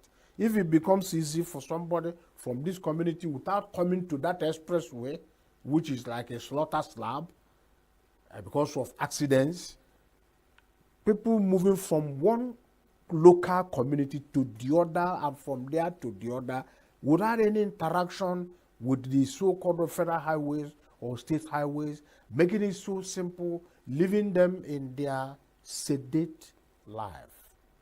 That is the local government system. There's an issue I just want us to look at, because I don't know, our time must be running. It has to do with, I think without considering that this local government get their money direct from federation allocation and then expend as they deem fit. That means they'll be paying traditional rulers. Exactly. They have presupposes that they will also want to show interest in who becomes a traditional ruler. Because now, traditional rulers are appointed, dismissed, suspended from the state. By the states. By the states. Yeah, that is true. But actually, that's one. I want to take it holistically. Then the other is about the local government development centers. Okay. I may be elected the chairman. I said, look, as far as I'm concerned, that thing does not exist. Yeah. Do you foresee some constitutional issues there? Really, I do not think it's a constitutional thing. Because, okay, maybe in that of traditional rulers, there may be a constitutional issue. Because in reality, most of the states,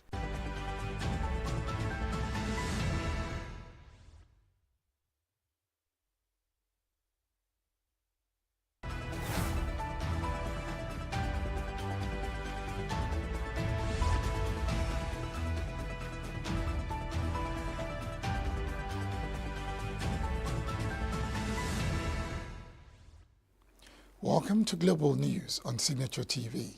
I am Barry Kumo Ado. In the headlines, Gender Affairs in Enugu State urges community and religious leaders to wage war against gender-based violence. River State government appeals judgment stopping federal allocation to the state. Israel presses on with strikes in southern Lebanon amid hopes for ceasefire. And Russia says upcoming treaty with Iran includes closer defense cooperation. Details in a moment.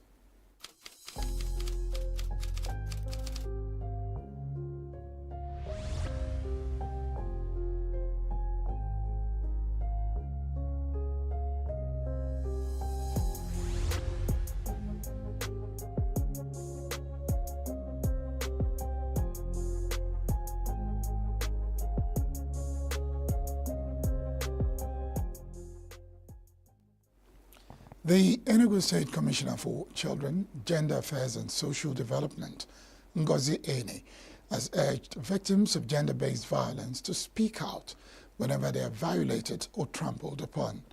Commissioner made a call at a town hall meeting organized by the West African Broadcast and Media Academy, WABMA, on gender-based violence in Enugu State. Correspondent Ugone Owado was there for Signature TV. Sexual and gender-based violence continues to plague communities across Nigeria, especially in the southeast region, bringing about various forms and degrees of harm on the victims. It is to address this practice that WABMA put together a one-day town hall meeting for traditional rulers, community leaders, and faith-based organizations to brainstorm on the way out of the societal menace. Addressing the gathering, the Enugu State Commissioner for Children, Gender Affairs and Social Development, Ngozi Eni, said that time has come for everybody to speak out against the evil practice. She appealed to traditional rulers, community and religious leaders to rise up against the perpetrators and speak out so that the law would take its course, insisting that no one should be above the law. The stigmatization, fear of being stigmatized when you speak up.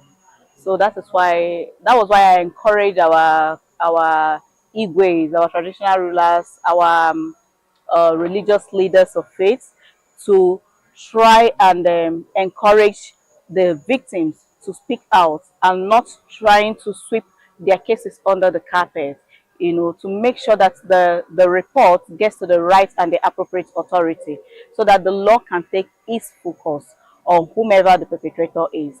And I also want to remind them that nobody is above the law. And in Enugu State, Enugu State is a state which I'm the Commissioner for Children, Gender Affairs and Social Development under the administration of His Excellency Dr. Peter Ndubi Simba.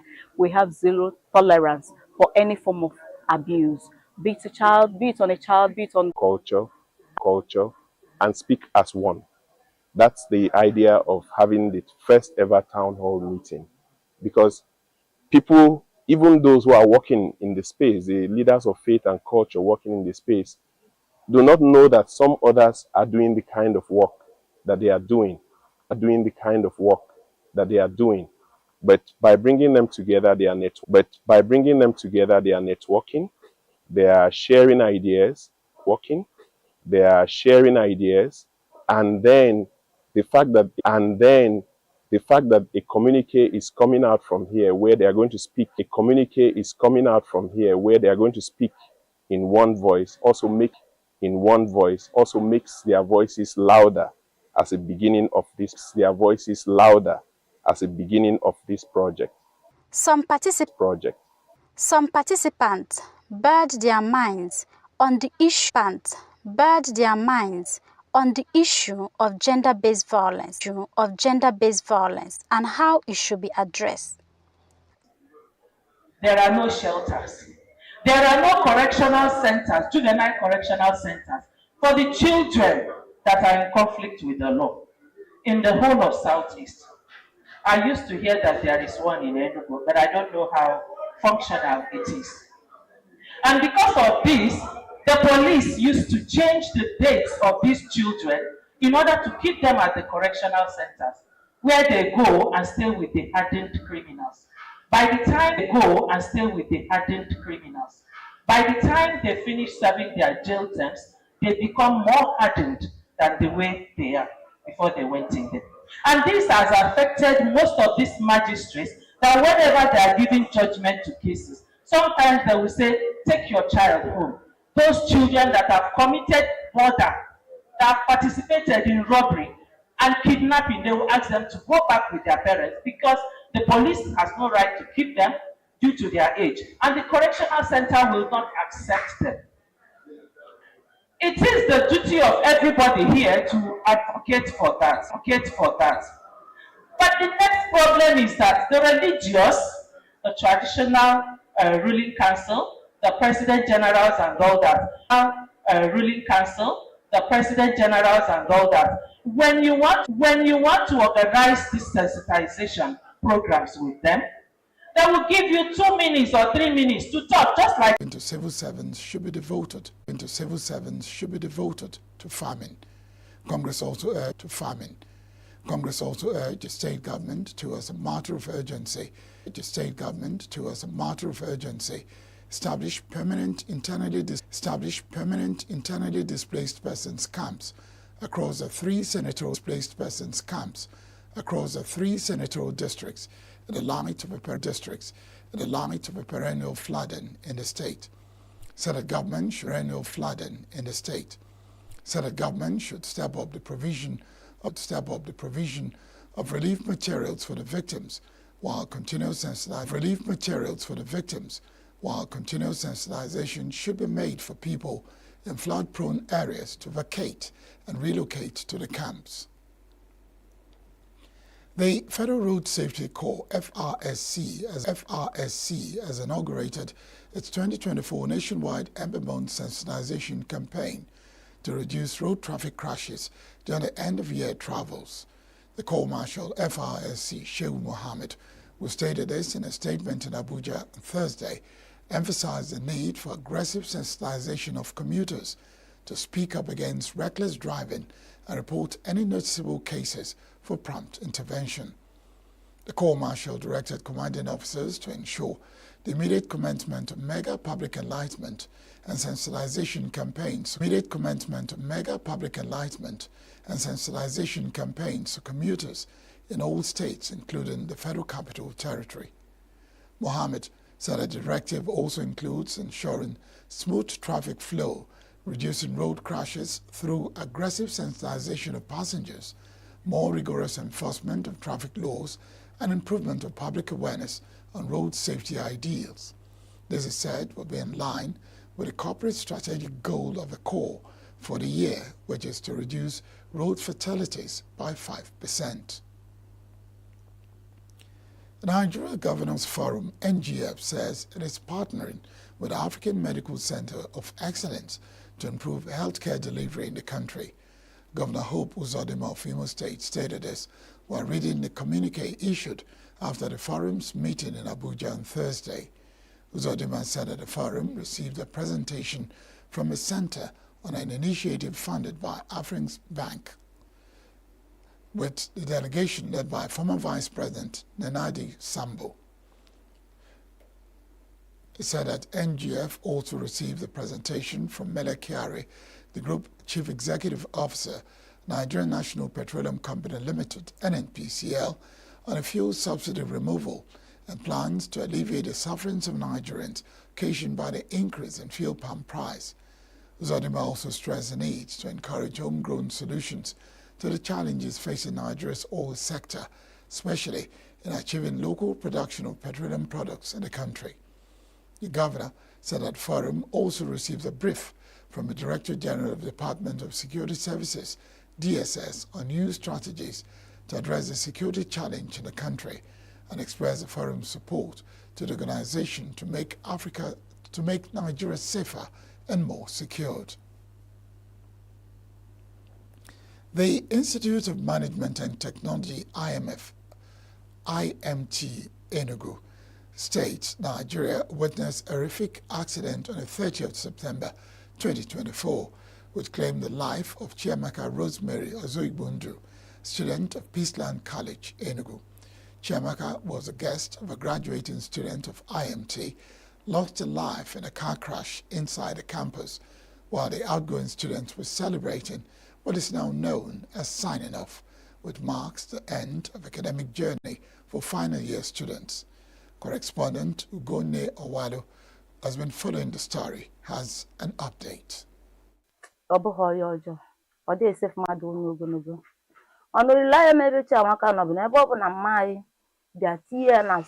Our mother's intention was for Chiamaka to go to school and help the family, but see how it all ended.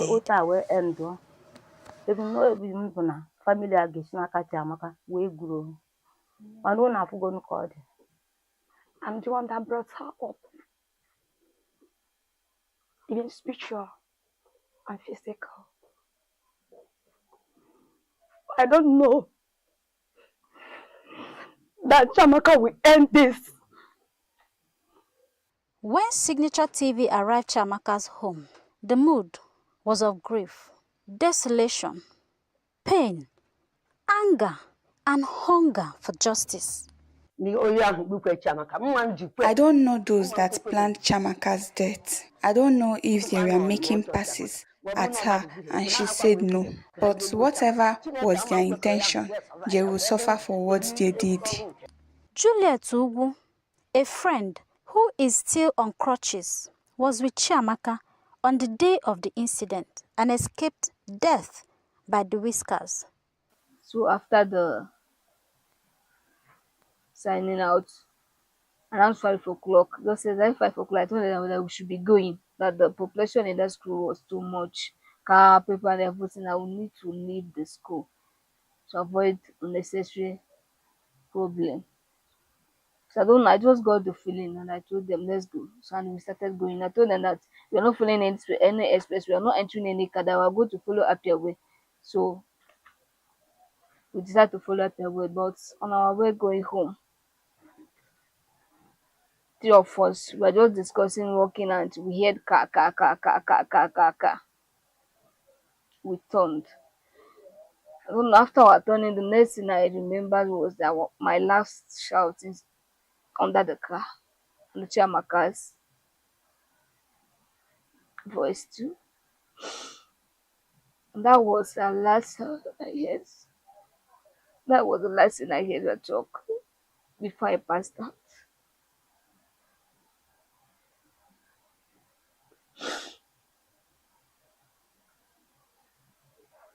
As the family grapples with the grief associated with the death of a loved one whose promising future was suddenly extinguished at her prime, Signature TV sat down with Eziech Malaki, an uncle to Chiamaka. She was very intelligent, which made the parish priest, Reverend Father Christian Abraham Iroha, who happened to be the parish priest at that time, picked her up as a very brilliant child and gave her scholarship to study at Peace Land. At Peace Land, she was studying public health sciences, and she was on her IT. She just finished her first year, ND1, and went for IT. She was on her IT, about to conclude it and advance to ND2 when she met her untimely death. Malaki told Signature TV that the management of the Institute of Management and Technology, IMT ENUGU, has been supportive since the unfortunate incident. On that first day that I was called up to come to the mortuary, we spoke with, the family spoke with the director of IMT, and he promised to cooperate with us in any way we needed his assistance. But according to his own words, he said he is in it with us. Malaki said that the family of the driver responsible for Chiamaka's death, who is still in police custody, has also offered to take care of all the burial expenses of the deceased. So I thank you for coming. Thank you for your concern. I know the economic hardship in the nation, but you didn't mind that to come and to follow up the story. So thank you very much. All efforts to contact the Enugu State Police Public Relations Officer, Daniel Ndukwe, on the matter proved abortive up to the time of filing this report. On the 2nd of November 2024, late Chiamaka Rosemary Ozibondu will be laid to rest. Here are her family members mourning and asking for justice to be done. In Enugu, Gonowalo, reporting for Signature TV. Judicial Commission of Inquiry into killings and arson in River State says its primary aim is to ensure restoration of peace in the state. Commission's chairman, Justice Ibiwengi Minakiri, gave the assurance at the inaugural meeting of a commission in Port Harcourt. The Judicial Commission of Inquiry, established by the River State Governor, Siminalayi Fubara, to investigate the attacks, killings, and burning of some local government headquarters in River State, has commenced proceedings. the Commission issued summons to 109 individuals, including current and former council chairmen from 6 most affected local government areas.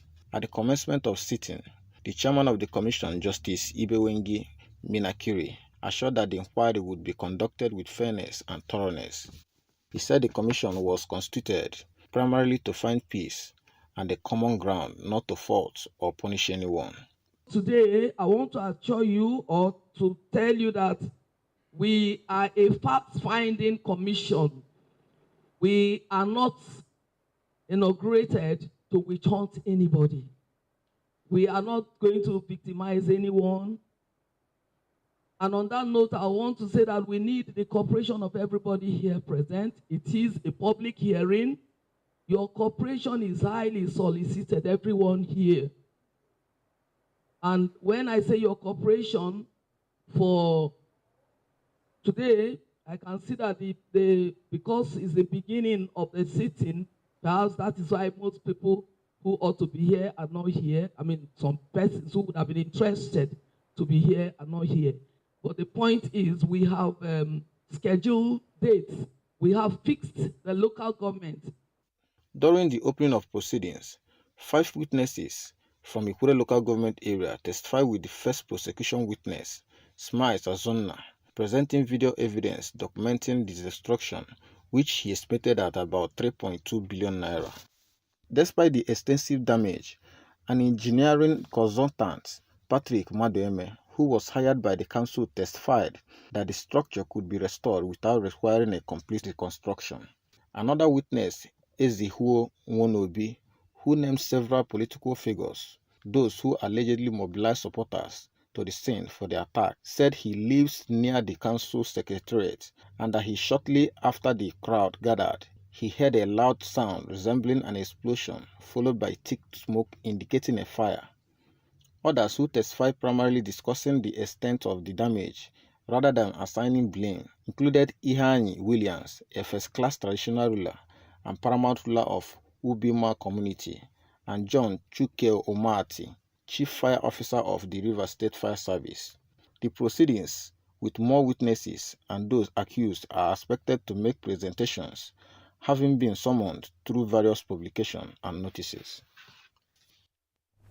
Meanwhile, the River State government has appealed the judgment of a federal high court, Abuja, which restrained the Central Bank of Nigeria from further releasing allocation from the Federation account to the state. State Commissioner for Information and Communications, Joseph Johnson, told newsmen that the judgment had been appealed and expressed optimism that the appeal court would upturn the judgment. Johnson warned that if the judgment was upheld by the appeal court, it would adversely affect local government workers and impact negatively on the civil servants at the third tier of government, including teachers that are attached to the council salaries. He wondered how anyone would advocate to the stopping of funds that would bring development to the local government councils and also pay those who work in the councils.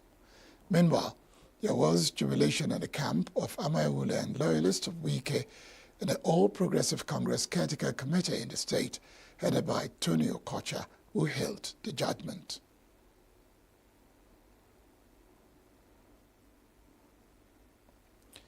Ten political parties will be participating in Saturday's local government elections in Cross River State. Chairman of the Cross River State Independent Electoral Commission, CrossSIEC, Dr. Ekong Bosco, disclosed this on Thursday in Calabar during the commencement of distribution of sensitive materials to the 18 local government areas of the state. Boko debunked the allegations that the materials had already been sent to the council areas and displayed the ballot papers before the commencement of distribution. CrossSIEC chairman said that all the ad hoc staff were trained from October 25 to October 27, including the returning officers and ward collation officers, expressing the hope that will conduct themselves well during the exercise. Said that the voting, which will be manual, will commence by 8 a.m. and end by 2 p.m. Enugu State Governor Peter Mba has flagged off the construction of 90 kilometers of roads in Nkanu West and Nkanu East local government areas. Performing the function at Amodo Junction in Nkanu West and Orienara Market in Nkanu East, local government area. The governor reiterated his commitment to fulfilling his campaign promises. Signature TV correspondent Chinemere Mikegbanam reports. Over the past few days, ENUGU has witnessed several road projects initiated across the state. The residents of Nkanu West and East are also benefiting as the new roads will connect more than 26 communities in the region. Governor Mba emphasized the importance of good roads in promoting the agricultural potential of these communities. We have commissioned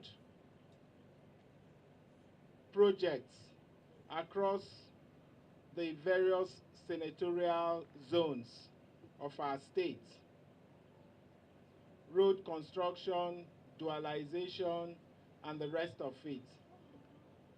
And we have flagged up about 90 kilometers of roads and bridge, and of course dualization as well across these various local governments.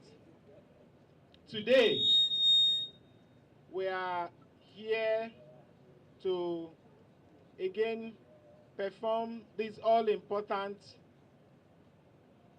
event of the flag off of what you see here may just be a sign indicating maybe 15 or so kilometers of road. But in actual terms, we're here to flag off the commissioning of about 90 kilometers of roads in both Nkanu East and Nkanu West. And because we cannot go to all the roads one by one because of time, we've only just as symbol stated few of the ones that stand out. And when we execute these projects, or when we flag off and take on these projects, we do not necessarily do them because of any public acclaim or political posturing. It is because what we see is beyond lines of asphalt. What we see is beyond paved roads. We see an economic growth of exponential height. What we're about to witness in our various communities, it's an agricultural renaissance. We're just at the cusp of the agriculture renaissance. The project's contractor, Hilary Abaratu, expressed his dedication to the project's success. Now, this project, we are planning that this project will finish. The rains will not meet us in this project, by God's grace. What we are asking for is for your massive support, because your support for the project and for us is your support for the governor. We will ensure quality.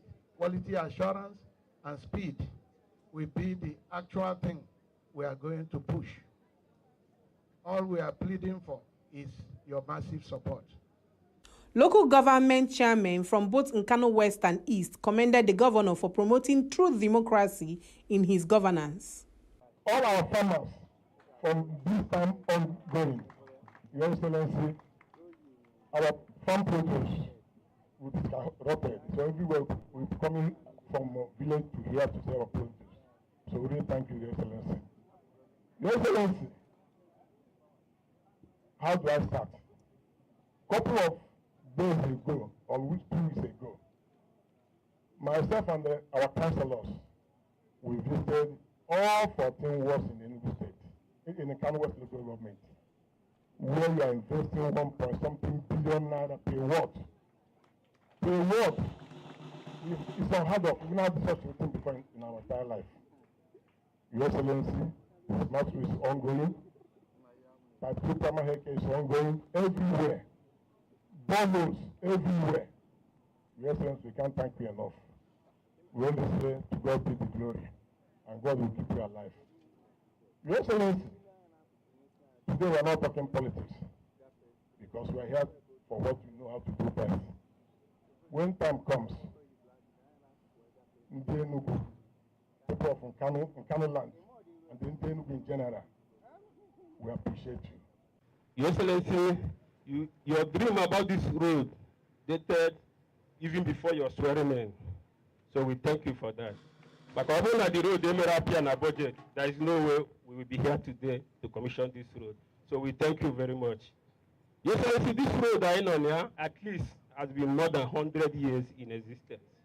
And today, I know for Nioma, I beg on this road. So we thank you very much. Your Excellency, even the people of Nkanu, some years back, if you are inside the town, other senatorial zones, they will call us Nkanu Nebuano. Your Excellency, we are proud to answer that name. But Imega, I'm one Nkanu Janus. I was night, in the night.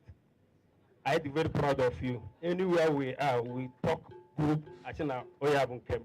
Other dignitaries present also shared their goodwill. Technology and efficiency will be applied.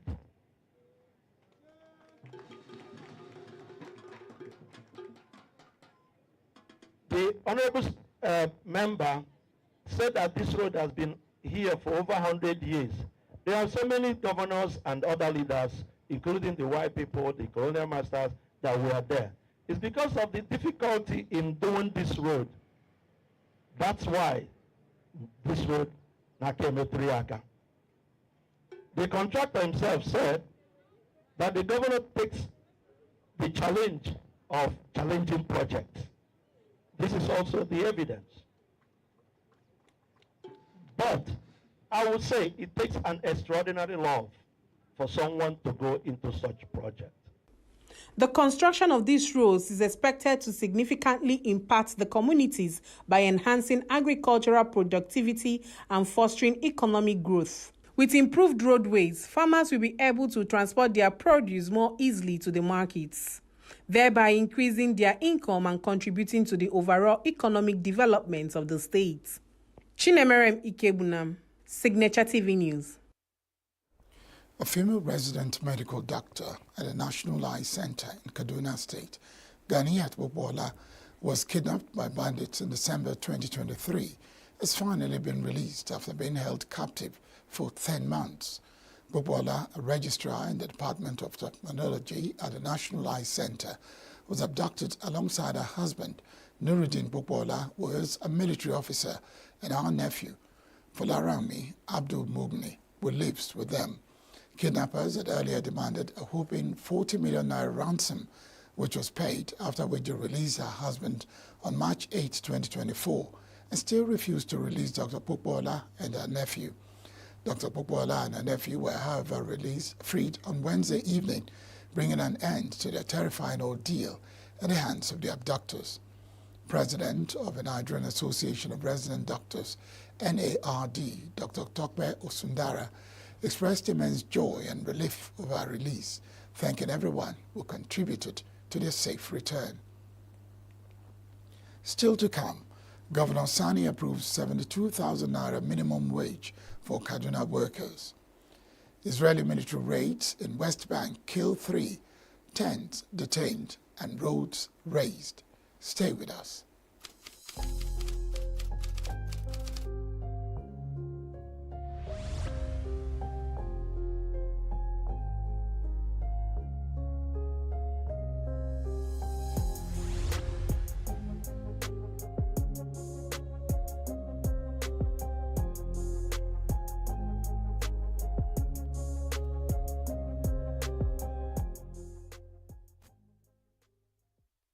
Persons were killed while 7 others were injured in a building collapse in Ibadan, the Oyo State capital, on Thursday morning.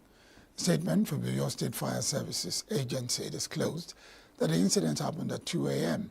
at Jegeda Oluyole area in Ibadan in Ona-Ara local government area of the state. The General Manager of the State Fire Services, Yemi Akinyinka, disclosed that the agency received a distress call from the people in the neighborhood, said 3 people had been recovered before his team got to the place, while its men recovered 4 on arrival. Emergency responders were still carrying out rescue operations at the scene as at the time of this report. The federal government says it is considering private sector funding through public-private partnerships, PPPs, for their projects in the Ministry of Innovation, Science and Technology. The Director General of Infrastructure Concession Regulatory Commission, ICRC, Dr. Johnson Ewalofo, stated this when he paid a courtesy visit to the Minister of Innovation, Science and Technology, Uche Naji. Ewalofo said that science and technology properly deployed could serve as a key driver of economic growth and progress of Nigeria, said that many countries around the world have used science and technology to drive the economic growth and prosperity of the country and people. The DG informed the minister there was already a collaboration with an agency under its purview, but stressed that there were other key areas where PPP could be harnessed to deliver laudable projects in the ministry. Said that the Commission had streamlined its processes to accelerate PPP project delivery as well as deliver important services to the Nigerian people. Responding, the minister expressed his excitement at the appointment of the DG, saying that Ewalofo's wealth of experience would revolutionize the PPP sphere in Nigeria. The minister emphasized that the ministry served as a key enabler of economic growth and has had the support of Tinubu, which was demonstrated through major approvals granted the ministry. The National Agency for Food, Drug and Administration and Control, NAFDAC, said it has started surveillance visit to cold rooms pharmaceutical stores across Kaduna State. The agency's Chief Regulatory Officer for the Northwest Zone, Mrs. Falini Benjamin, who disclosed this in an interview in Kaduna on Thursday, said that the visit is to ascertain the level of compliance and lay down guidelines regarding the operations of cold rooms and pharmaceutical stores.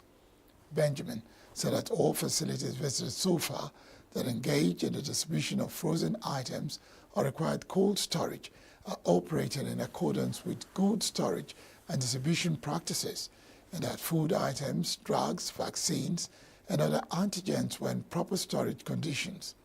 She assured of continuous monitoring by the agency to ensure compliance to lay down guidelines, standards, and operating procedures, with particular emphasis on good hygiene practices, and urge operators to ensure that products are stored according to distribution guidelines.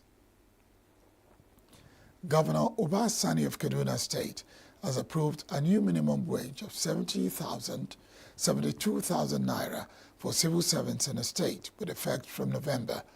The Chief Press Secretary to the Governor, Ibrahim Musa, who disclosed this in a statement in Kaduna on Thursday, said approval of a new minimum wage was part of the state government's commitment to workers' welfare. Musa highlighted the governor's long-standing commitment to advancing workers' rights, enhancing their welfare, and supporting disadvantaged groups in the state. Said that the governor would also launch a free transport scheme for civil servants by introducing 100 CNG-powered buses to provide daily transportation to and from work. Musa reiterated the present administration's commitment to implementing policies that would uplift the condition of the less privileged and make the state a model for social welfare programs. Israel pressed on with strikes in southern Lebanon on Thursday, despite hopes for a ceasefire deal. Lebanon's Prime Minister Najib Mikati expressed hope on Wednesday that a ceasefire deal with Israel would be announced within days, as Israel's public broadcaster published what is said was a draft agreement providing for an initial 60-day truce. Israel and Lebanese armed group Hezbollah have been fighting for the past year in parallel with Israel's war in Gaza after Hezbollah struck Israeli targets in solidarity with its ally Hamas in Gaza. Conflict in Lebanon has dramatically escalated over the last 5 weeks, with most of the 2,800 deaths reported by the Lebanese Health Ministry for the past 12 months occurring in that period. The Palestinian Health Ministry reported that Israeli strikes in the West Bank North Shams refugee camp on Thursday killed 2 Palestinians, including a child. One Palestinian was shot and killed by the Israeli army overnight in the West Bank refugee camp of Turkam, the health ministry added. The Israeli army said on Thursday it is conducting an operation targeting terrorist infrastructure in North Shams. Official Palestinian news agency Wafa said a large number of Israeli vehicles and heavy bulldozers stormed the city and headed towards the North Shams refugee camp. The Independent International Commission of Inquiry on the occupied Palestinian territory, including East Jerusalem and Israel, condemned on Wednesday the number of child deaths in Gaza amid Israeli strikes in the Palestinian enclave. Navi Pillay and Chris Sidoti were speaking at a UN noon briefings. Sidoti noted that 38 Israeli children were killed on October 7, 2023, and at least 13,319 Palestinian children have since died in Israeli attacks. Pillay urged global leaders to change their approach to both states, insisting on a distinction between occupier and occupied. On the 7th of October, 38 Israeli children were killed, one of them under the age of 2 years. Since then, at least as of last week, 13,319 children have been killed in Gaza, of whom 786 were under the age of 1. And in addition, 165 children have been killed in the West Bank. Now, that's the only statistic I want to give you. Kids aren't terrorists. And yet, between what happened in southern Israel on the 7th of October and what has happened since then, we have had thousands and thousands of kids killed. And that's not even including those who are injured, those who are under the rubble, those who have lost limbs. It's said that the amputations of limbs of children is the greatest in any conflict in recorded modern warfare. I wonder about what the 1 million children in Gaza will be doing in 20 years' time.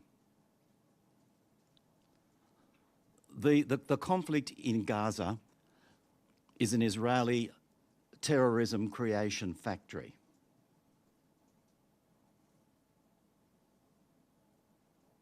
And there is no sign of it finishing. But I'm also acutely aware that our reports, the decision of the International Court of Justice, 4 resolutions passed by the Security Council in the last 13 months, resolutions part of the General Assembly, none of those have resulted in a single child not being killed. And every day we witness new horrific attacks on civilians and civilian objects in the Gaza Strip, including medical facilities. Attacks on medical facilities, as we said in our current report to the GA, and the complete destruction of Gaza's healthcare system was the main focus of this report. And we believe it's an outrage that such attacks are continuing unabated. And as we said many times before, an immediate ceasefire is the utmost priority and should pave the way for peace, justice, and accountability for all victims. You have to change your attitude in the way you treat these 2 states, Palestine and Israel. You have to distinguish between them. So, one is an occupier and the other are occupied. And the onus then lies on every state under international law to take steps not to cooperate with the occupation itself. And so, because that's the order, we then spelt out the various steps. I don't have time to go through all those steps, but it's the clearest direction coming to every state that you have the responsibility not to continue to support this occupation, and that would be any support, you know, militarily, politically, or recognition, even about moving their embassies to Jerusalem. Every step that one can shine the microscope on comes under this. You have to change your traditional way of treating the situation. Israel began its military campaign after the October 7 attacks on southern Israel by Hamas-led fighters who killed 1,200 people and captured 250 hostages, according to Israeli tallies. More than 42,000 Palestinians have been killed in Israel's offensive so far, according to Gaza's health authorities. Saudi Arabia's foreign minister said on Thursday that some of the bilateral agreements the kingdom has been negotiating with Washington are not that tied to the normalization of Saudi relations with Israel and are moving ahead. Potential U.S.-Saudi agreements about trade and artificial intelligence are not tied to any third parties and can progress probably quite quickly, Prince Faisal bin Farhan Al Saud said on stage at an investment conference in the Saudi capital, Riyadh. Other agreements on defense cooperation were more complicated, they said. Riyadh will welcome an opportunity to finish these before the end of U.S. President Joe Biden's term, but this was reliant on factors outside of our control, he added. Saudi Arabia and the U.S. are looking into a set of agreements on nuclear energy, security and defense cooperation, which were originally all part of a wider normalization deal with Riyadh and Israel. U.S. President Joe Biden's aide originally envisioned three-way negotiations before the October 7 attack for Saudi Arabia to gain U.S. security commitments and U.S. nuclear cooperation in exchange for normalizing ties with Israel. U.S. Secretary of State Antony Blinken had said in May that Washington and Riyadh were close to concluding a set of agreements, but cautioned that for normalization to proceed, there must be calm in Gaza and a path to Palestinian statehood. U.S. Defense Secretary Lloyd Austin has said North Korea's deployment to Russia to aid its war against Ukraine has the potential to lengthen the already 2.5-year-old conflict and draw in additional actors. Some 10,000 North Korean forces were already deployed to eastern Russia, wearing Russian uniforms and carrying Russian equipment, Austin said, in what he added increasingly looked like a deployment to support Russia's combat operations in the Kursk region near the border with Ukraine. Ukrainian forces staged a major incursion into Kursk in August and hold hundreds of square kilometers of territory there. After talks with the South Korean counterpart at the Pentagon, Kim Jong-un, Austin called the deployment a dangerous and destabilizing escalation. We're closely tracking the unprecedented level of direct military cooperation between Russia and the DPRK. In our meetings today, we shared our deep concerns about the deployment of DPRK troops to Russia. We also discussed how we're going to work together with our allies and partners to respond to this dangerous and destabilizing escalation. The evidence now suggests that North Korea has sent around 10,000 soldiers to train in eastern Russia. And some of these DPRK troops have already moved closer to Ukraine, and we're seeing them outfitted with Russian uniforms and provided with Russian equipment. And I am increasingly concerned that the Kremlin plans to use these North Korean soldiers to support Russia's combat operations in Russia's Kursk region near the border with Ukraine.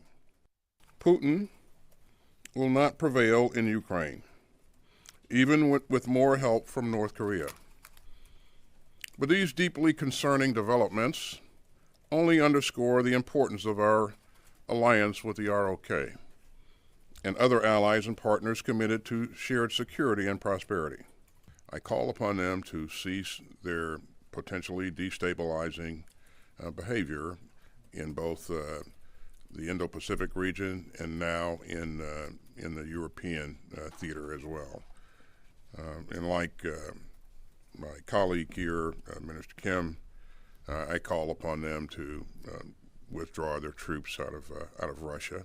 It does have the potential of lengthening the conflict or broadening the conflict if that continues. So, Ukrainian soldiers have the right to defend themselves, and they will do that with the weapons that we provided and others have provided. That's to be expected.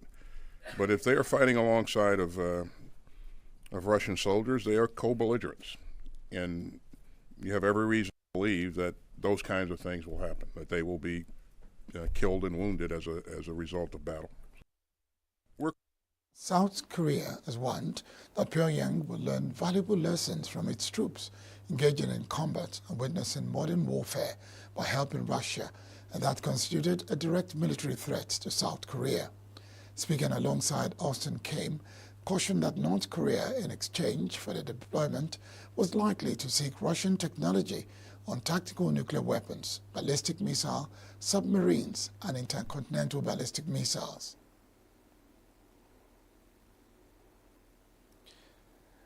Russian Foreign Minister Sergei Lavrov said on Thursday that an upcoming treaty between Russia and Iran would include closer defense cooperation. The two countries say they are close to signing the agreement in September. Iranian President Masoud Pezeshkian committed his country to deeper ties with Russia to counter Western sanctions. Lavrov also praised the strategic cooperation agreement between Moscow and Pyongyang, signed earlier this year and ratified by the Russian parliament. Vladimir Putin did not deny U.S. claims that North Korea had sent troops to Russia, but said on October 24 it is up to Moscow how to run its mutual defense clause with Pyongyang, and accused the West of escalating the Ukraine war. He was speaking during a news conference after BRICS summit in Kazan. Putin specifically mentioned Article 4 of the Russian partnership deal with North Korea, which deals with mutual defense. Russian Foreign Minister Sergei Lavrov held talks with Li Hu, China's special envoy for Eurasian affairs and point person for Ukraine, on the sidelines of a security conference in Minsk on Thursday. The meeting took place as Russia's war in Ukraine appears to have taken a dangerous new turn, with NATO and South Korea expressing alarm that North Korean troops could soon be joining Moscow's side. On Wednesday, Chinese Foreign Minister Wang Yi reaffirmed Beijing's strong ties with Moscow at a meeting with Russian Deputy Foreign Minister Andrei Rudenko.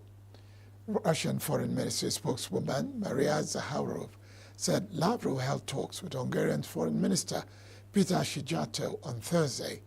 Zakharova posted a photograph on social media of the two ministers during talks in Minsk. Hungary, unlike many other European Union countries, seeks to maintain close political and business ties with Russia. That's the news this hour. I am Barry Kumo Ado. Thank you very much for watching.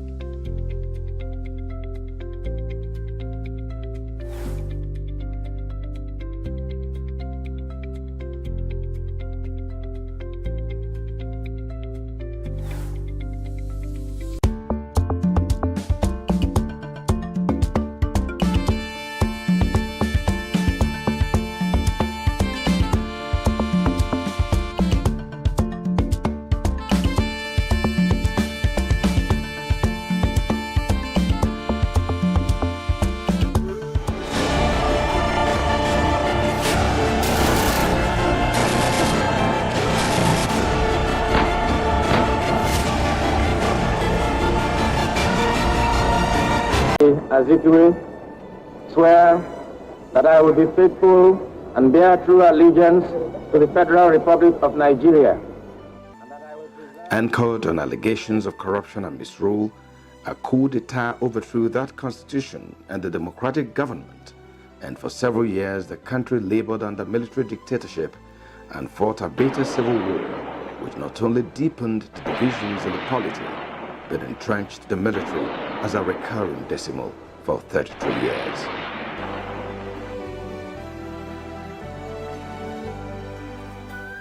With the end of hostilities on 15th of January 1970, Nigerians continued to battle to keep the country together and tackle the socio-political and economic problems that bedeviled the country.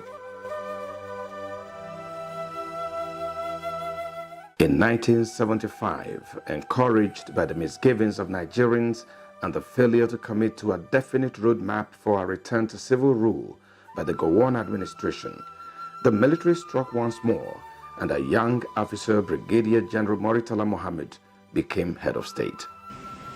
We are committed to a federal system of government and a free, democratic, and lawful system of government which guarantees fundamental human rights.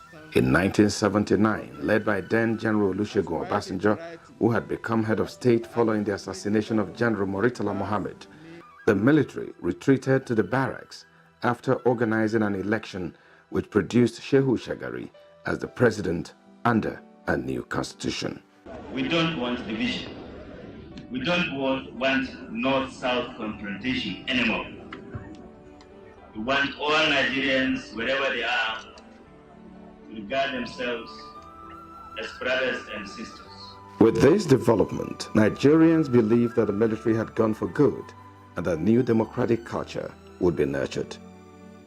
Unfortunately, on the last day of 1983, just 4 years into the democratic experience, the military staged another coup, toppling President Shehu Shagari and his government and installing General Muhammadu Buhari as head of state. The Nigerian armed forces could not stand idly by while this country was drifting towards a dangerous state of political and economic collapse through the continued ineptitude and insensitiveness of a political leadership who were apparently unwilling to change.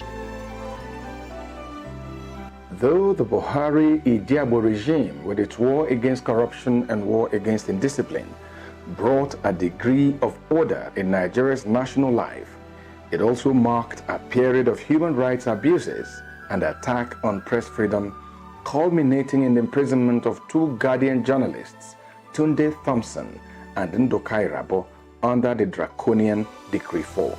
In 1985, Buhari was overthrown in yet another palace coup by General Ibrahim Babangida, who on assumption of office promised to return the country to democratic rule, but ended up ruling Nigeria for 8 long years. Ray Ebu was one of the founders of the pioneering news magazine Newswatch that was a thorn in the flesh of the Babangida administration. What we wanted to do was to do professional journalism, which meant that we needed to investigate. We needed to bring out the facts. We needed to bring out information that was hidden, that was unknown, that government didn't want known, but which Nigerians needed to know, so that we could improve access, public access to information, particularly public information. So we went at it as if our lives depended on it, particularly in the area of investigative journalism. We knew we would get into trouble. We knew we would meet with roadblocks, and we made a lot of roadblocks. We were thrown into jail several times. The products were seized and so on. The ultimate price we paid with the loss of Delegiwa, who was killed in a parcel bomb incident, and the closure of Newswatch for 6 months. The high-profile assassination of the founding editor-in-chief of Newswatch magazine, Delegiwa, on 19th October 1986 in a parcel bomb, became one of the biggest scandals of the Babangida era and one of the most ruthless attacks on the pro-democracy movement. I spoke to him that morning. It was a Sunday morning. I called him because we're living in two wings of a duplex, number 25 Talabi Street in Ikeja. And I said to him, I'm going with my wife to go and see some relations in Surulere. And he said to me, I hope you remember that we have a meeting at 1 o'clock. I said, yes, I'll be back well before then. So I drove out with my wife, went to Surulere. I think about something to 12, we were coming back. And around Bafemi Awolowo way, I saw Kayode Soyinka, our London correspondent, in night dress, with blood spattered over his night dress. A long night dress. I said, Kayode, what's happening? Where are you walking to? He was walking around like a zombie. He said, Dela has been bombed. I said, what is that? What is that? Dela has been bombed. I still didn't get the message. Dela has been bombed. Dela has been bombed. I said, enter the car. So enter the car. We drove back to 25 Talabi. I got there, saw a huge crowd. I came down from the car. I came down, I heard the story. I said, somebody, where is he now? They said they took him to First Foundation Hospital. I said, okay, let me drive down there and see him. I started a car, I hit somebody's car. I tried the second time, I hit another car.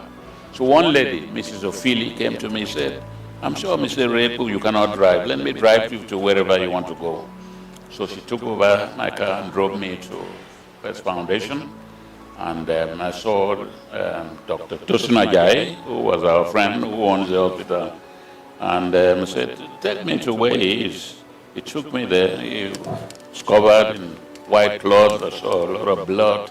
His eyes were open. I was eating Dele. Dele, I was eating him. Dele. I'm here, look at me. Dr. Jai said, but he's dead already. We pronounced him dead. I just collapsed and I cried and cried. Dele Giwa's killers, like many murdered during the military era, were never found. It was a badly done job. I don't think they couldn't hide all the telltale signs were there, so they couldn't possibly hide the fact that it was done by some government agents. We displayed it, during put hearings in Lagos and Abuja.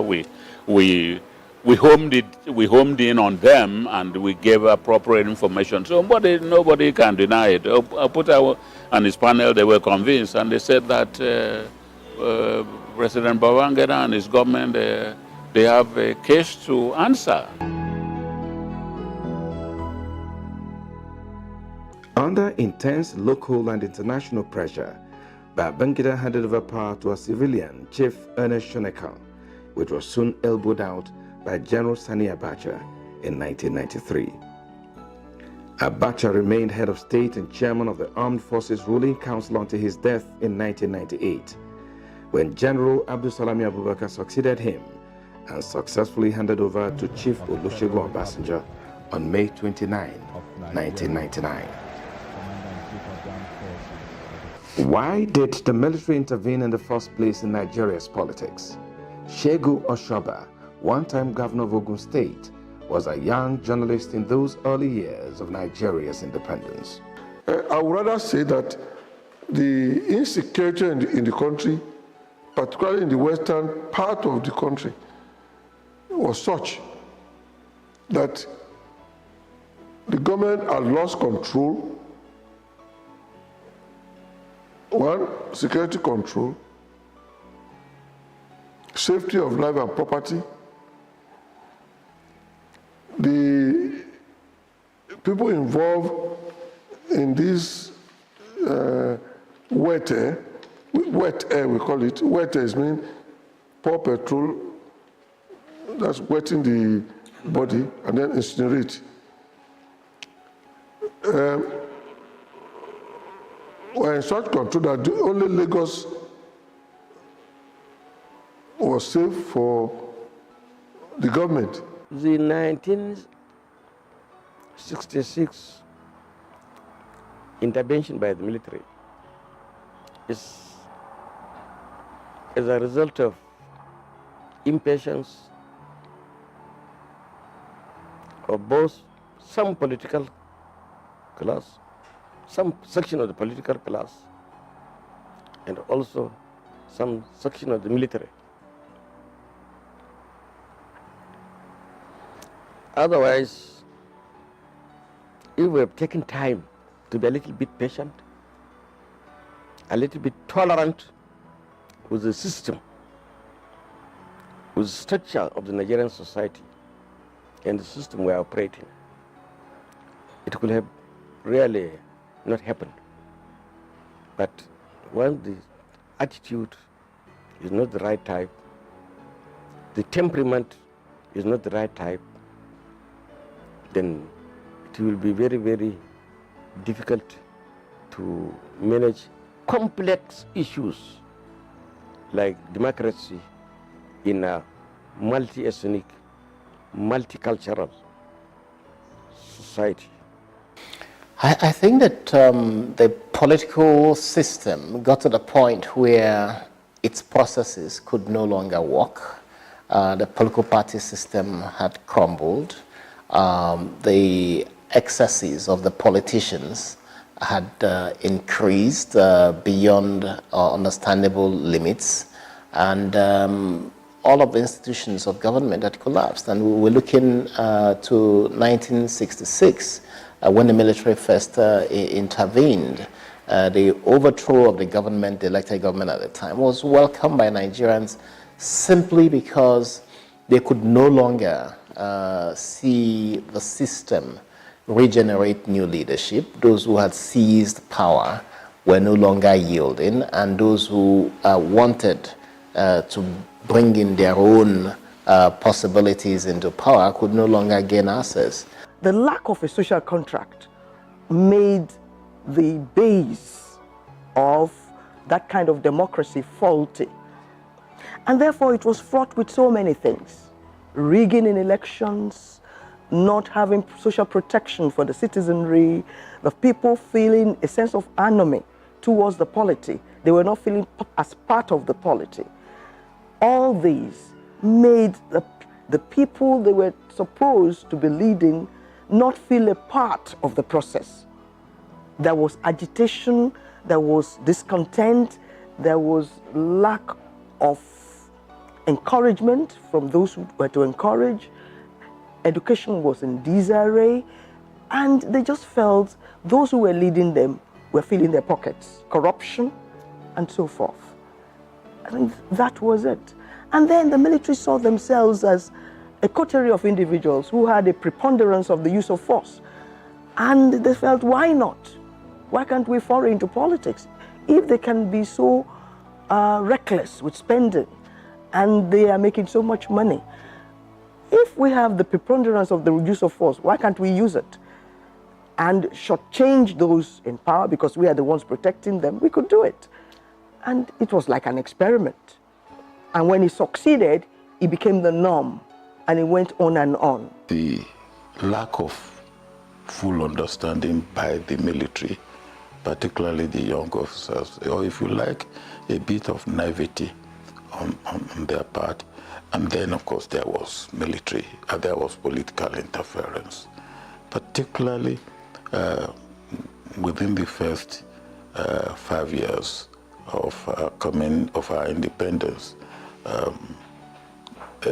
The military standard and order and discipline that we used to have in the pre-independence days started to be eroded. There was the census. I think that was in 1963.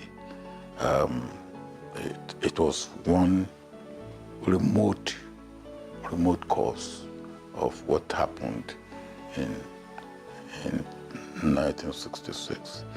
Then there was election in 1964.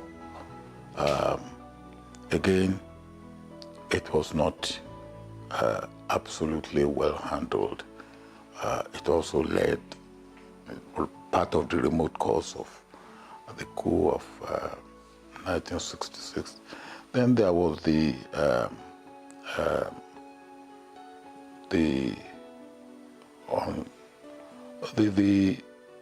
disturbance in Tiv land of what today is called Benue State, and the military was deployed there. It caused a little bit of bad feeling within the political setting, and also it has implication for the military. The military did not only take over power, but in the period between 1960 and 1999, when the Fourth Republic was born, the military had ruled Nigeria for 29 of the 39 years as an independent nation, while the civilians managed the country's affairs for just 10 years. What possibly could have sustained the military for so long? It was the politicians, the frustrated politicians, that brought the military in at every twist and turn. And in exchange for for that, they rewarded them by sponsoring them for elections. So you had this unholy alliance. Most of it hasn't gone away. It was profitable. Power is sweet. Power corrupts. Absolute power corrupts absolutely. The role of the military is to protect the territorial integrity of the state. But if you now leave your terrain and you foray into politics and you find it beautiful, what is the hurry getting out of it? And the junior ones the junior ones saw how their seniors were, in quotes, chopping life. So it was an ambition of every officer to become the next governor, military governor, or the next military head of state. It was the fad. They stayed so long because the common thing there was military in power in virtually every country in Africa. And what the military did was promote their friends to become the nouveau rich. They destroyed the professionalism. The idea of you being a teacher, being a lawyer, being a doctor, practicing your profession and making little money. They destroyed the middle class and created a lot of money bags, many of them failures, who had no profession. And it is those who have money now who will now influence the next coup. And that's the reason.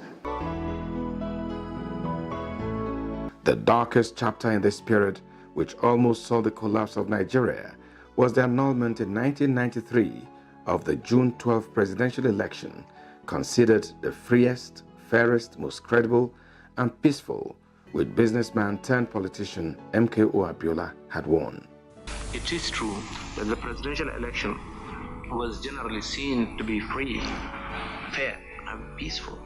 However, there was in fact a huge array of electoral practices virtually in all the states of the Federation before the actual voting began. The annulment of June 12 and its tragic consequences forced military President Ibrahim Babangida to step aside and fostering on an embattled nation a contraption called Interim National Government, which was eventually kicked out in a coup led by General Sani Abacha.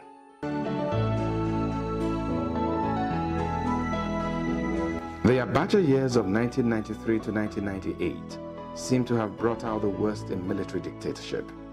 The same period also witnessed the fiercest challenge to military rule, with many opposition groups emerging and canvassing an end to military dictatorship.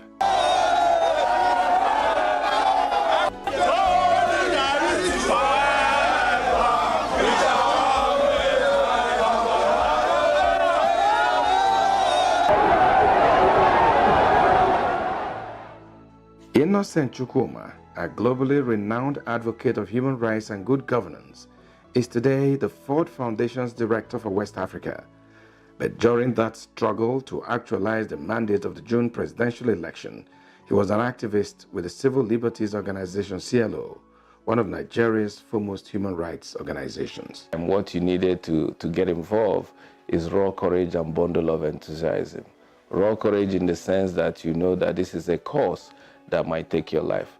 This is a cause that didn't pay. I believe that this was a cause that we could not pass on to anybody. It started as a fortnightly forum called Campaign for Democracy, where we gathered, as it were in Lagos those days, people from labor union, from student union, from professional association, to say, look, the way this Babangida's transition program is going, it will lead us nowhere. We need to begin to mobilize Nigerian people to realize that they are being taken for a ride. So people who participated in this forum after a while say, you know, the kind of analysis you people are making under this platform, Nigerians out there are not aware of it. Why don't we set up a platform to crystallize these ideas? So what started as a fortnightly forum leading to publication of a bulletin called Campaign for Democracy metamorphosed into not just another organization, but a very potent organization that gave teeth to the battle against military rule. I think the driving force was that conviction, that passion, that belief that injustice to one is injustice to all. Injustice anywhere is injustice everywhere. I'm also seeing that people kept on talking about peace, peace. Oh, let's there be peace. But there cannot be peace without justice. If you have to use one word, that word is patriotism. If you want to expand it a little further, it will be the dawn of realism. It was a build-up over many, many years, particularly during the period of the President Ibrahim Babangida. Yes, the civilian regime had been thrown out. He had ruled for several years. Plans were now afoot to restore the nation back to civilian rule. But at every turn, they instituted uncertainty. Patriotism. Take, for example, a man like Papa Enauru. Take, for example, a man like Rewani. Papa Rewani is a successful businessman, comfortable, wealthy, famous, has seen it all.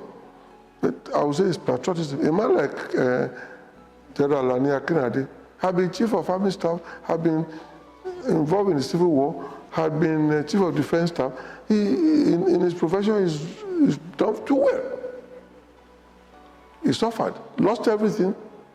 Those of us who are involved, people like me and Johnny Yogu, we were all successful in our respective profession. This is Ekpetedo in Lagos. It was here on June 11, 1994, just about a year after the June 12th elections, that Chief MKO Abiola declared himself President of the Federal Republic of Nigeria. And behind me stands a statue of MKO Abiola, a testament to that declaration in 1994.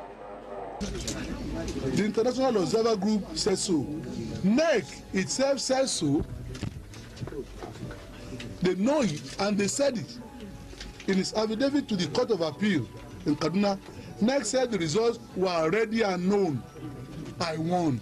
All the results were submitted showing Abiola as winner.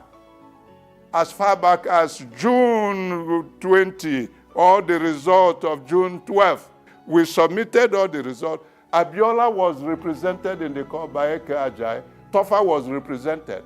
They knew. Lawyers work with papers. The court held first preliminary sitting and ordered Abuja High Court submit everything about this election. Never you touch it again. My court, Federal Appeal Court, we engage in accelerated hearing and judgment to enable this commission conclude the result. On June 25th, we will sit, so everything should be. On June 23, we were dissolved, sacked.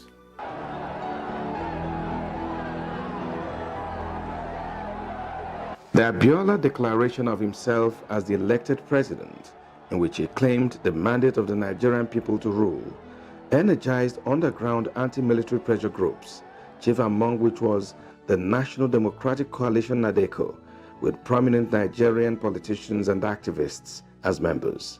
Chief John Oyegu, former governor of Edo State and former chairman of Nigeria's ruling party, All Progressive Congress, was a chieftain of NADECO during those years. The kernel of that group, the realization that, we have a problem. The problem is not with the civilian class. The problem is not with democracy, because we've never even been allowed to practice, make mistakes, learn from those mistakes, and advance. So could it be that the military had gotten so used to the power of politics, the temptations of governance, that we are now being saddled with a situation that the military may continue to perpetuate itself? After Abacha, who? Which other general? So NADECO came to life in the residence of General Adebayo, GRA, Ikeja, with one central aim at the beginning, and that was to fight to get the military permanently out of Nigerian political life. That was the intent. NADECO was purely to fight the military out. Abiola did not come into NADECO until he came back from South Africa, when he went for the inauguration of Mandela, and the presidential treatment he was given. When he came back, he was invited, and he accepted the philosophy of NADECO.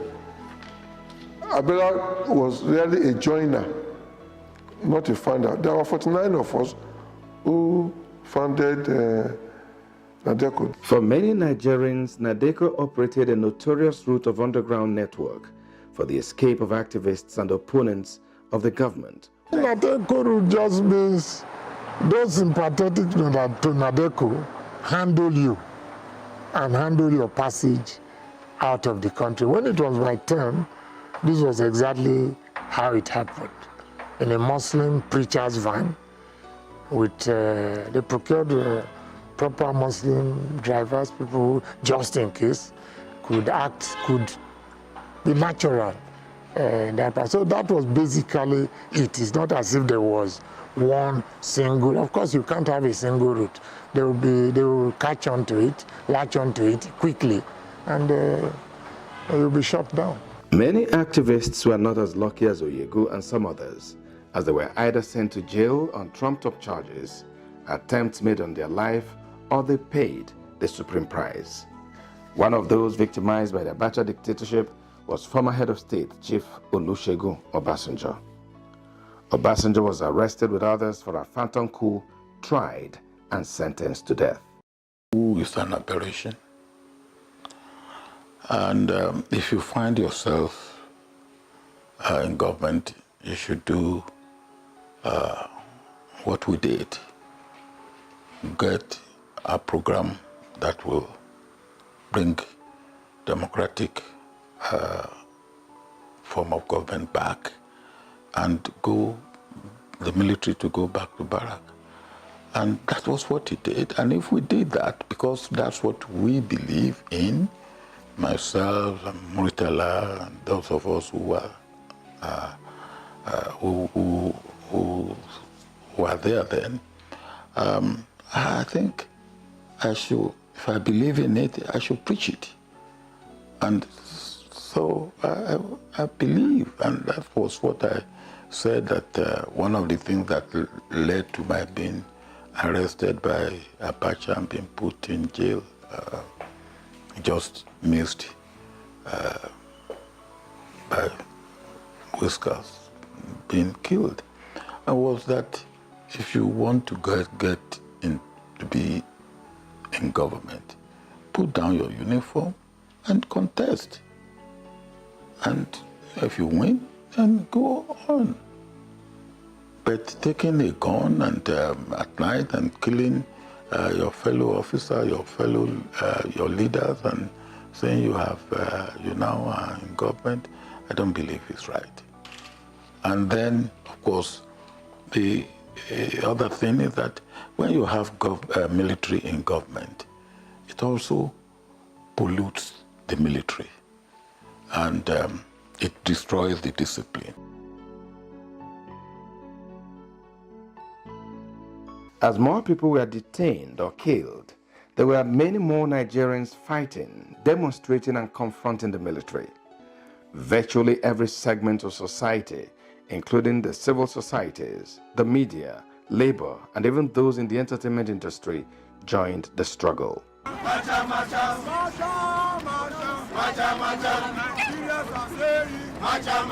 Months before he passed away on June 10, 2018, I got popular reggae artist Ras Kimono and his close friend Oris Wiliki to talk about those dark years of military dictatorship that icons like Fela and Nicolas Bokote fought until they died.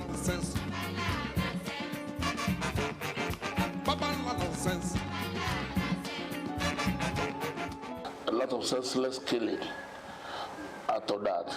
If you listen to that we did together, a lot of men them from Rewane, Lucky Dube, yeah, murdered. You know, Steve Biko, Bob Marley, Rita Abiola wife, a lot of men them murdered, senseless killing that has no basis.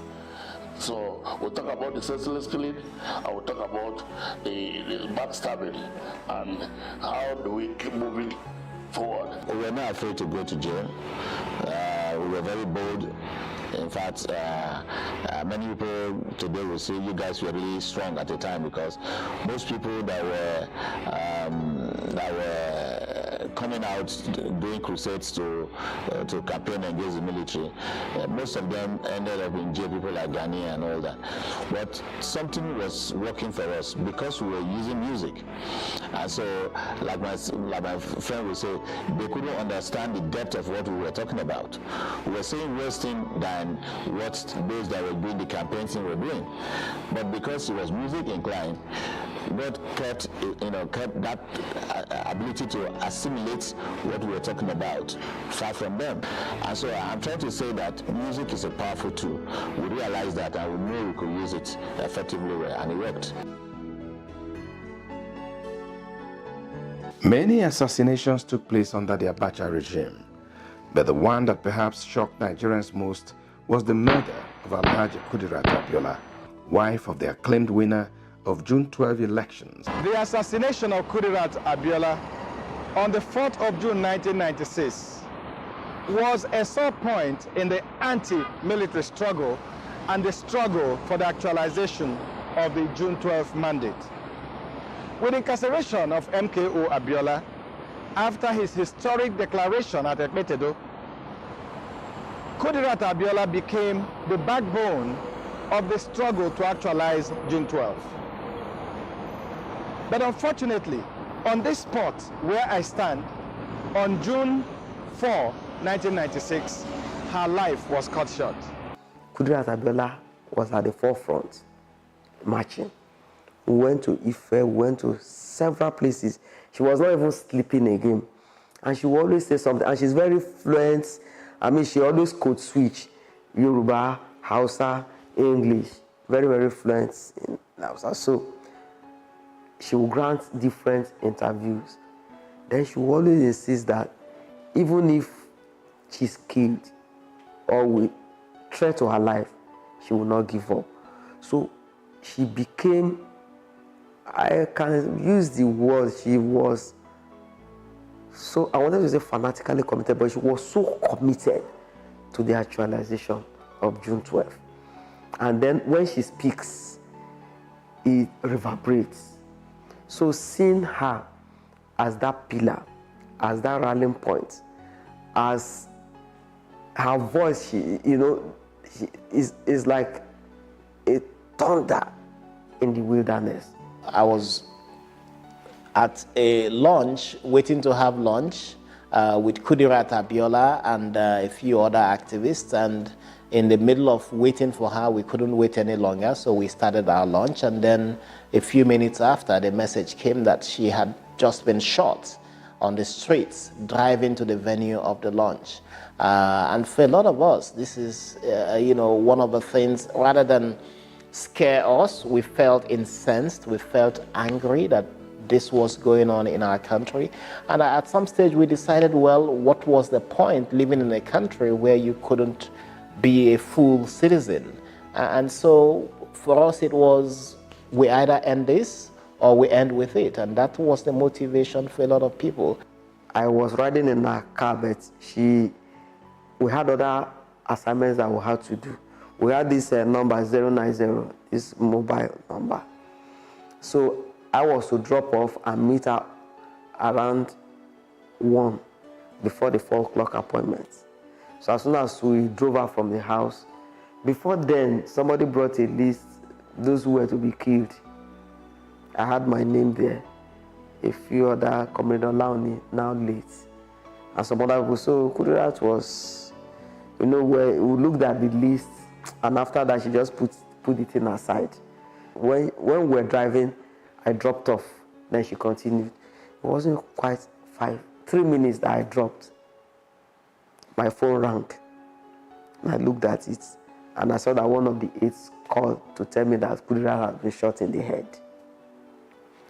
So where are you? We said Eco Hospital. So we started. I didn't even know how I got there. So getting there, they said she had died.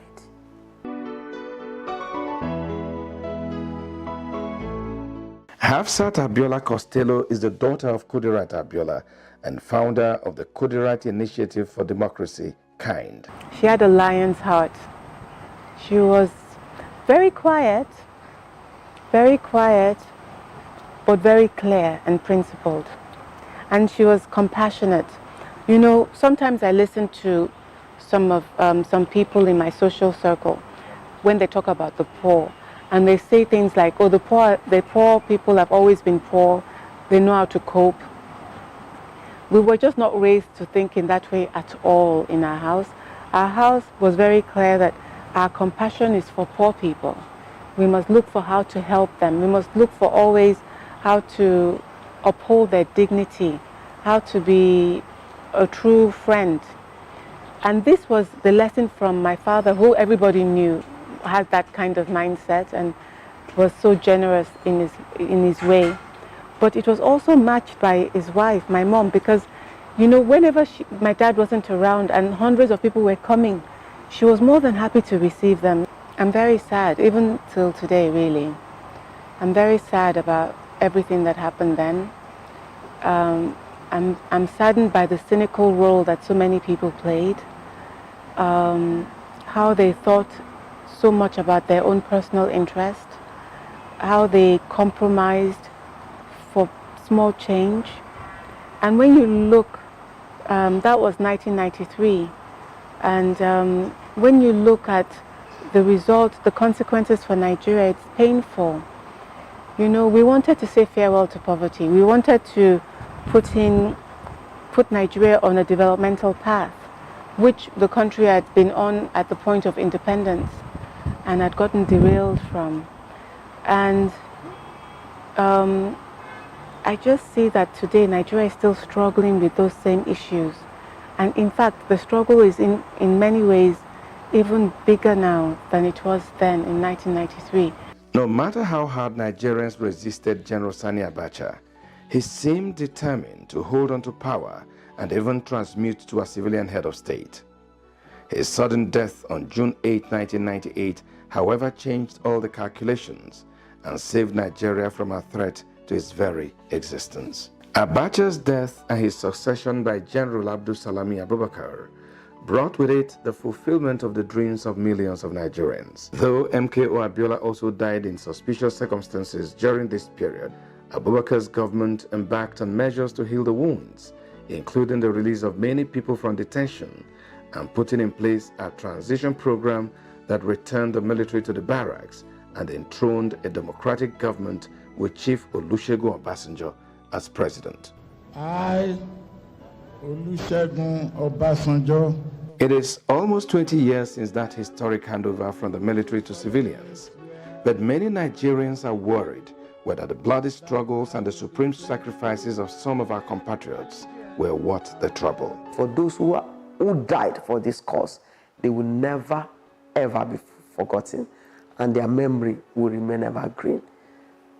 We fought. This is not what we crave for, where we are.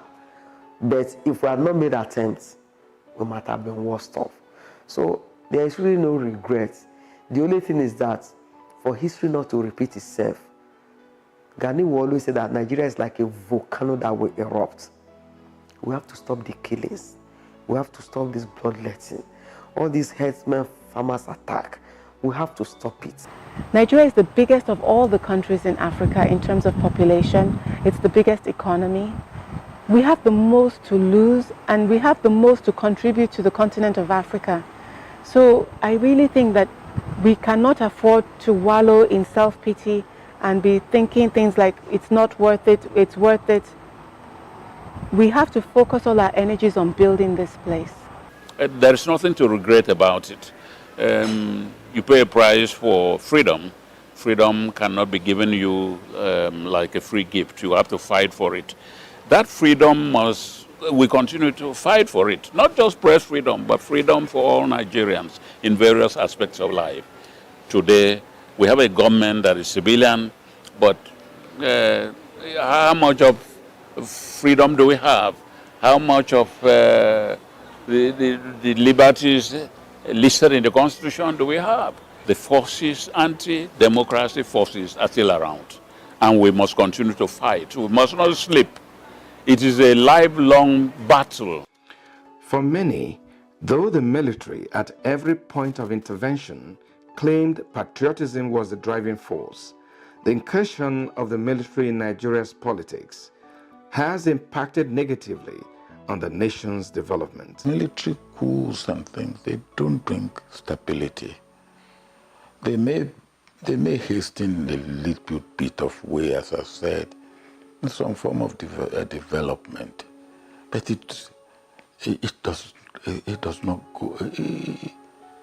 Such development can only be entrenched if and last longer if democracy takes over. Because each time a military government comes in, is instability. Whatever democratic government you have, provided you maintain democracy, is better than any form of removal or changing of government or regime through the barrel of the gun.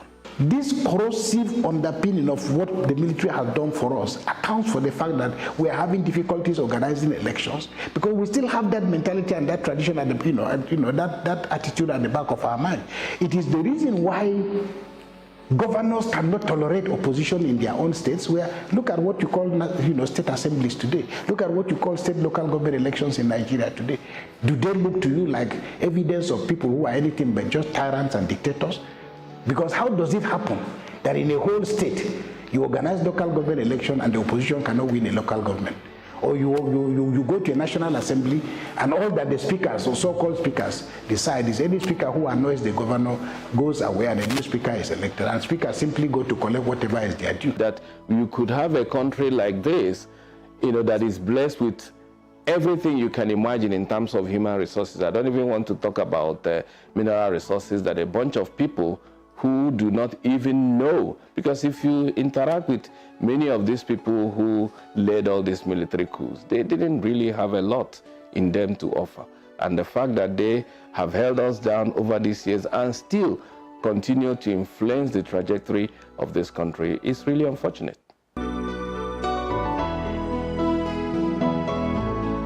Very unfortunately today, most of the ills that brought the military into governance, like tribalism, corruption, indiscriminate killings, and ethnic rivalry, are returning in full force.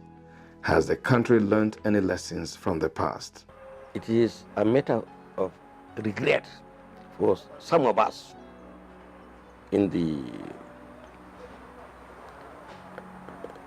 politics that from 1999 to now, to date, lessons, important lessons supposed to have been learned are not learned. Democracy, if it's mismanaged, it becomes civilian dictatorship.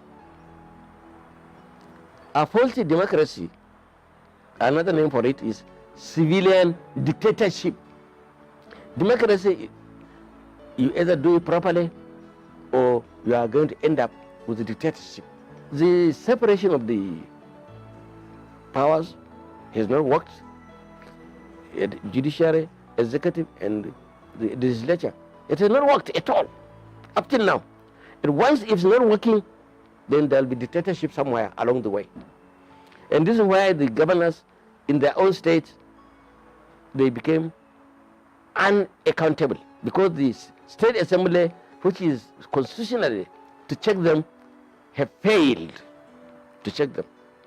Or they can't check them because of the usual compromise. Rwanda was made up like this. The people saw it coming. Ethnic, religious warfare. Nobody there to stop it. Chaos finally coming in, dovetailing into anarchy. We saw Bosnia-Herzegovina. We saw the former USSR, United Soviet Socialist Republic. People say, oh no, it can't break up. Today, how many countries came out of USSR? Even Sudan here, less than 4 or 5 years ago, broke up into Southern Sudan and Sudan. Nigeria almost broke up between 1967 and 1970. It took one who has said he was going to carry out a bicycle expedition against the Biafrans from the Nsukka axis. 3 years to know that you can know when a war starts, but you may never know when it will end and the consequences. Little droplets of water build up oceans. You cannot treat eczema, you cannot treat leprosy with the medicine meant for eczema. It will not cure it. We have seen a continued depletion of the human freedoms and liberties that democracy promised us in 1999.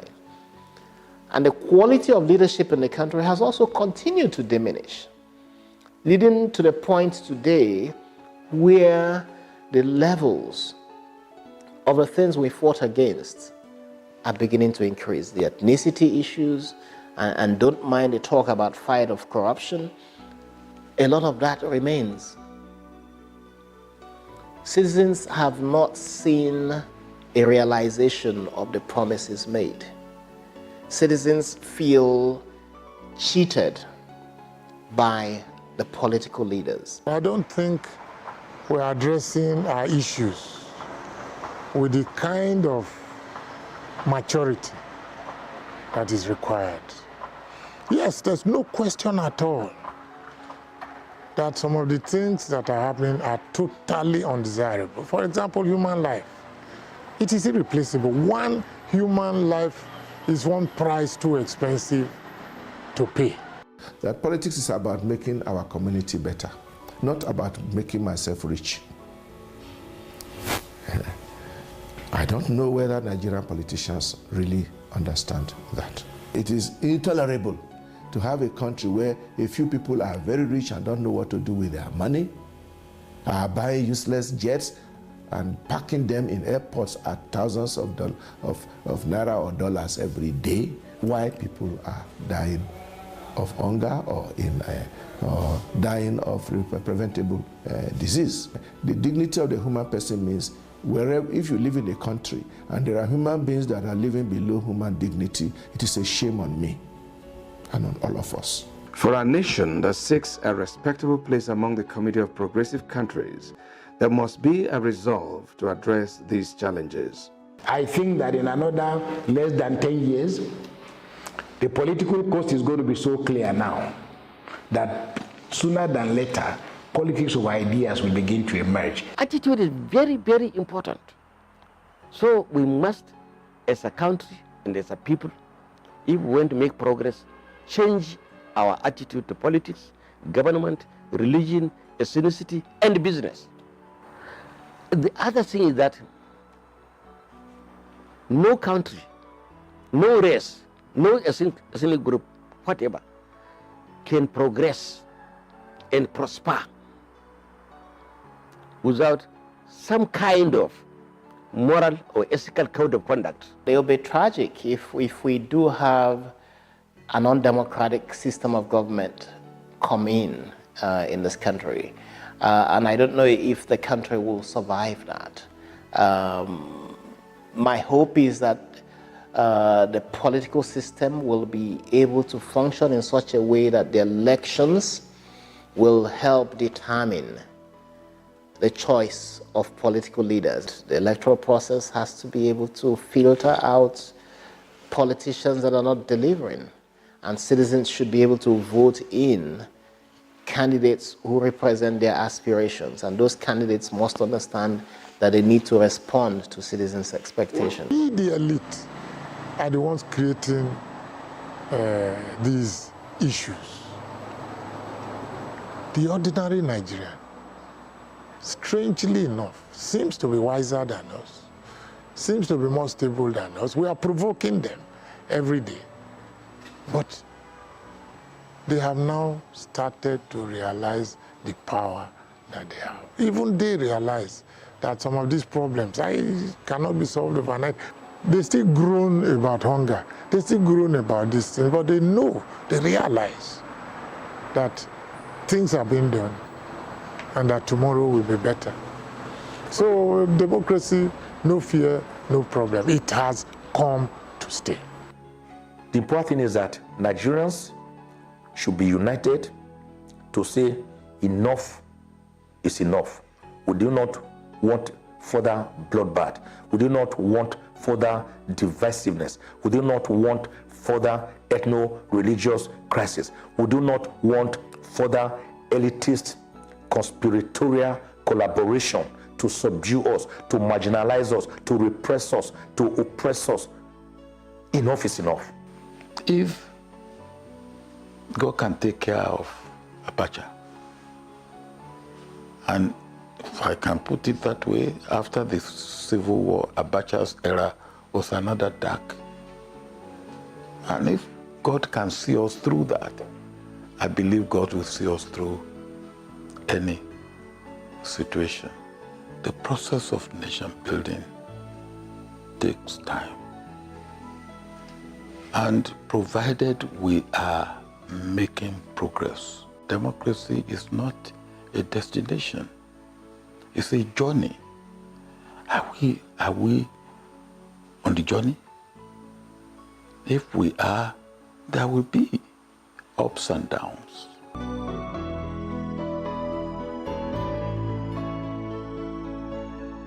On June 6, 2018, President Muhammadu Buhari recognized June 12 as Democracy Day and bestowed the country's highest honor on the presumed winner of the June 12, 1993 elections.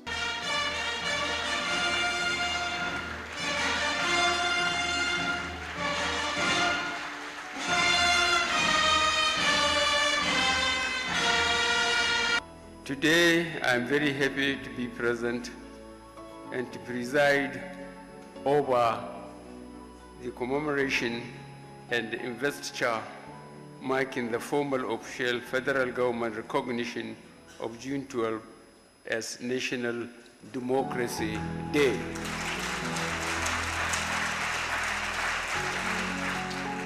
Was that an admission that the military had wronged the Nigerian nation and there was a need for restitution? Was President Muhammadu Buhari opening a new chapter in a conscientious pursuit of the ideals of democratic governance? No matter the signals that the old symptoms that undermine Nigeria's democracy are becoming evident again, the patriotic commitment of Nigerians to democracy and good governance may hold the assurance that Nigeria will surely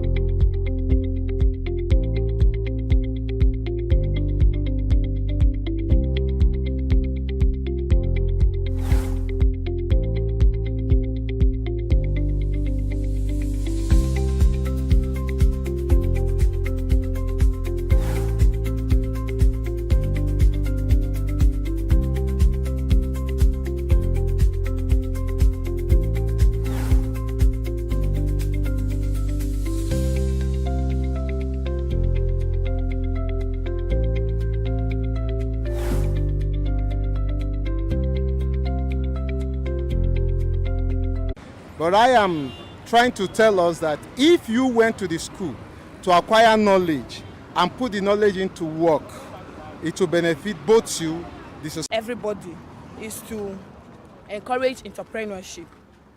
Encourage entrepreneurship is very, very important.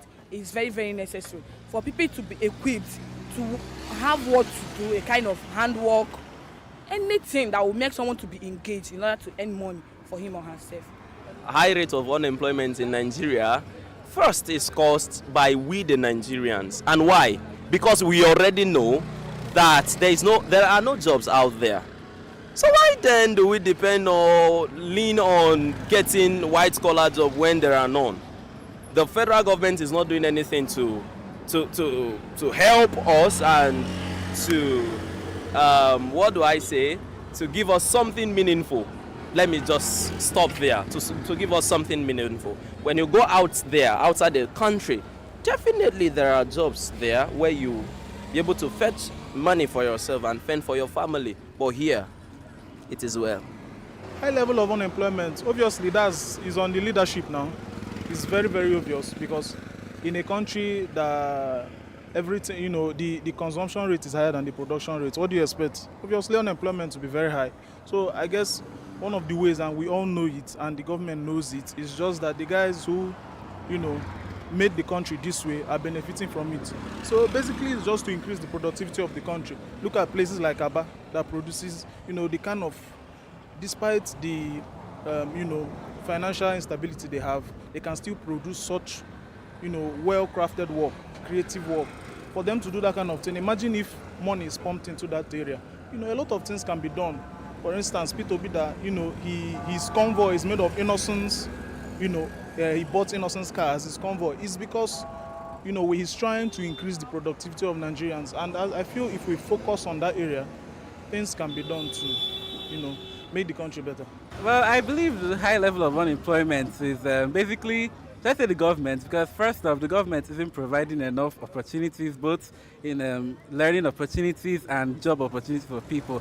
People actually go to school in this part of the world because we are very educated people here in Nigeria.